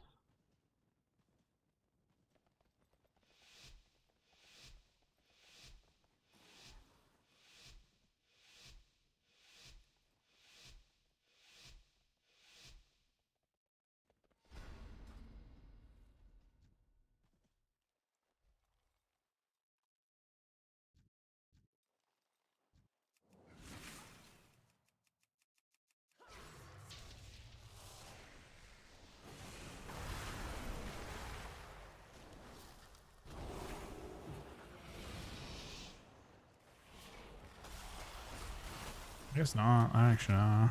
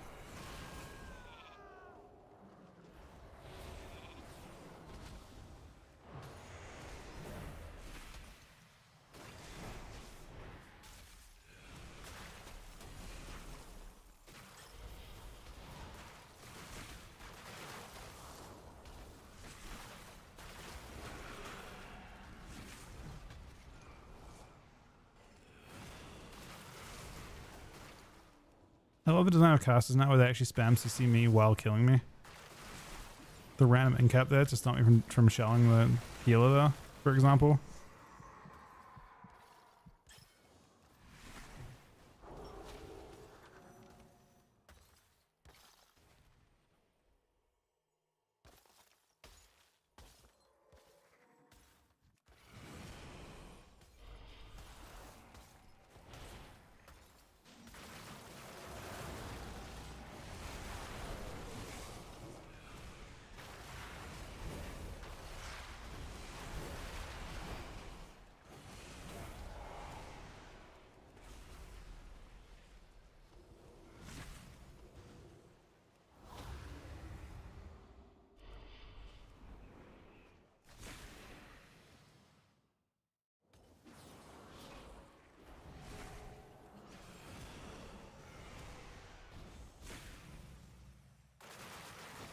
The casters feel too durable.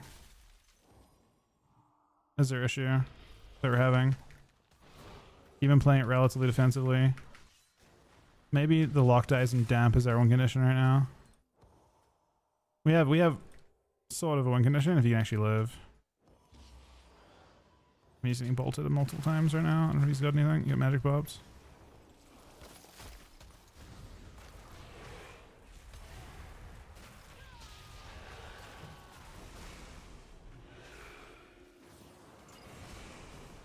I mean, the only one condition is this dude.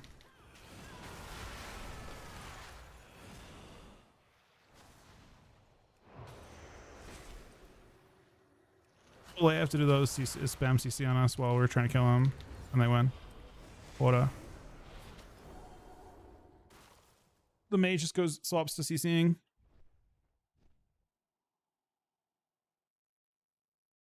It was a high lobby, but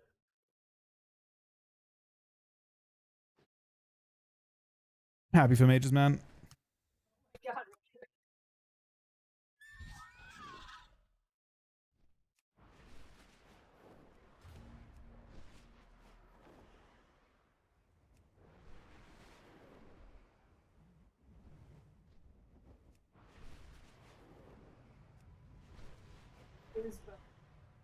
Um,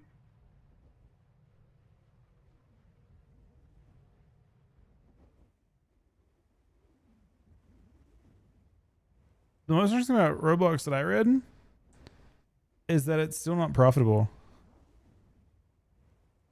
The Cloud with 500 bits. Thank you very much, buddy.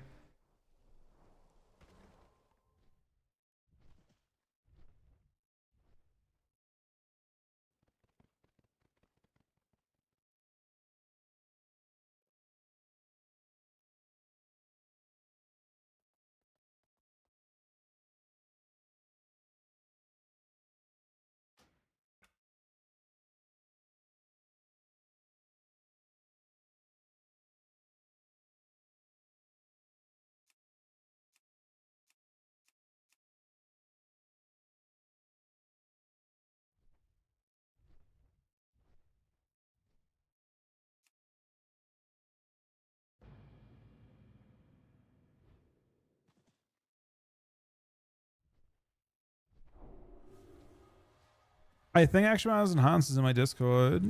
I could be wrong. Yeah, it's in my. If you go to my Discord and you look in the first channel, it's like full messages up. You don't have to be subbed or anything like that. It's just already there. Just the imports already sitting there.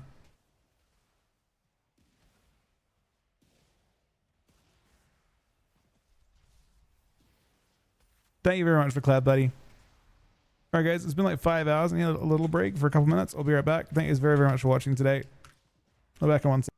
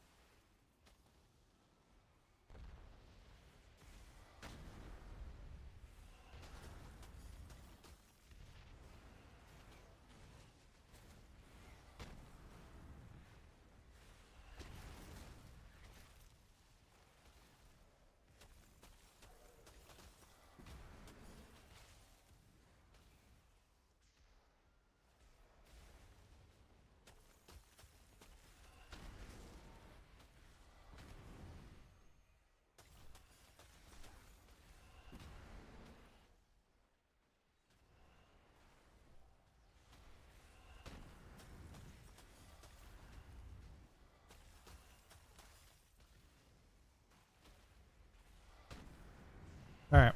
Sorry. We're back.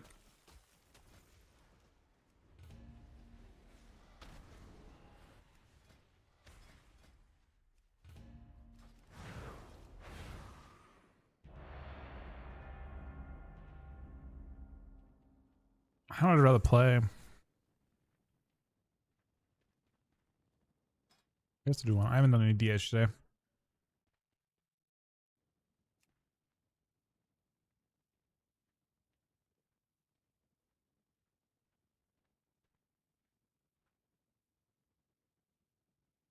I could do Mario a bit. Next game. Boomy seems good, I think.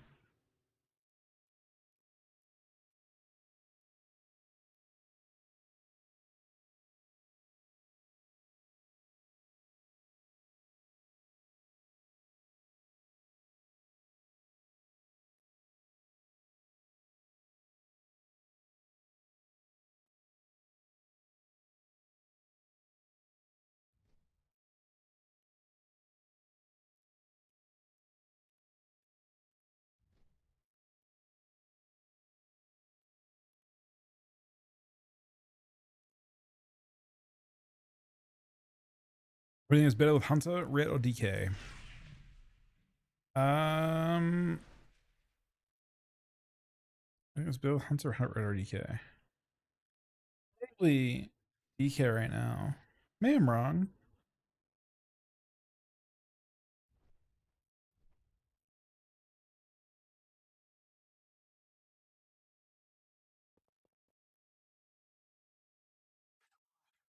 I feel like only better right now.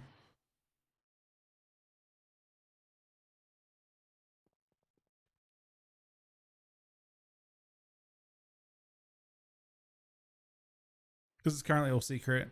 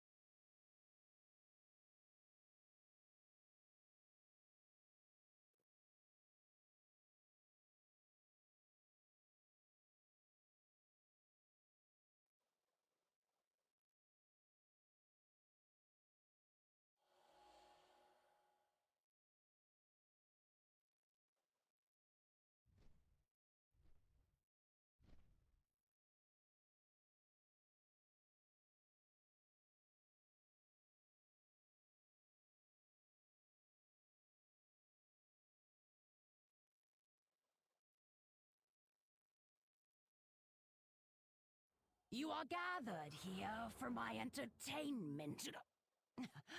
I mean, to prove yourself.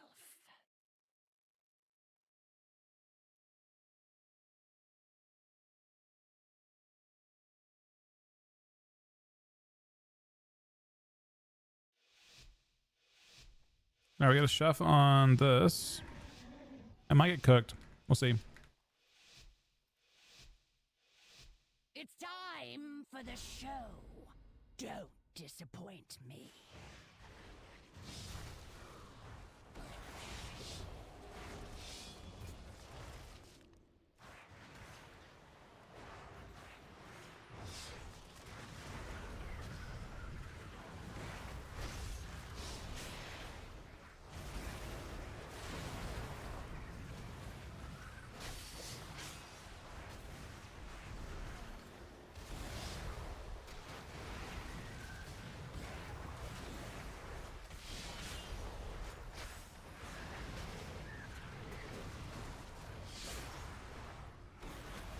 It's almost time to transform, huh?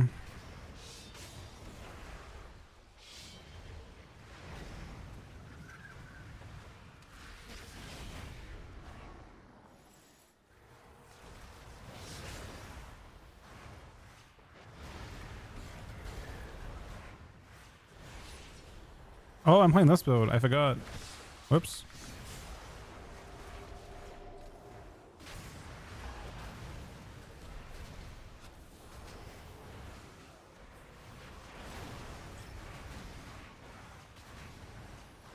Oh, so close. This just means more entertainment for me.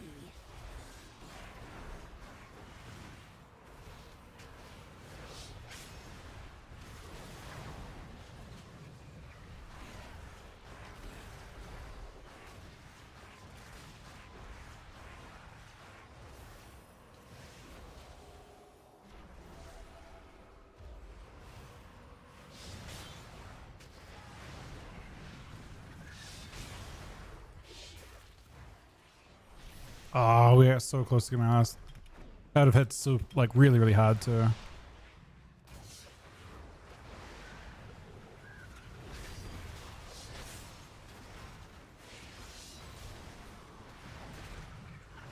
Oh, so close.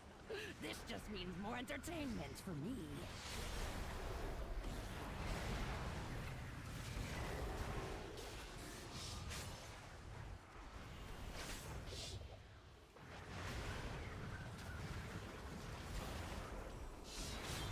Oh, so close.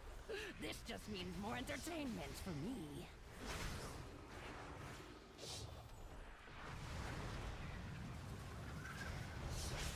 Oh, so close. This just means more entertainment for me.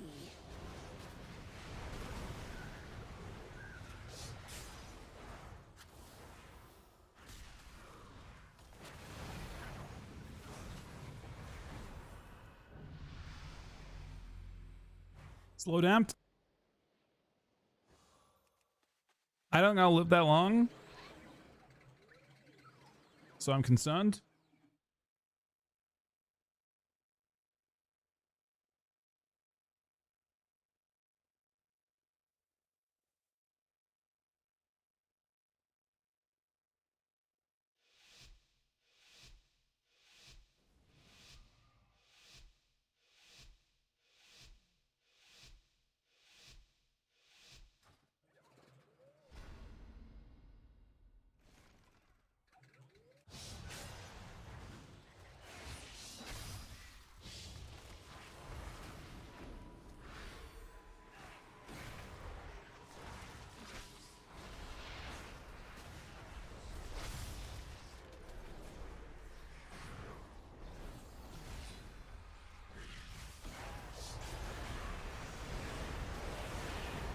Oh, so close.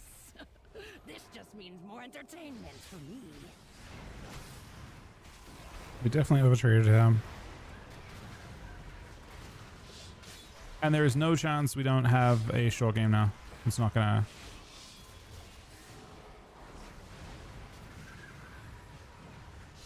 We aren't surviving long enough.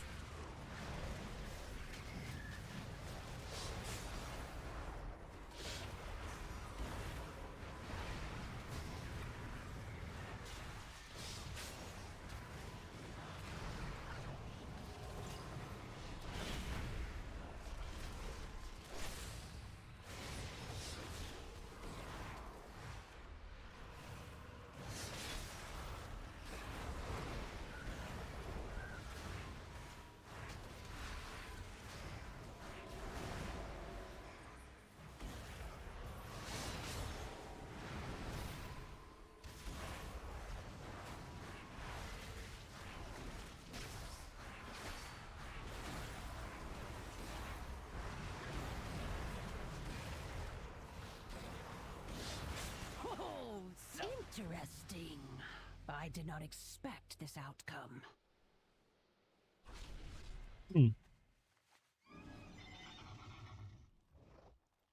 Wait, these runs are cooked. I'm doing no damn.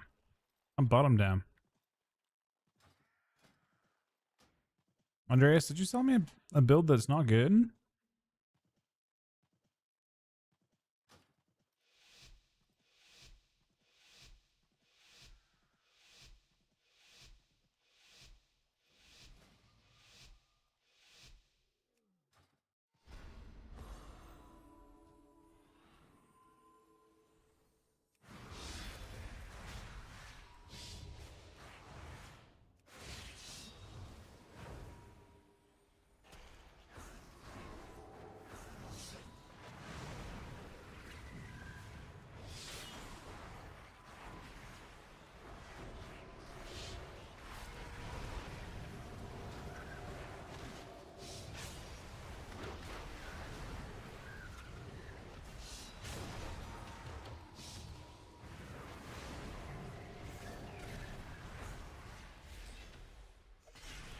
Oh, so close.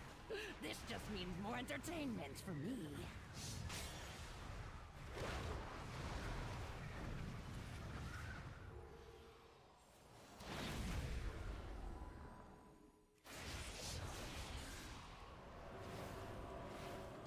Oh, so close.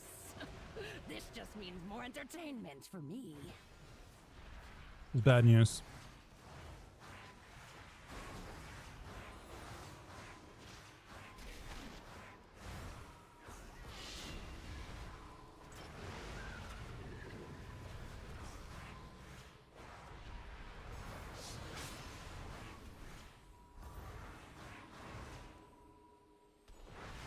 Oh, so close.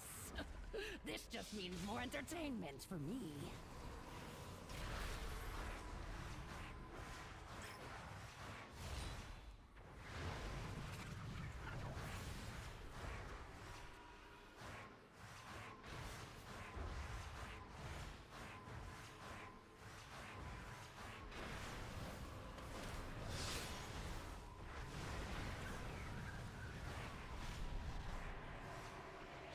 Oh, so close. This just means more entertainment for me.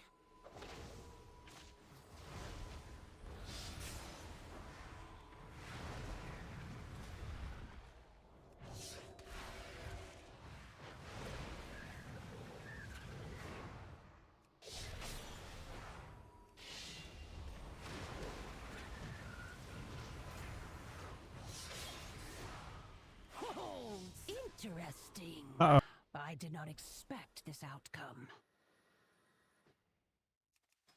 I mean, the next round will be a little bit easier, but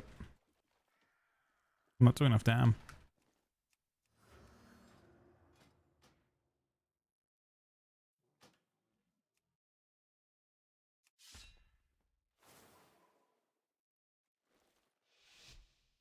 Oh no, that's not a good build. Oh shit.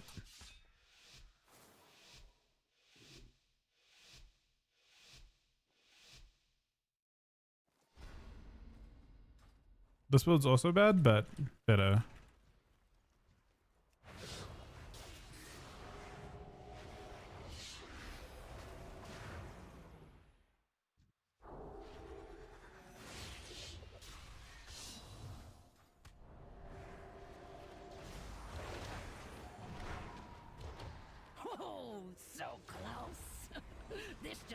more entertainment for me.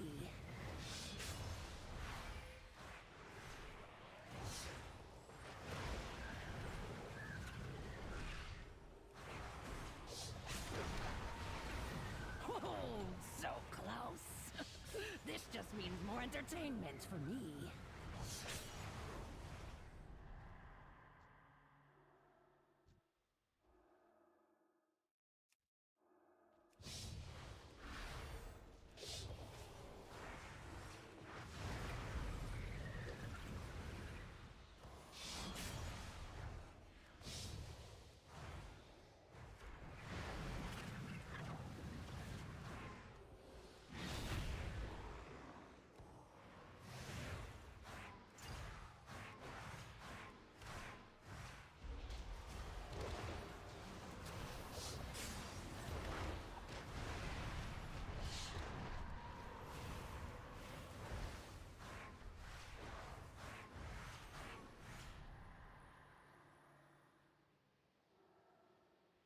Oh, so close.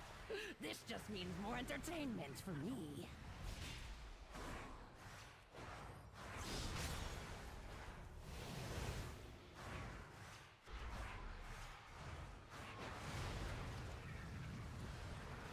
Actual one shot, maybe. Oh, so close. This just means more What? entertainment for me. Double kill. All right, let's cook this build. So we don't need sweet suffering at all. Apparently this sounds bugged. And we can put these into whatever we want. Tomorrow it'll be this, but that's not today. So we'll play Gift of the Void. And Umber Blade, I guess. Maybe it should be Void Purge. What's the difference between the two different hair tones? I don't know, honestly. There's so Annihilate, I believe, has bigger devours through a talent. For the main thing you'll notice.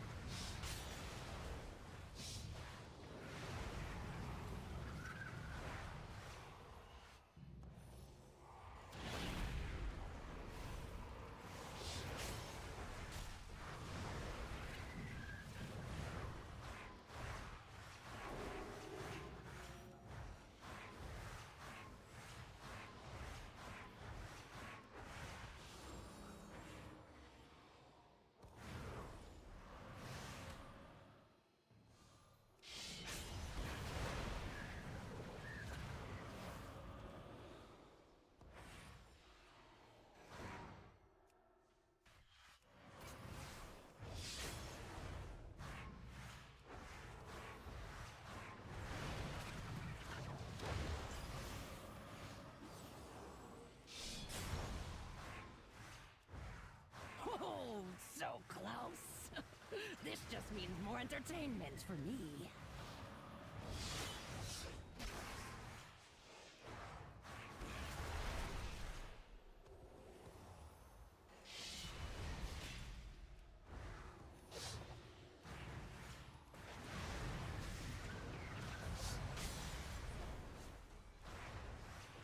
I'm disarmed currently.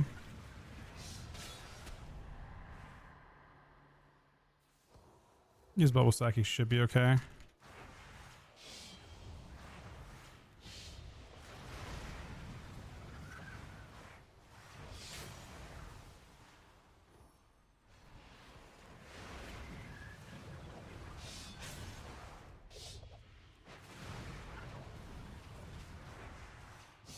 Oh, so close. This just means more entertainment for me.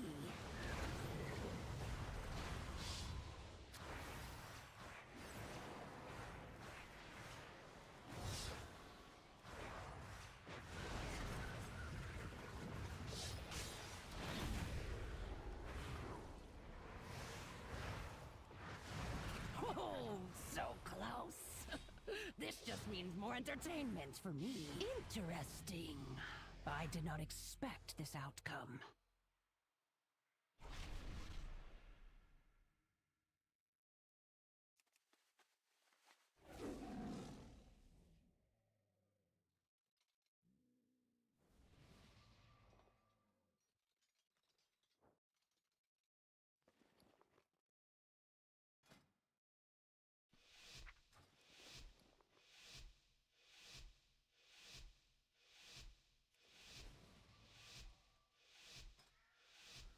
Apparently Jay was his broken gab.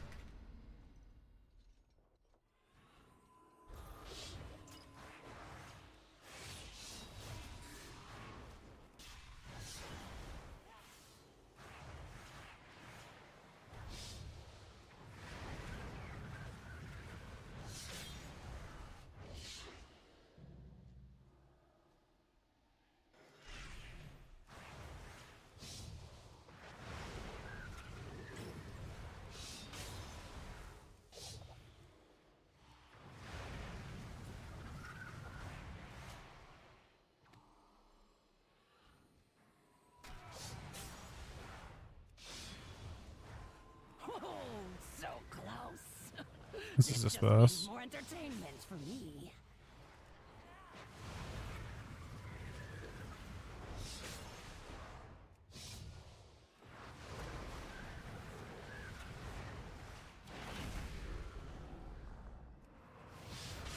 Oh, so close. This just means more entertainment for me.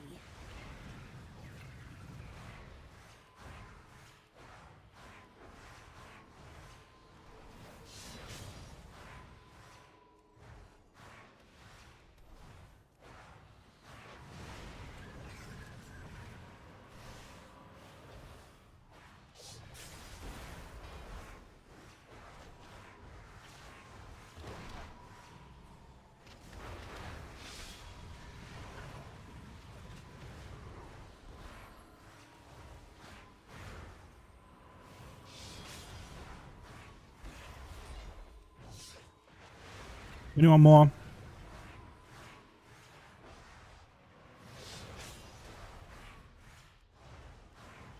One more wins for sure, but Oh, so close. This just means more entertainment for me.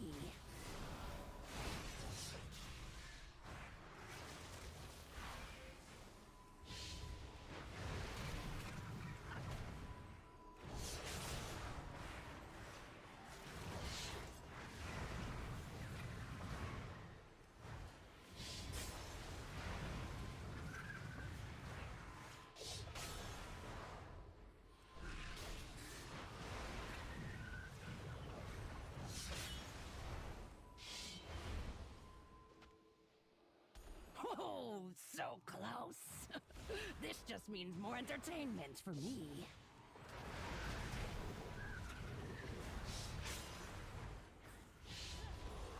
I'll have to get some extra cooldowns, man.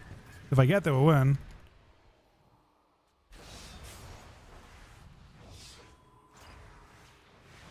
I have no peels or anything fun.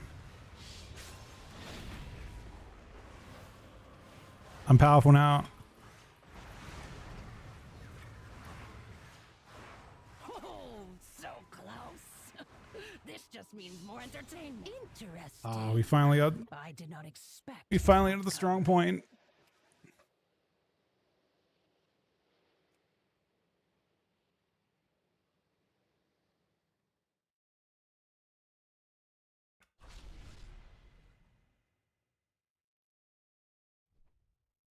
The free consume talent? It's the free consume talent.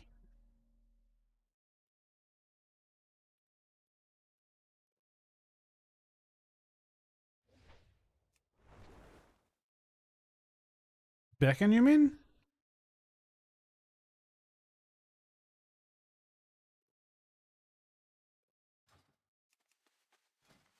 I'm using it. Yeah, I use it. When you're not transformed, you spam it. When you are transformed, it's not prior.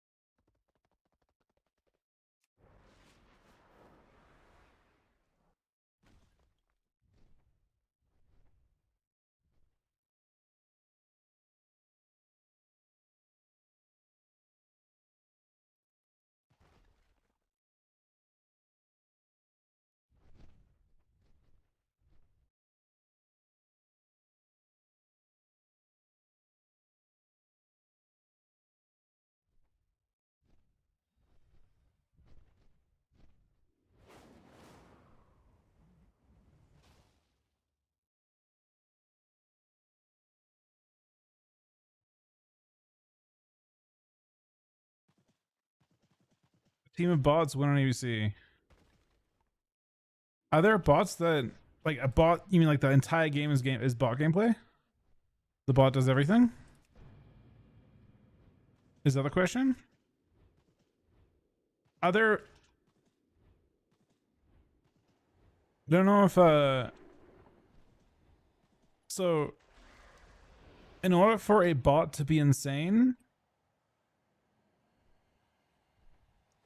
it's kind of awkward.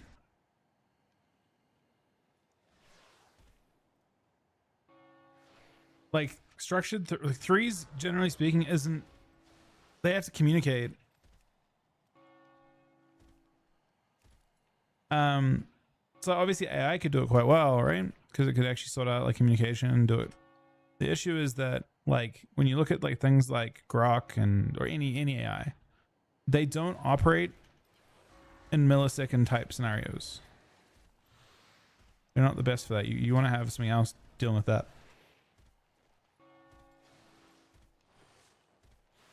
I guess you could have like an AI plus like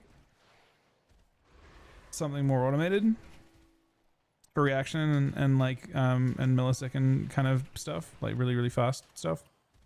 But then you could have a bot that's communicating like on a back channel, like, okay, we're gonna pop our cooldowns at this moment, like, and like synchronizing how it works.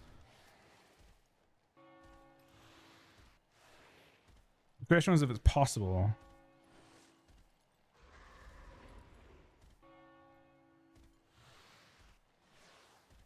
I'm not sure. What do you mean by that?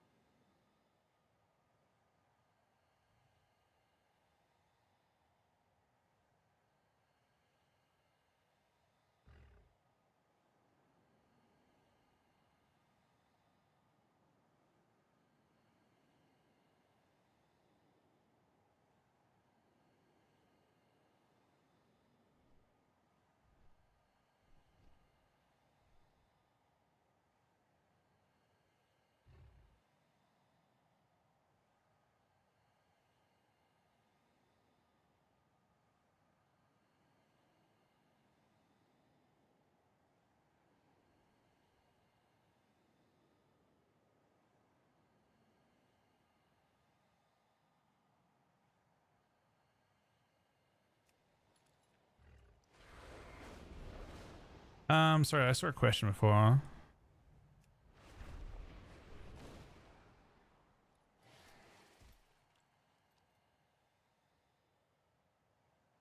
What's my impression on beta right now? Yeah, I like how fresh the game feels. It's rough in the sense that there's like little tuning, but there's tuning coming in next week that'll make it more interesting, I think. We'll see.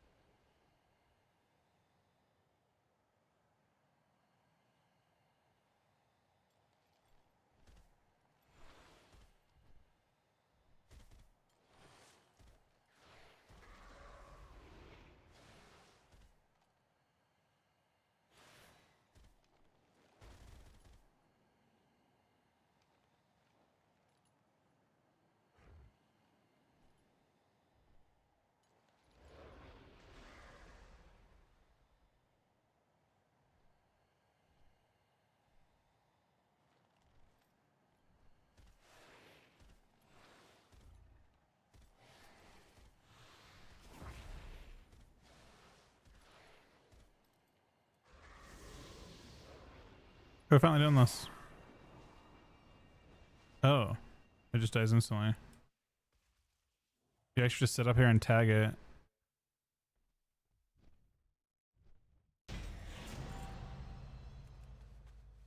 It autoloads though? Weird.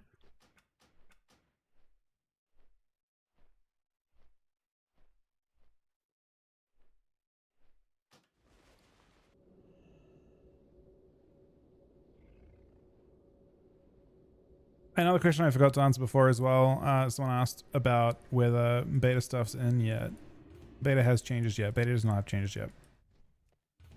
We are still playing on last week's tuning. Actually, 2 weeks ago's tuning. I don't know if beta's going down today and getting the same patch notes or not as retail. From what I understand, the two clients are on the same client now. So like beta is just playing what you have on retail effectively, but with things obviously disabled.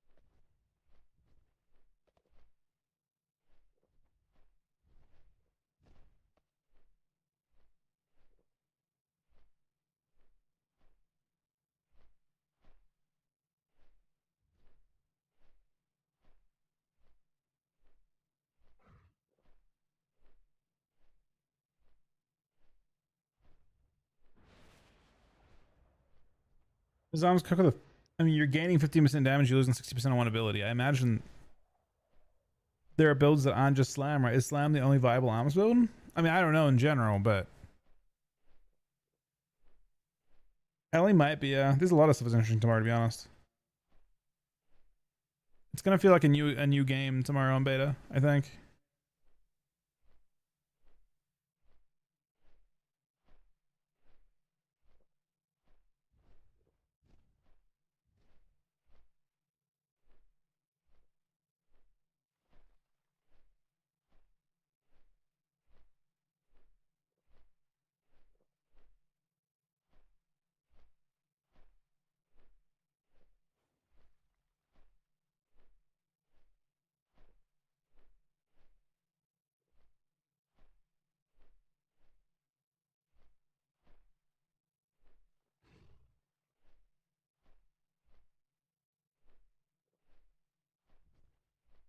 Only build that was very similar around Slam.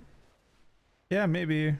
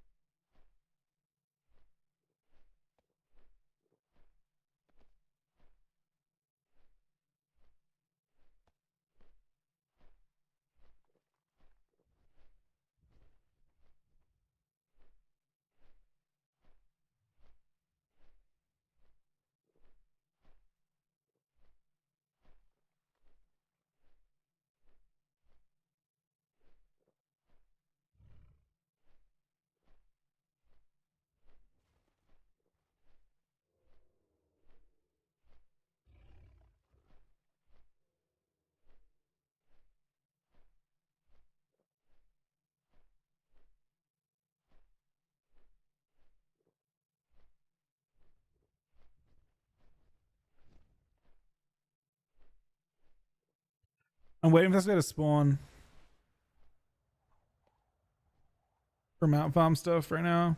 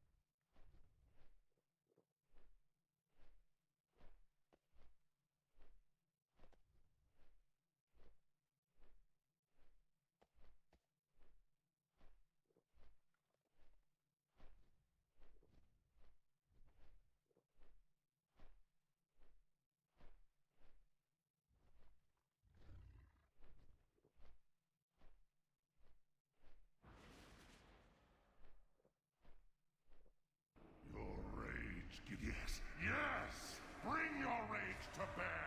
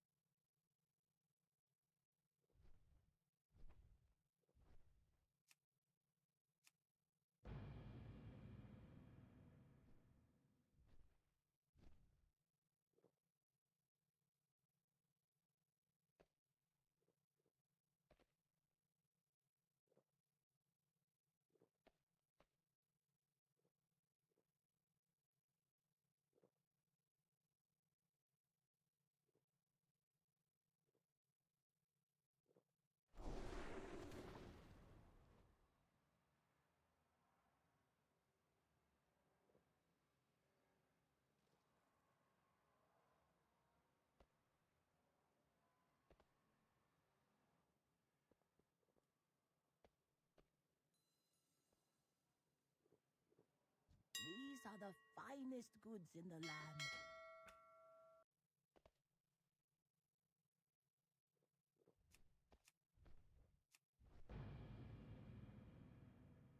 land. Music, it's all just autoplay. These are long queues now, unfortunately.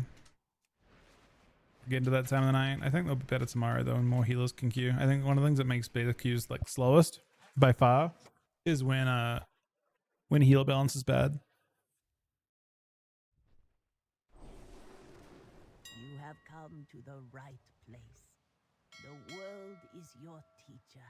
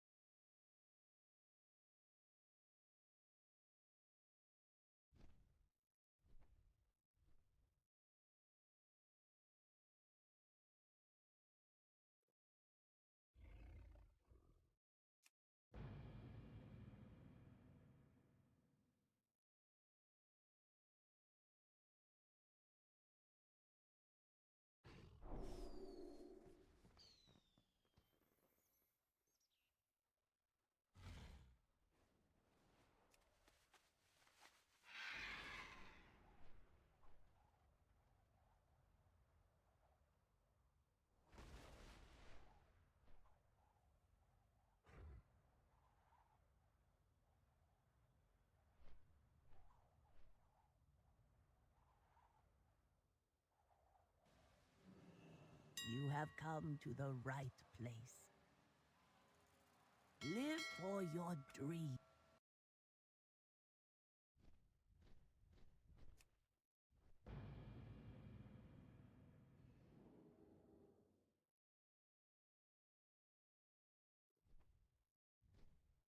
Why does a fucking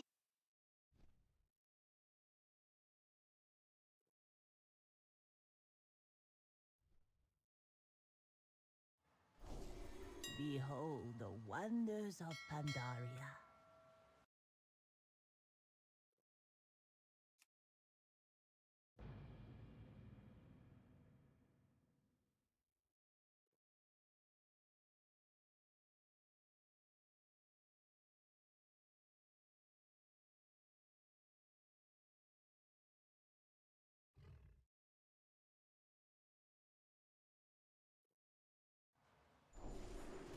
These are the finest goods in the land. The world is your teacher.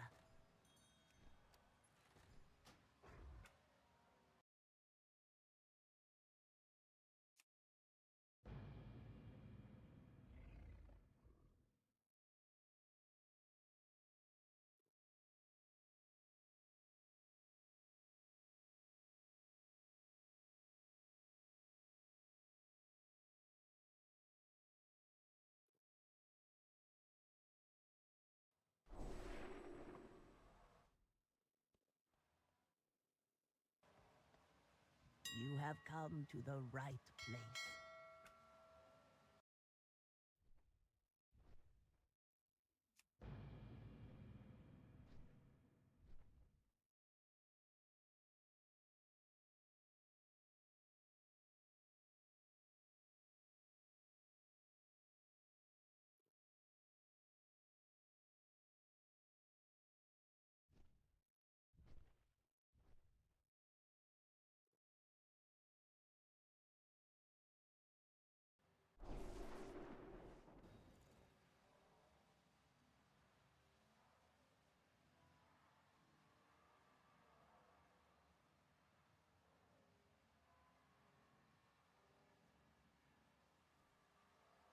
Behold the wonders of Pandaria.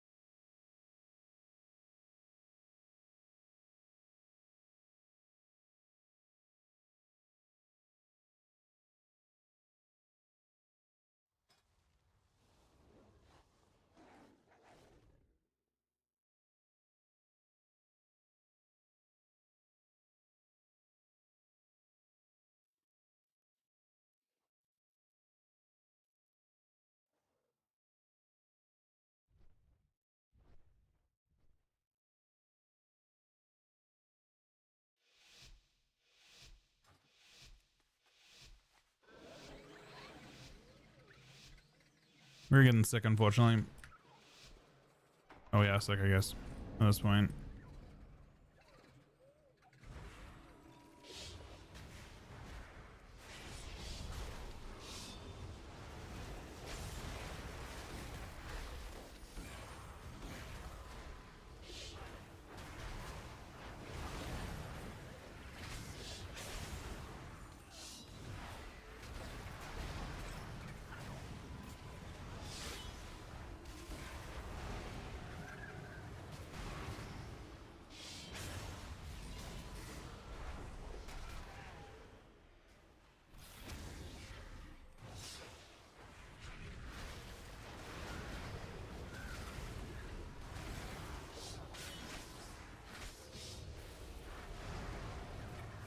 Alright, we've almost wasted enough time.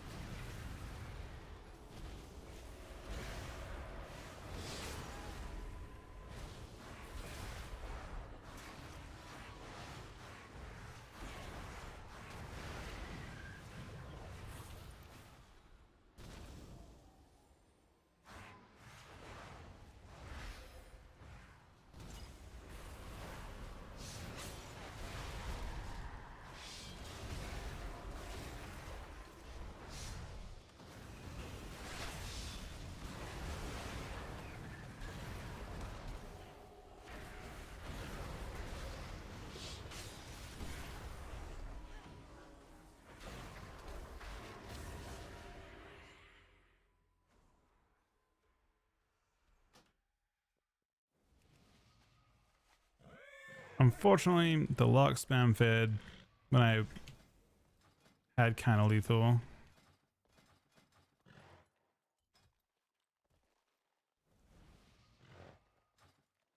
It always doesn't show ratings. Unless, maybe if you reload it does. Ah, okay, it does.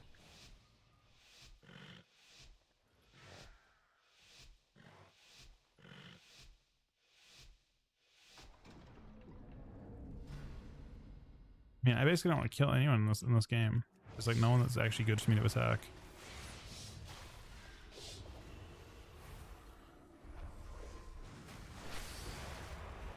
Going a lock is generally a pretty bad idea.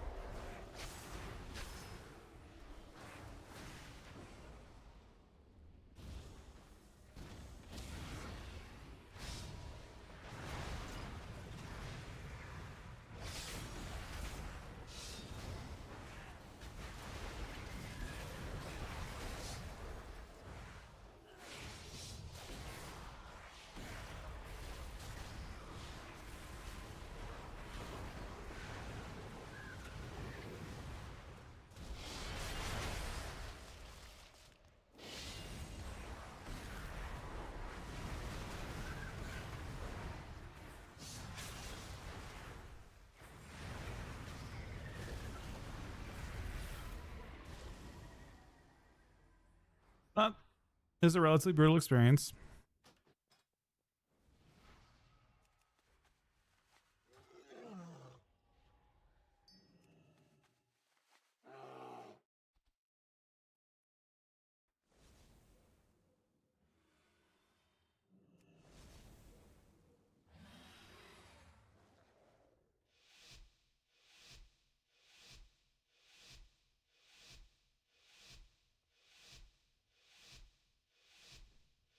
Oh shit, is that true, Sonny?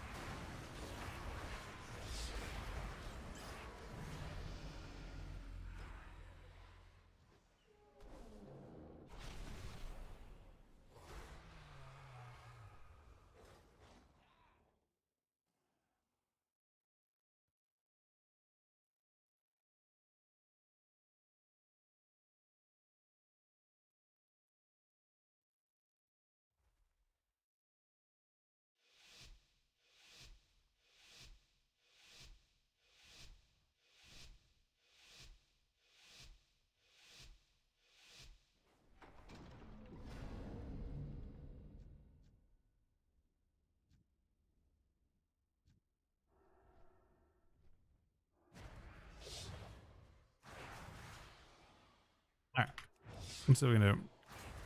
Now, technically, I don't know what this lobby should be. I mean, I do think we should be trying the lock.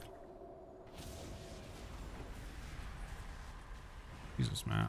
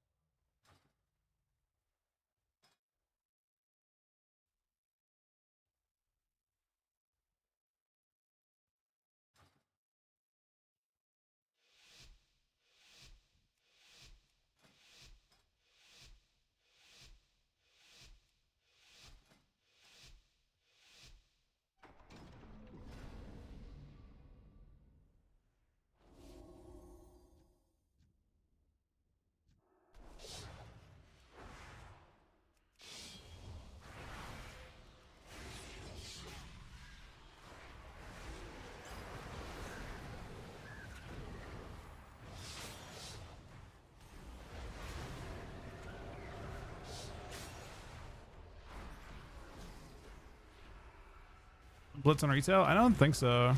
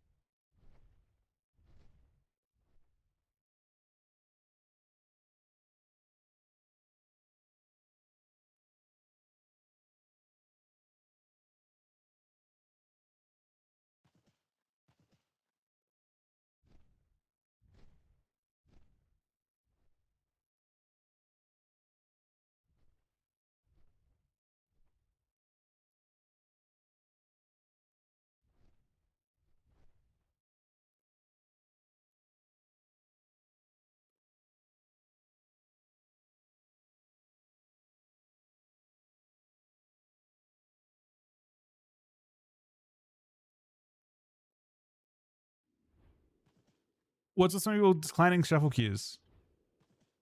I mean, people just AFK. Like the queues are long during pre-patch, right? There's not like the bulk of people aren't queuing right now.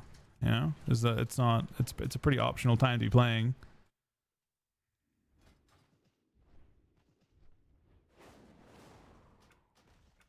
Is this the account with a hunter on it? This account's got to have a hunter in it, right? But which one? Oh, Bezos hunt. Fuck it. We're back to Mox, man.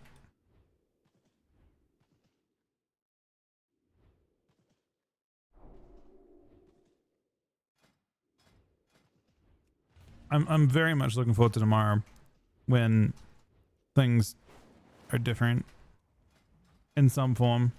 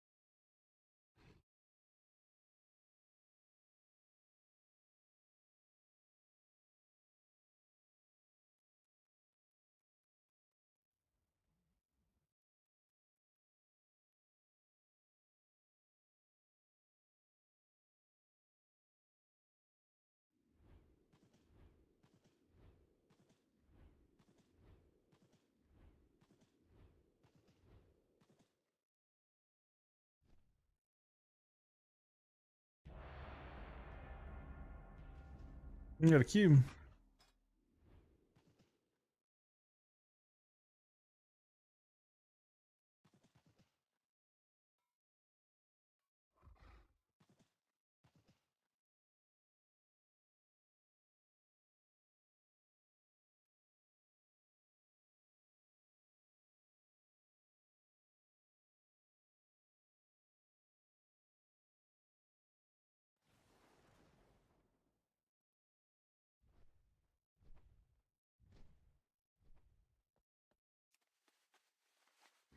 All right, we're in a game.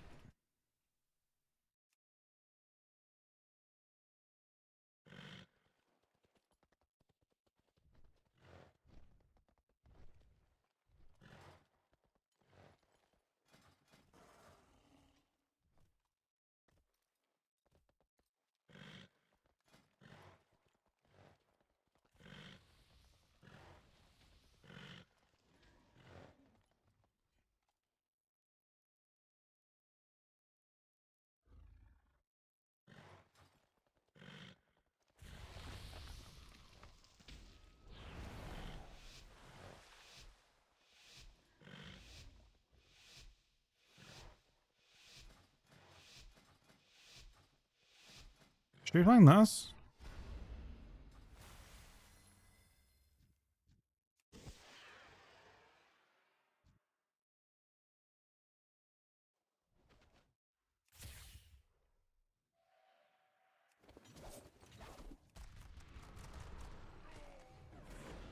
Oh, he pre-sends on me.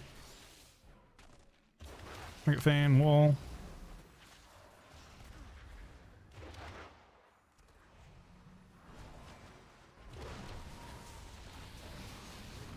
We are substantially behind. I haven't got to actually do anything yet. I literally haven't got to do a single thing.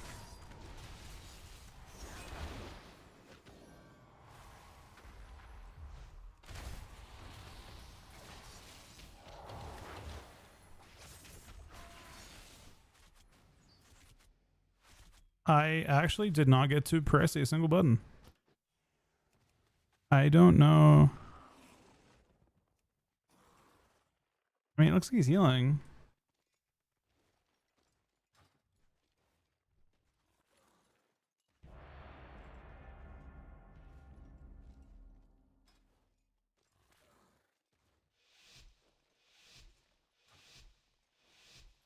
I don't think he linked, but that's a game where I actually came out with a trap and then actually could not press a single button.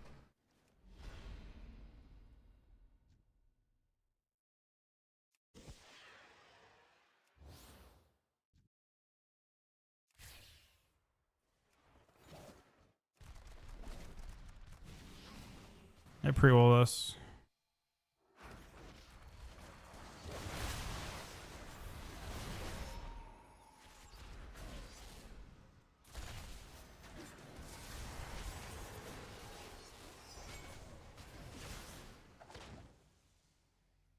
Oh. Okay.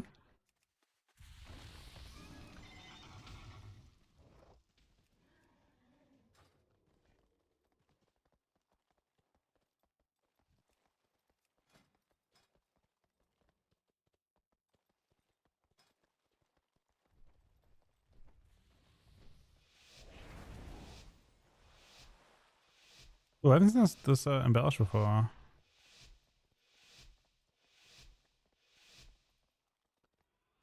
I know I have. Just the standard one.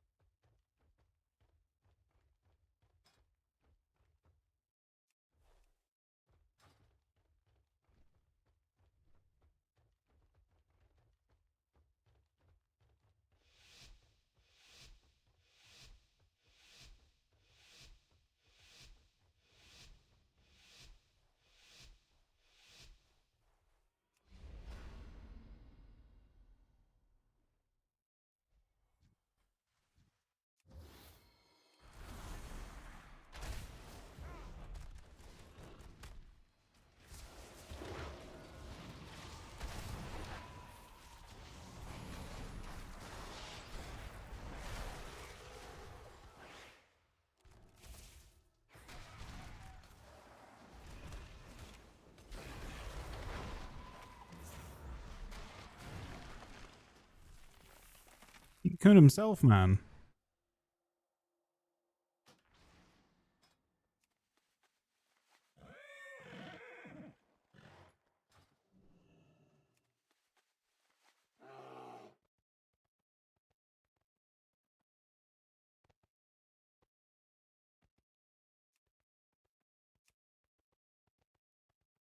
That's a little bit tragic.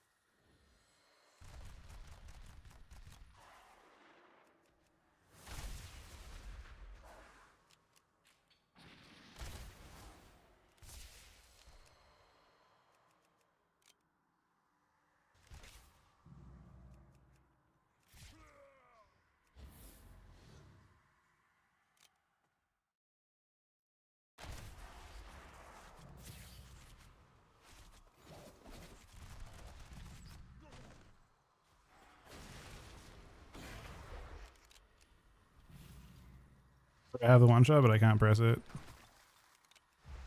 It actually ran out. Give me another one.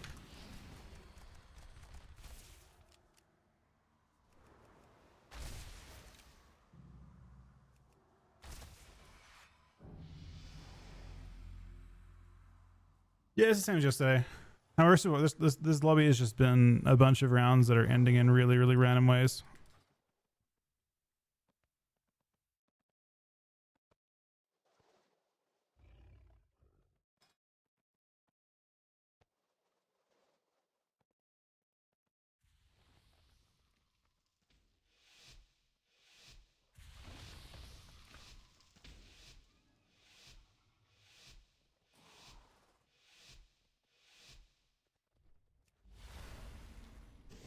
No, changes are in tomorrow.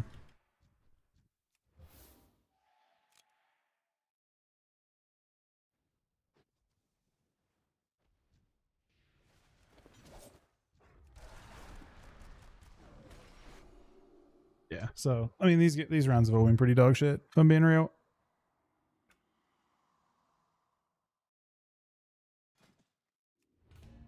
Don't think any of those rounds are actually felt like real games.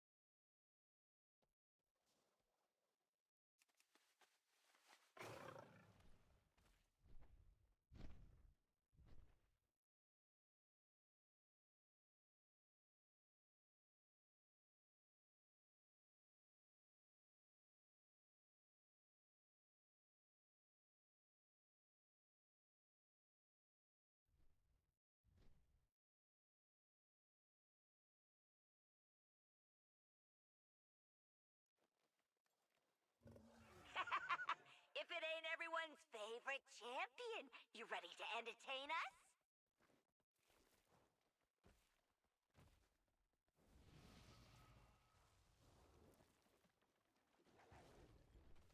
look at MMOs. I mean, I have two things that are missing on my bars. One is Fetch Eagle.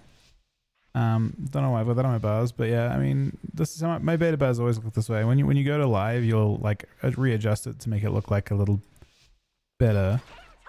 But in general, you only want cooldowns in your bars anyway. So a lot of the stuff that's not on my bars is just like stuff that's, you know, tracked in other ways.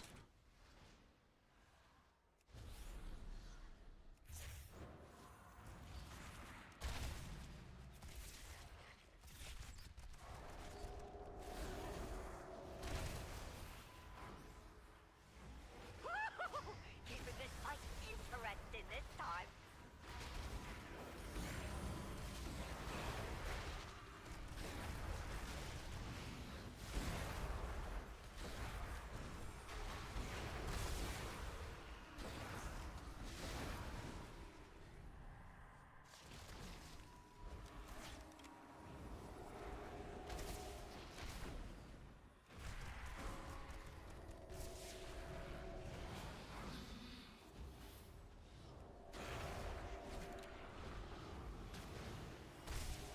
Ah, come on! Right when it was getting good!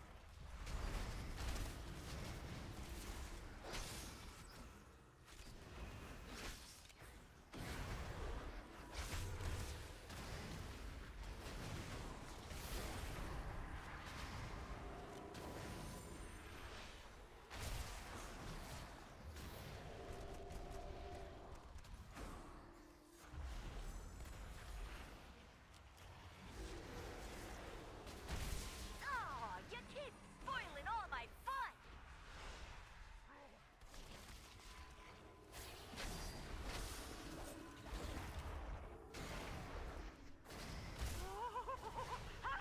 This is a genuine male fighter!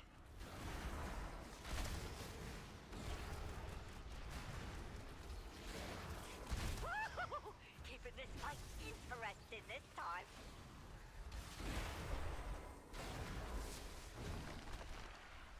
Wowza! I'm gonna remember that one for a long time.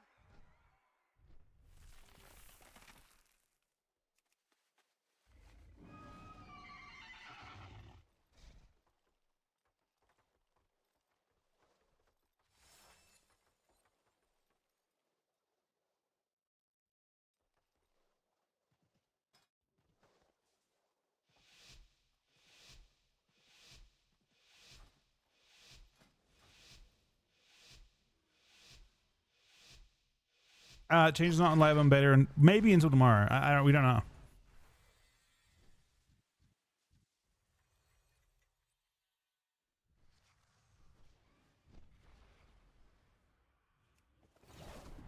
Wow. I got fucking destroyed. Anyway, maybe we're just OP and one shot someone.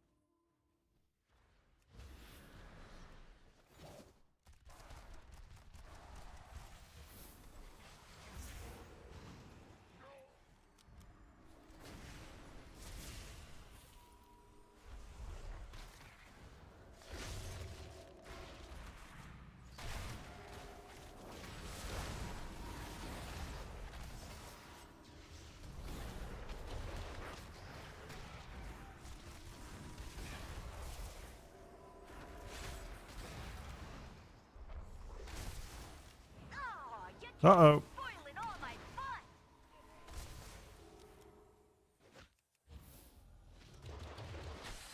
I tried to trinket. Ah, come on, right? Huh? I didn't see that coming. Neither did they.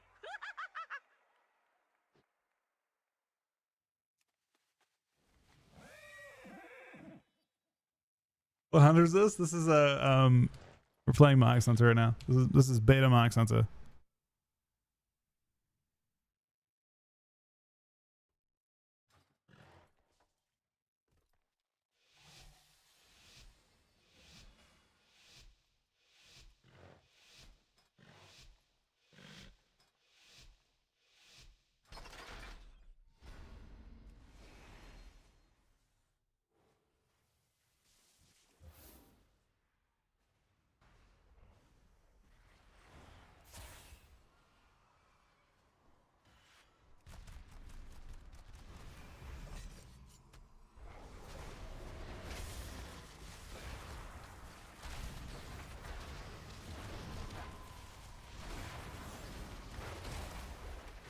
Oh, you keep spoiling all my fun.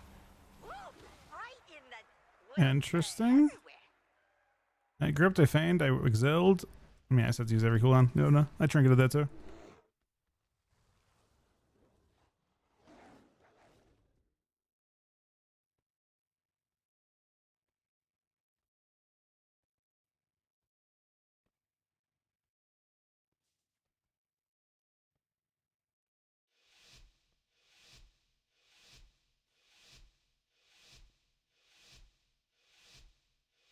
Doesn't seem too bad, honestly. I haven't noticed that as a huge problem. I think I wanted to use everything but total though, basically. My like global I used before I died was an exil. And I went for a trap, finally.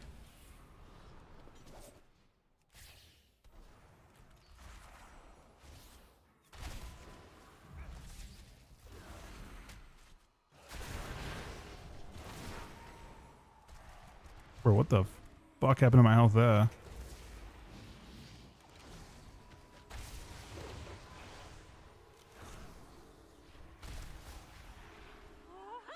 I didn't see that coming. Neither did they.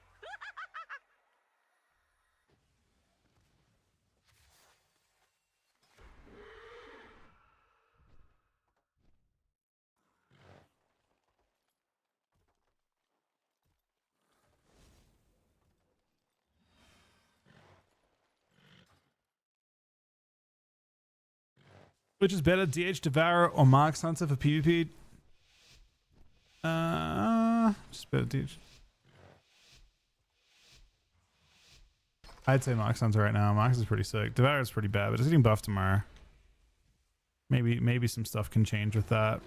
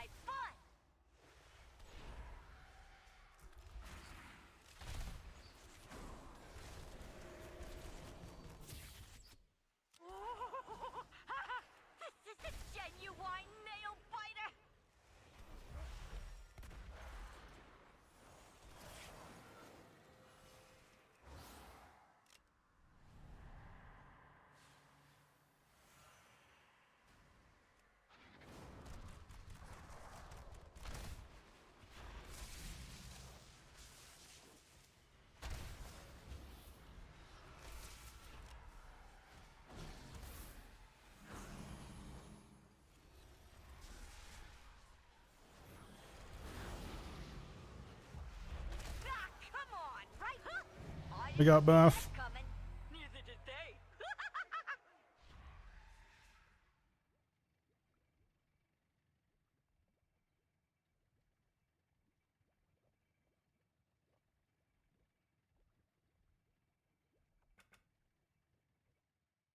No, beta doesn't seem to have updates yet that I've seen. At least I mean, I checked on Saturday and they went in. I would assume they wouldn't go in on Sunday or Monday because Blizzard aren't at work today. No one is. It's a public holiday.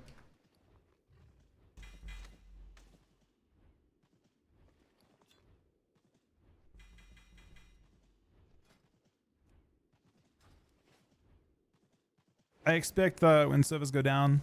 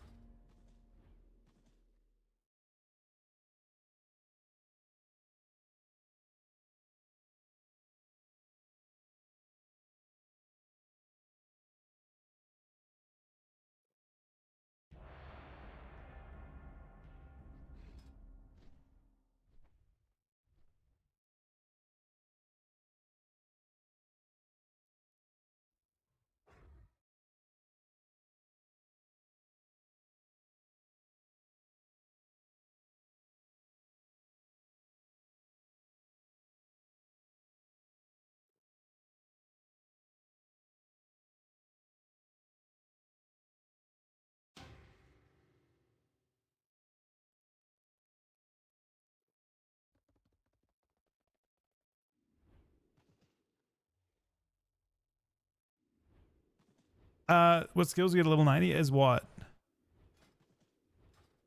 You think balancing went good for midnight? So far, it's hard to say, man. They've only just started PvP balancing.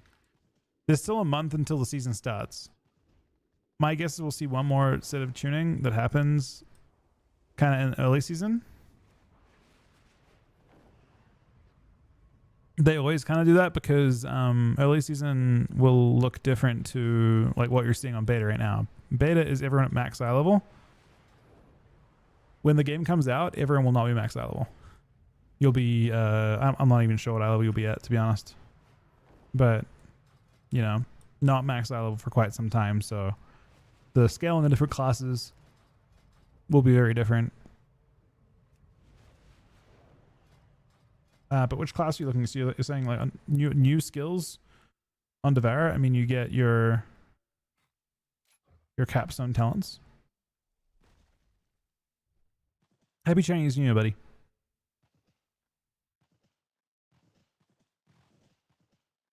Capstone gives you like crit on it's collapse stuff mostly, to be honest.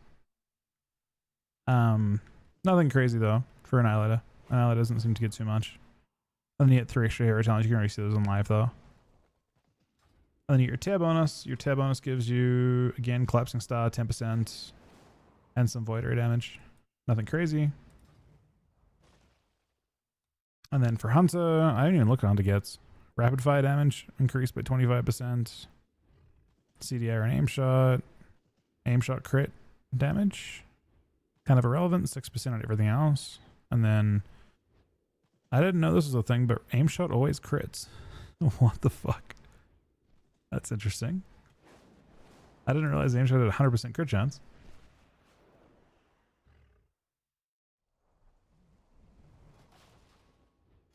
And I think the tear bonus for this is pretty bad. Well, I mean, it kind of makes sense they made it that way, I suppose, considering how slow the cast is.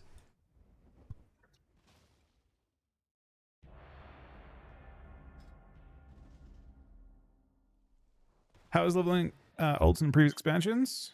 Oh no, it gets so that they do a thing this expansion where it gets fast to everyone you do. The first one is slow. You have to do the story once on one character, and then once you know the story on one character, you can level all your ults however you want. And every additional character you get to max level gives you 5% faster, up to I think 25%. So like the XP, like you get an you get an XP buff for every additional character you level. So it gets easier every time you level, basically.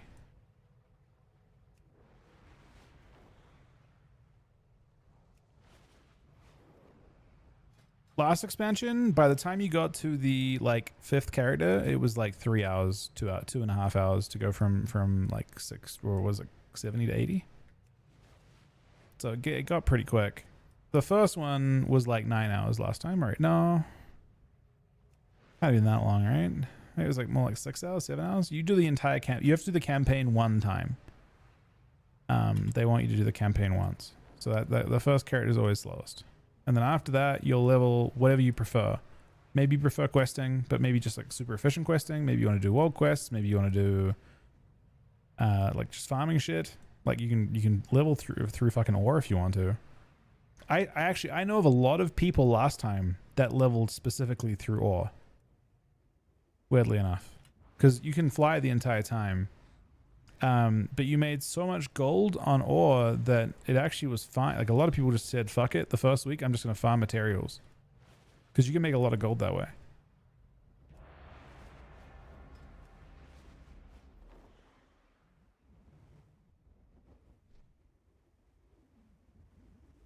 That I wasn't doing. Last expansion I had a little extra time, so I did actually set up crafters.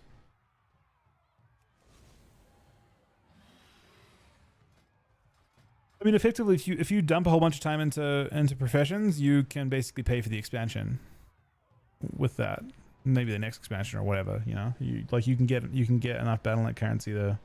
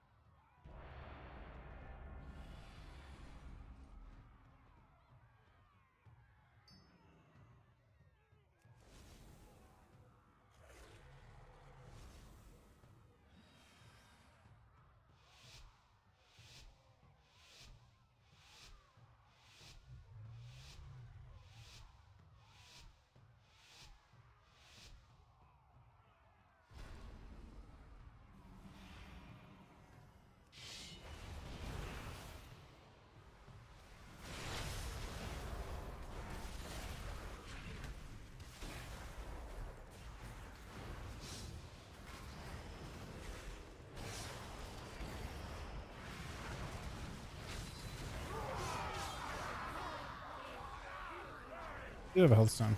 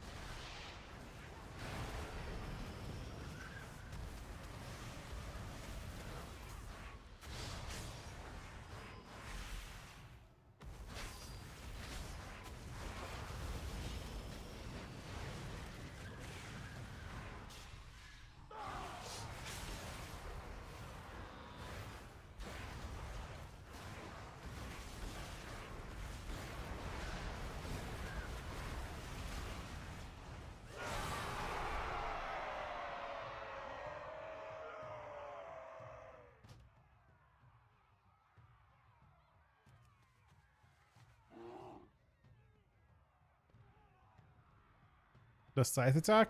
That's eradicate.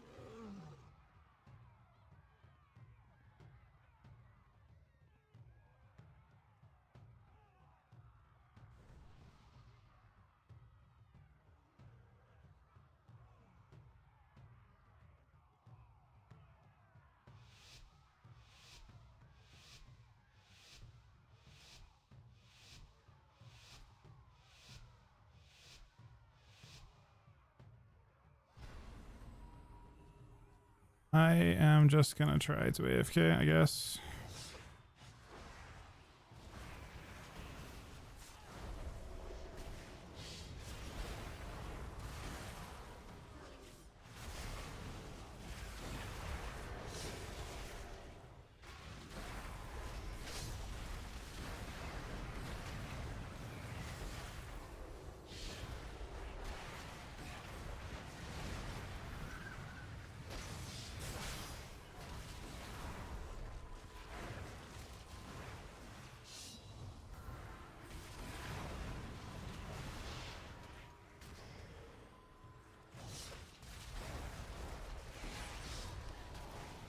Doesn't feel particularly fun to sit back here though.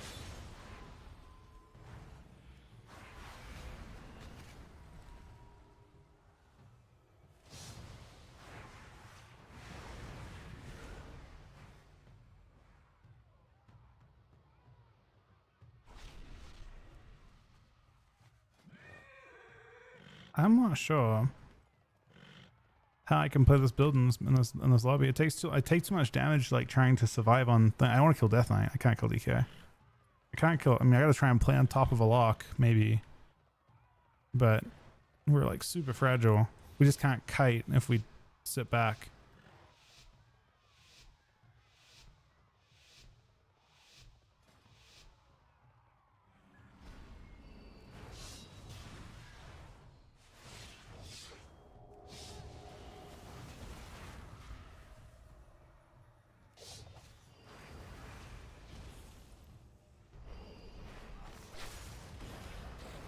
This shit, man.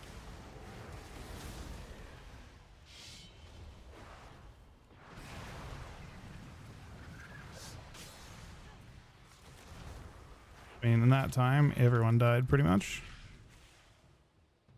I didn't get to do anything.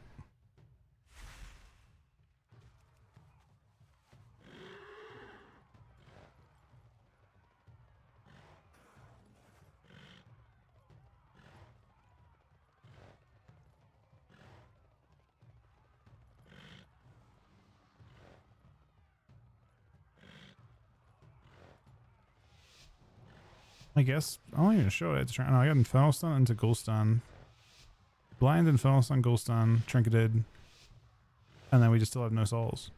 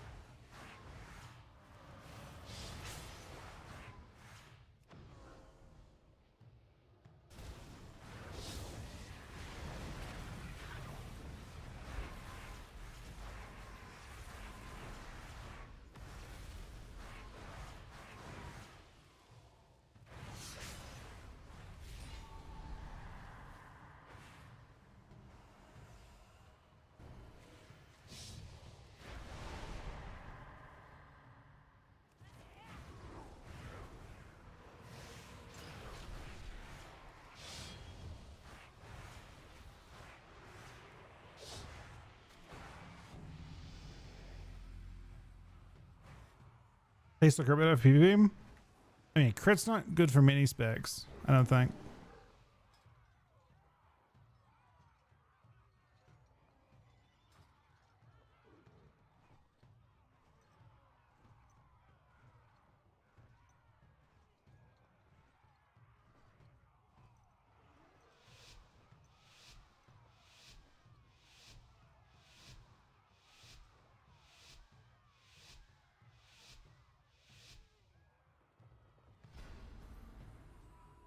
He just blocked me up now.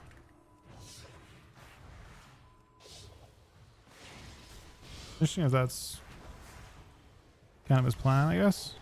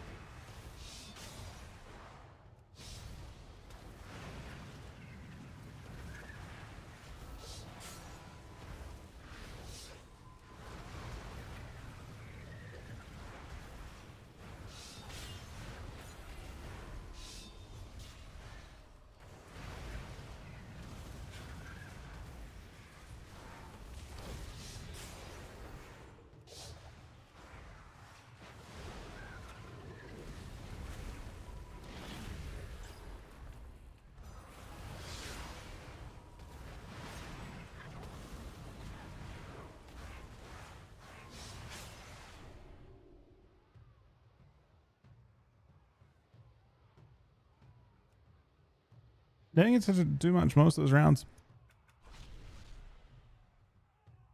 Can't really kill it. I mean, maybe I could have said like just go DK because I can't survive. I can't kite. I can't sit at a pillar unless you can force him back from that. But I feel like mage. There's no way that mage DH would be able to do that.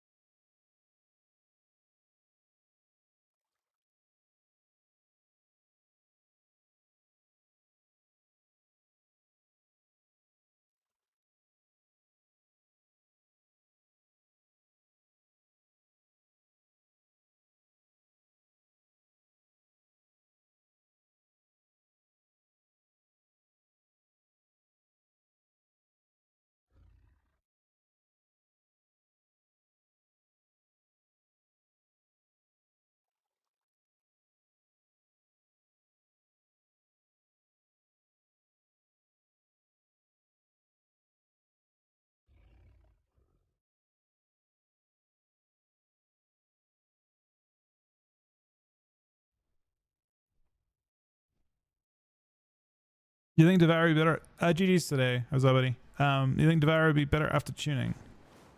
That's, I do not know. There's a lot. I mean, so it's got some design issues. So you could kind of see in that last game a little bit of that. Your need to play, like your class that needs to be kind of like, I don't know how you play consistently. When you're actually trying to kill someone, you have to play melee. It's not a range spec. You have to play a melee, or people can just run, like people just outrange your collapse.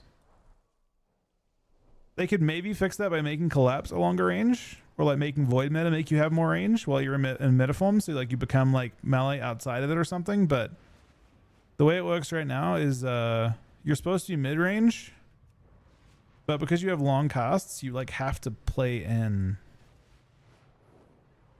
which is a very awkward playstyle for a pretty fragile caster to have. We'll see. I mean, I don't know what they plan to do with everything. The buff to them, I mean, the biggest thing with the buff to them is that there's so many specs getting nerfed, and the patch change and the note changes tomorrow. They're nerfing 2 specs of Warlock, 1 spec of Mage, actually 2 specs of Mage. Both Fire and Arcana getting gutted. Frost, I think, is left alone. They're nerfing Survival Hunter. They're nerfing Windwalker, kind of. It probably is a net nerf to Windwalker. They are buffing Shadow Priest, which is scary. I think people are expecting that, and they're also buffing Moonkin. I don't believe they're buffing Destra. Are you sure? Those nodes don't look like a buff to me.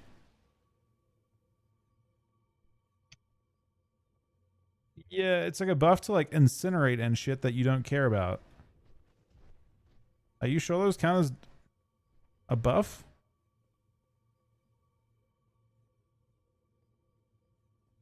They like destroy their hero talents, and they give you in compensation Rain of Fire, Incinerate, and Immolate.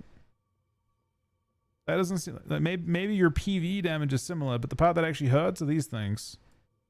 That's a part of what hurts, at least. When you get one AoE one tapped at the start of the game, it's because of Blackened Soul.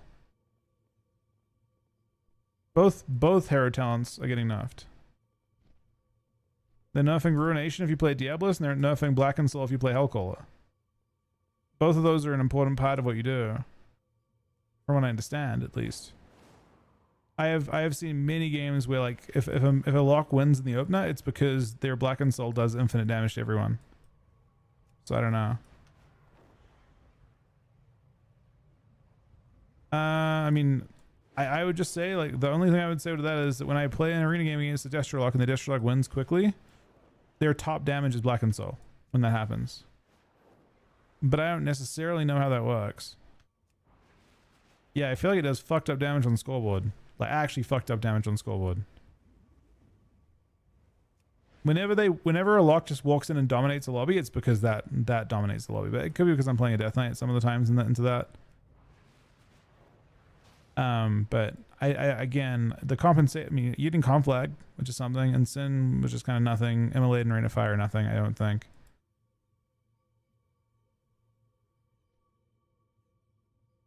I mean, these aren't, none of these seem important to me, really. But I did think Blackened Soul was important to them because, again, it's like your top dam. Arms, I don't know. I guess they'll see. We'll see if there's a different build. Normally, it's interesting. Normally, you can kind of see the changes in, like, if you pay attention to who the actual devs are and them queuing on beta, you can actually see what's going to happen and what they're trying to make work. It's interesting that this time I have not seen any Arms Warriors cooking, but maybe they're queuing during the day or something. Yeah, I'm pretty sure. I didn't think they were buffs to Warlocks, but maybe they are.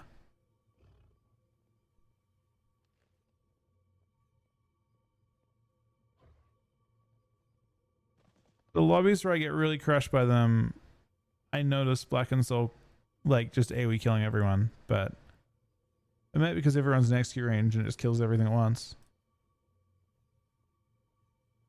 Top's Bolt. Have I seen that very often?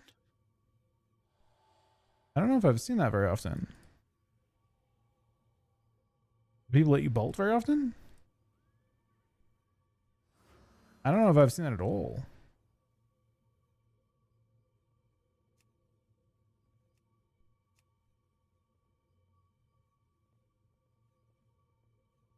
You might be playing a different build. No, this isn't the Black and Soul build, right? This is a wait, no, is it? I don't even know. Wither is your immolate, right? So this is buffed. And the fallen will join them in the afterlife. Or is Black and Soul in the... Oh fuck, I'm this big.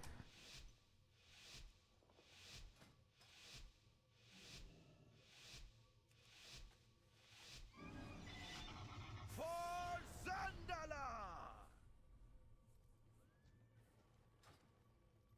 Yeah, I mean, it could be a buff, I guess. I'm getting sneezed off, man. I'm sick. Fuck.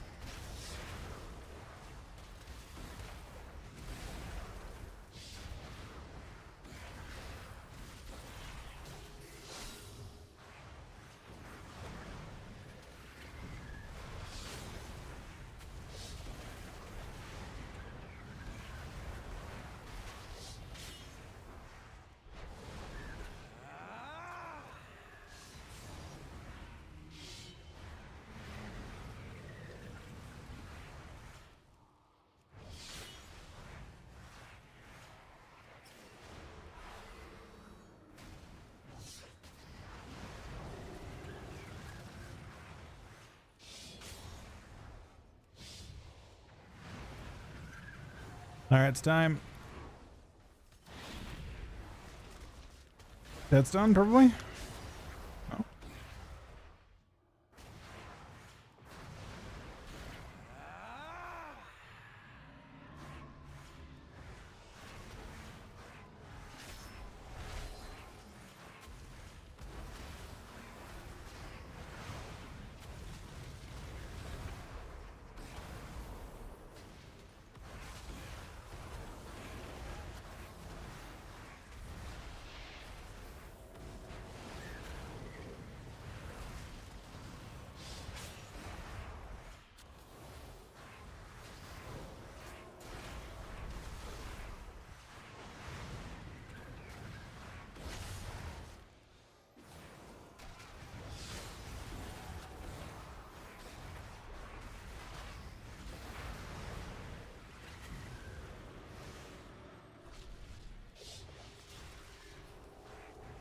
Oh, that's tragic.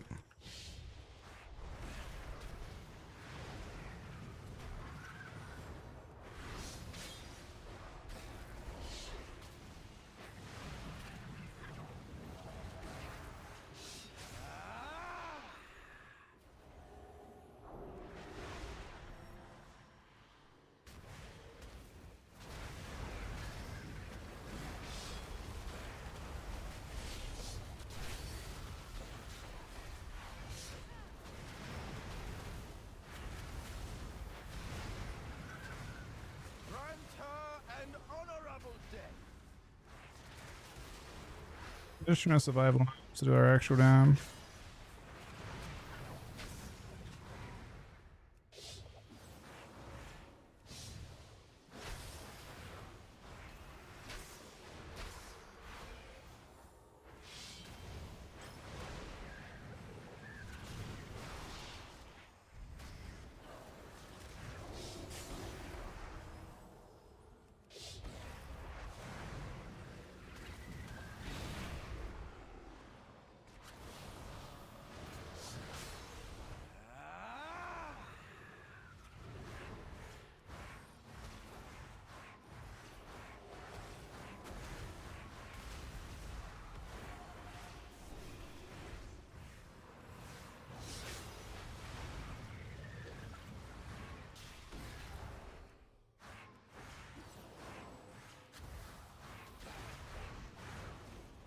Uh-oh. You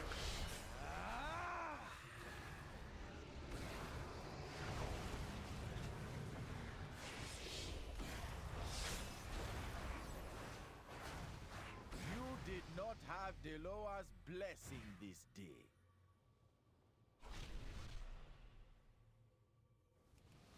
I mean, he's playing the same build as that.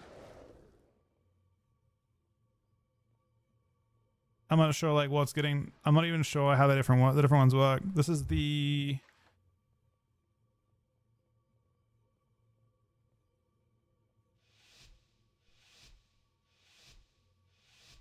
Does he have Ruination? But I don't see Ruination.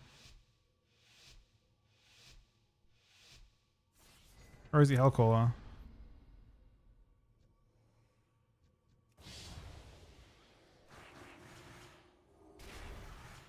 I mean, unfortunately, I don't see a single point of Black and Soul.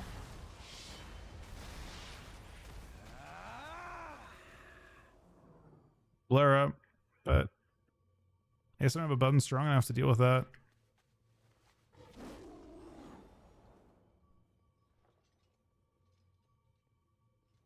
Yeah, I don't see it in his death log. I don't see it. I don't see a single point from it, so it must be rolled into Wither. Is my guess. It wasn't previously. It's got to be. It's got to be included in there, but you can't see. You can't see the breakdown. That's crazy. You can't even see their accurate breakdown.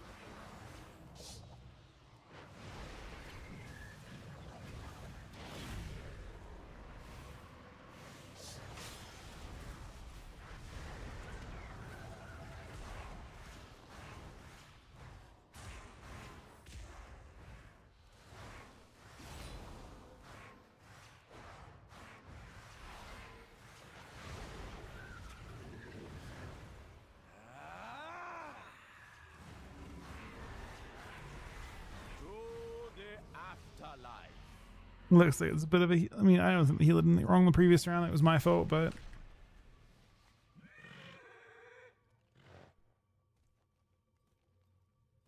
Oh, I don't think it's a big. I don't think it's a big enough. I mean, I think Destro. I think Demo looks great still too with the changes, and they're getting pretty severe ones.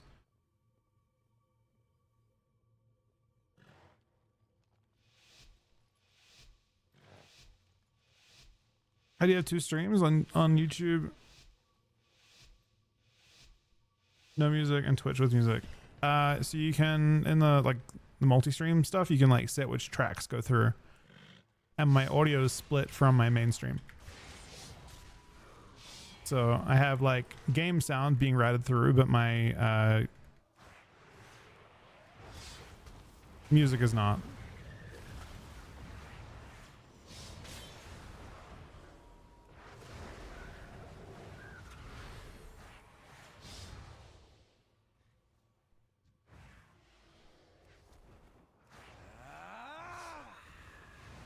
I think he loves, but I think he procced that too.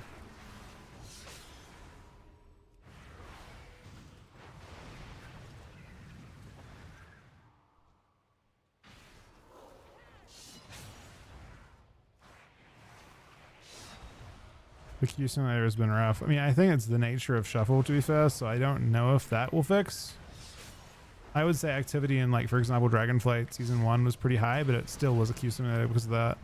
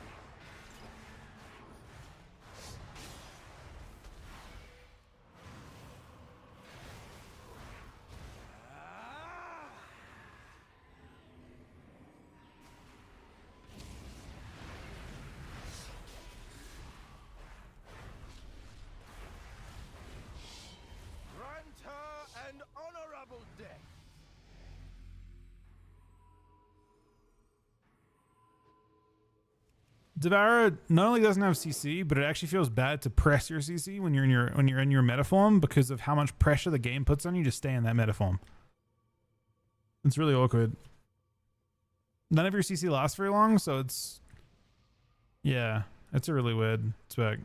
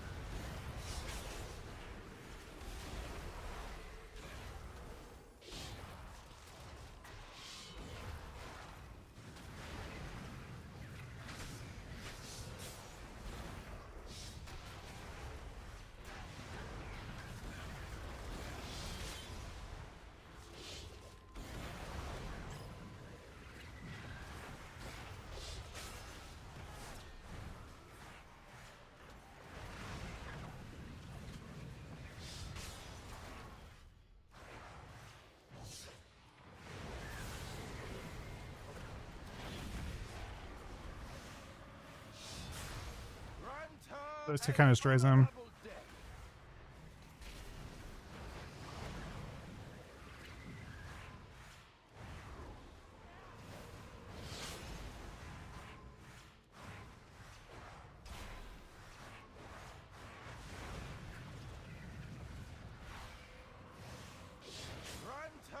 And honorable death.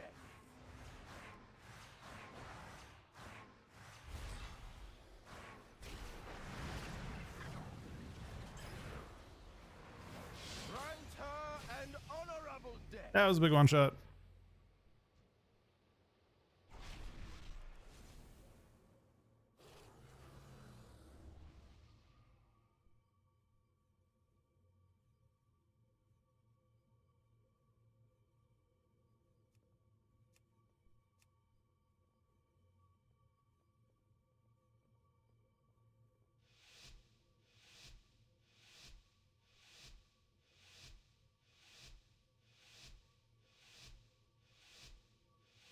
I do not know about pre-patch stuff. I haven't actually done any PvP on pre-patch like since the first day of it.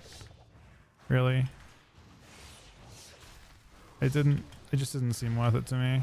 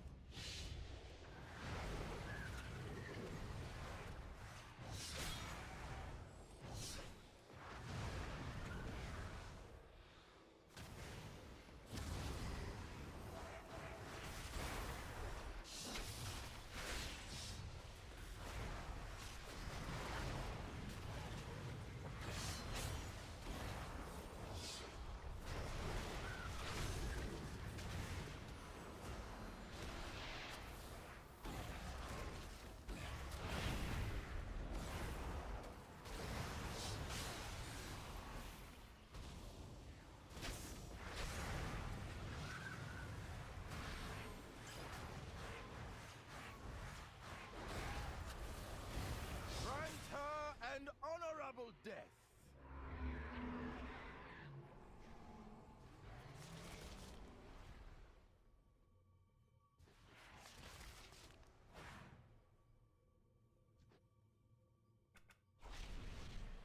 Did a lobby for me for sure.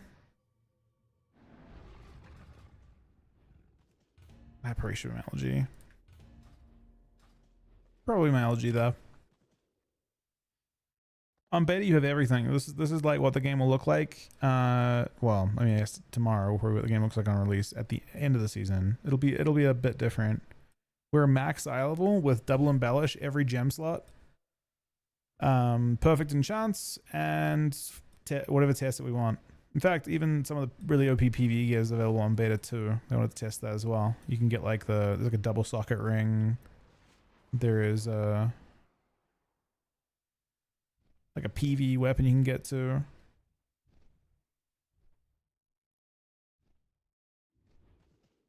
Beta's honestly pretty OP.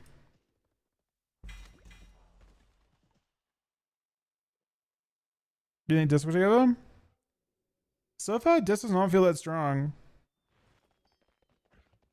Yeah, I'm using that embellish right now. It is pretty strong. It's a weird pick on DH though, because like, I mean, it's up a lot. It's nerfed by a ton. Honestly, is it that good? Hold up a sec. I don't think it is good. They nerfed it like crazy. It looks like it copped an 80% nerf or something. Yeah, that's actually what it is. 208. It's just 23 of each stat. I shouldn't take this Q. I've been getting cooked on sleep recently. It was 90 times 2. Yeah, it was super broken. It was 200 each stat. Brixie, thank you for the 57-month resub. For calling me a coward, man. So the way it works with gem sockets now, Goss, is that every crafted item or any ring, every ring in the game has one socket on it. There is one exception to that rule. There's one socket that comes with one ring that comes with 2. It's a PvE one from I think the last boss, Eye of Midnight. Has 2 sockets, but the other ones, like if you look, I'll show you. Like previously, you had to like put a gem slot on the item itself, but now if you look at the actual items, like these are the PvP rings and neck, they just already have the sockets in them waiting, and you can't improve that. So in terms of on a farm, the way it works is, last expansion you had to farm 2 sockets for each piece of jewelry you had, so you had to get 6 for your rings and neck. Then you had 1 for helm, braces, and belt, for a total of 9 sockets, I believe. Now the rings and neck have the sockets by default, so you don't have to farm any of those, and there's only 3 of them instead of 6. So the only on a farm you have to do for sockets each season is 3 for neck, braces, and belt, and that's it. There is bloodstone. No, there is. It's just way less of a grind. Instead of farming for 9 sockets, you're farming for 3 sockets. Other than that, the requirement's the same. It's 2.5k, I think, per socket for Ana. Per gem for Ana. And then you have to get 3 of them plus 5,000 Ana. So each one still costs the exact same, but you only need 3 of them. So it's much easier. You still have the precog and stuff as well, although I'm not actually sure if you have this interesting choice with the precog one. So this is the precog gem here, 12 primary stat, 5% damage reduction. If you craft the pure gem, it's 32 or something. The pure gem, you can craft a 32 primary stat one instead. It's possible that's better. This one here? No, wait, where is it? This one here. You tier 3 this guy, it's just 32 primary stat. So you can kind of see there'll be some interesting stuff that maybe happens with that. Primary stats are much higher. Like you have way less primary stat now. Yeah, I mean, but if you're not being attacked, obviously it is worth, like, I don't know how much what percent damage increases it. So you take 5% more damage inside of CC, but you gain, it's only 24. No, not 24. Not even 24. It's 20 primary stat, which is about 1% ish No, it's not. You're actually more than that. I think casters have more than I think you have more primary stat as caster than melee maybe. When I'm scaled, I have 2800.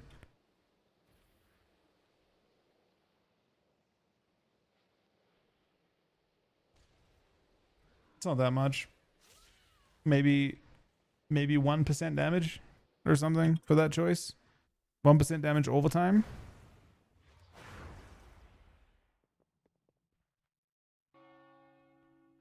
I don't know, if you're not worried about dying, if you're a tank, if you're playing like high mountain and shit.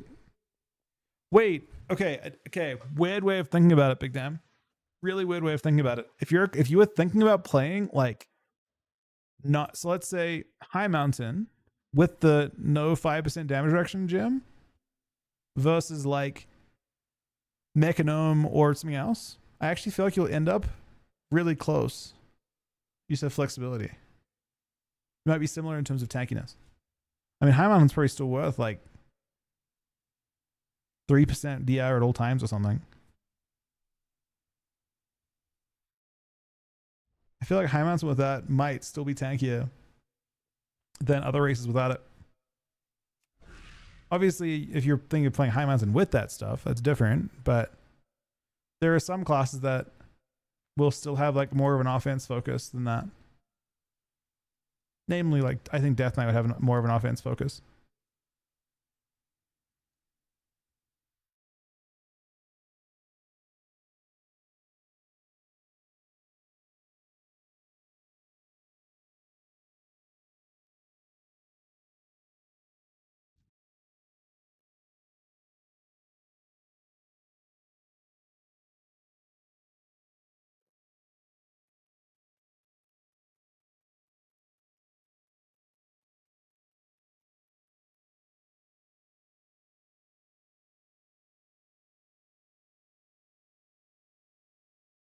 Do you think LA will be like crazy S tier after the changes, Big Damn?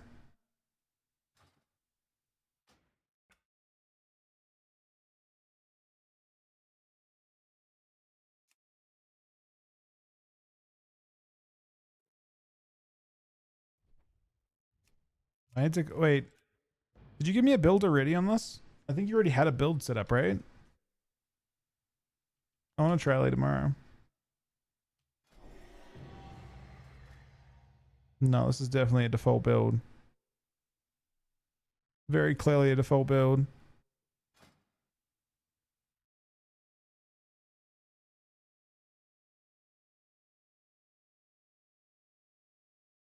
I think I have way too much haste and not nearly enough thing as well.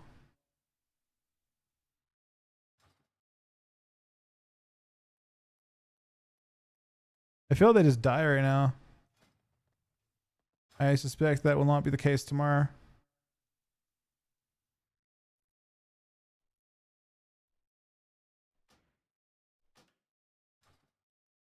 Better try it out. Alright guys, that's it for me today. Thank you guys very, very much for watching. Thank you to Briggsy for the 57-month resub, for Clab for the 500 bits, Sam for the host, Rayx the 48-month resub, and Sunny for the gifted sub as well at the start of the stream.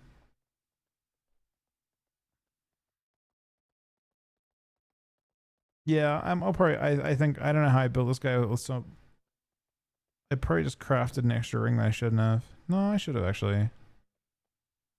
I'm not sure why my things. I'm playing 2 set 2.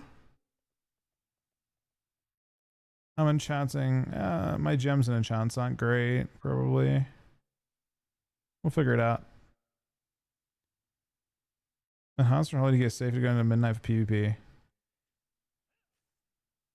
I know the question's more aimed at Big Damn. If you like playing, I mean, they're both pretty equal, right? Enhanced Ellie versus, they both have 2 specs. Maybe the fact you have 2 different range specs for Shaman is interesting. And then also, like, if Asham isn't a really crazy safe bet, then one of the DPS specs probably is, because your utility is still really fucking good relative to other specs, you know? Anyway, thank you guys for watching today.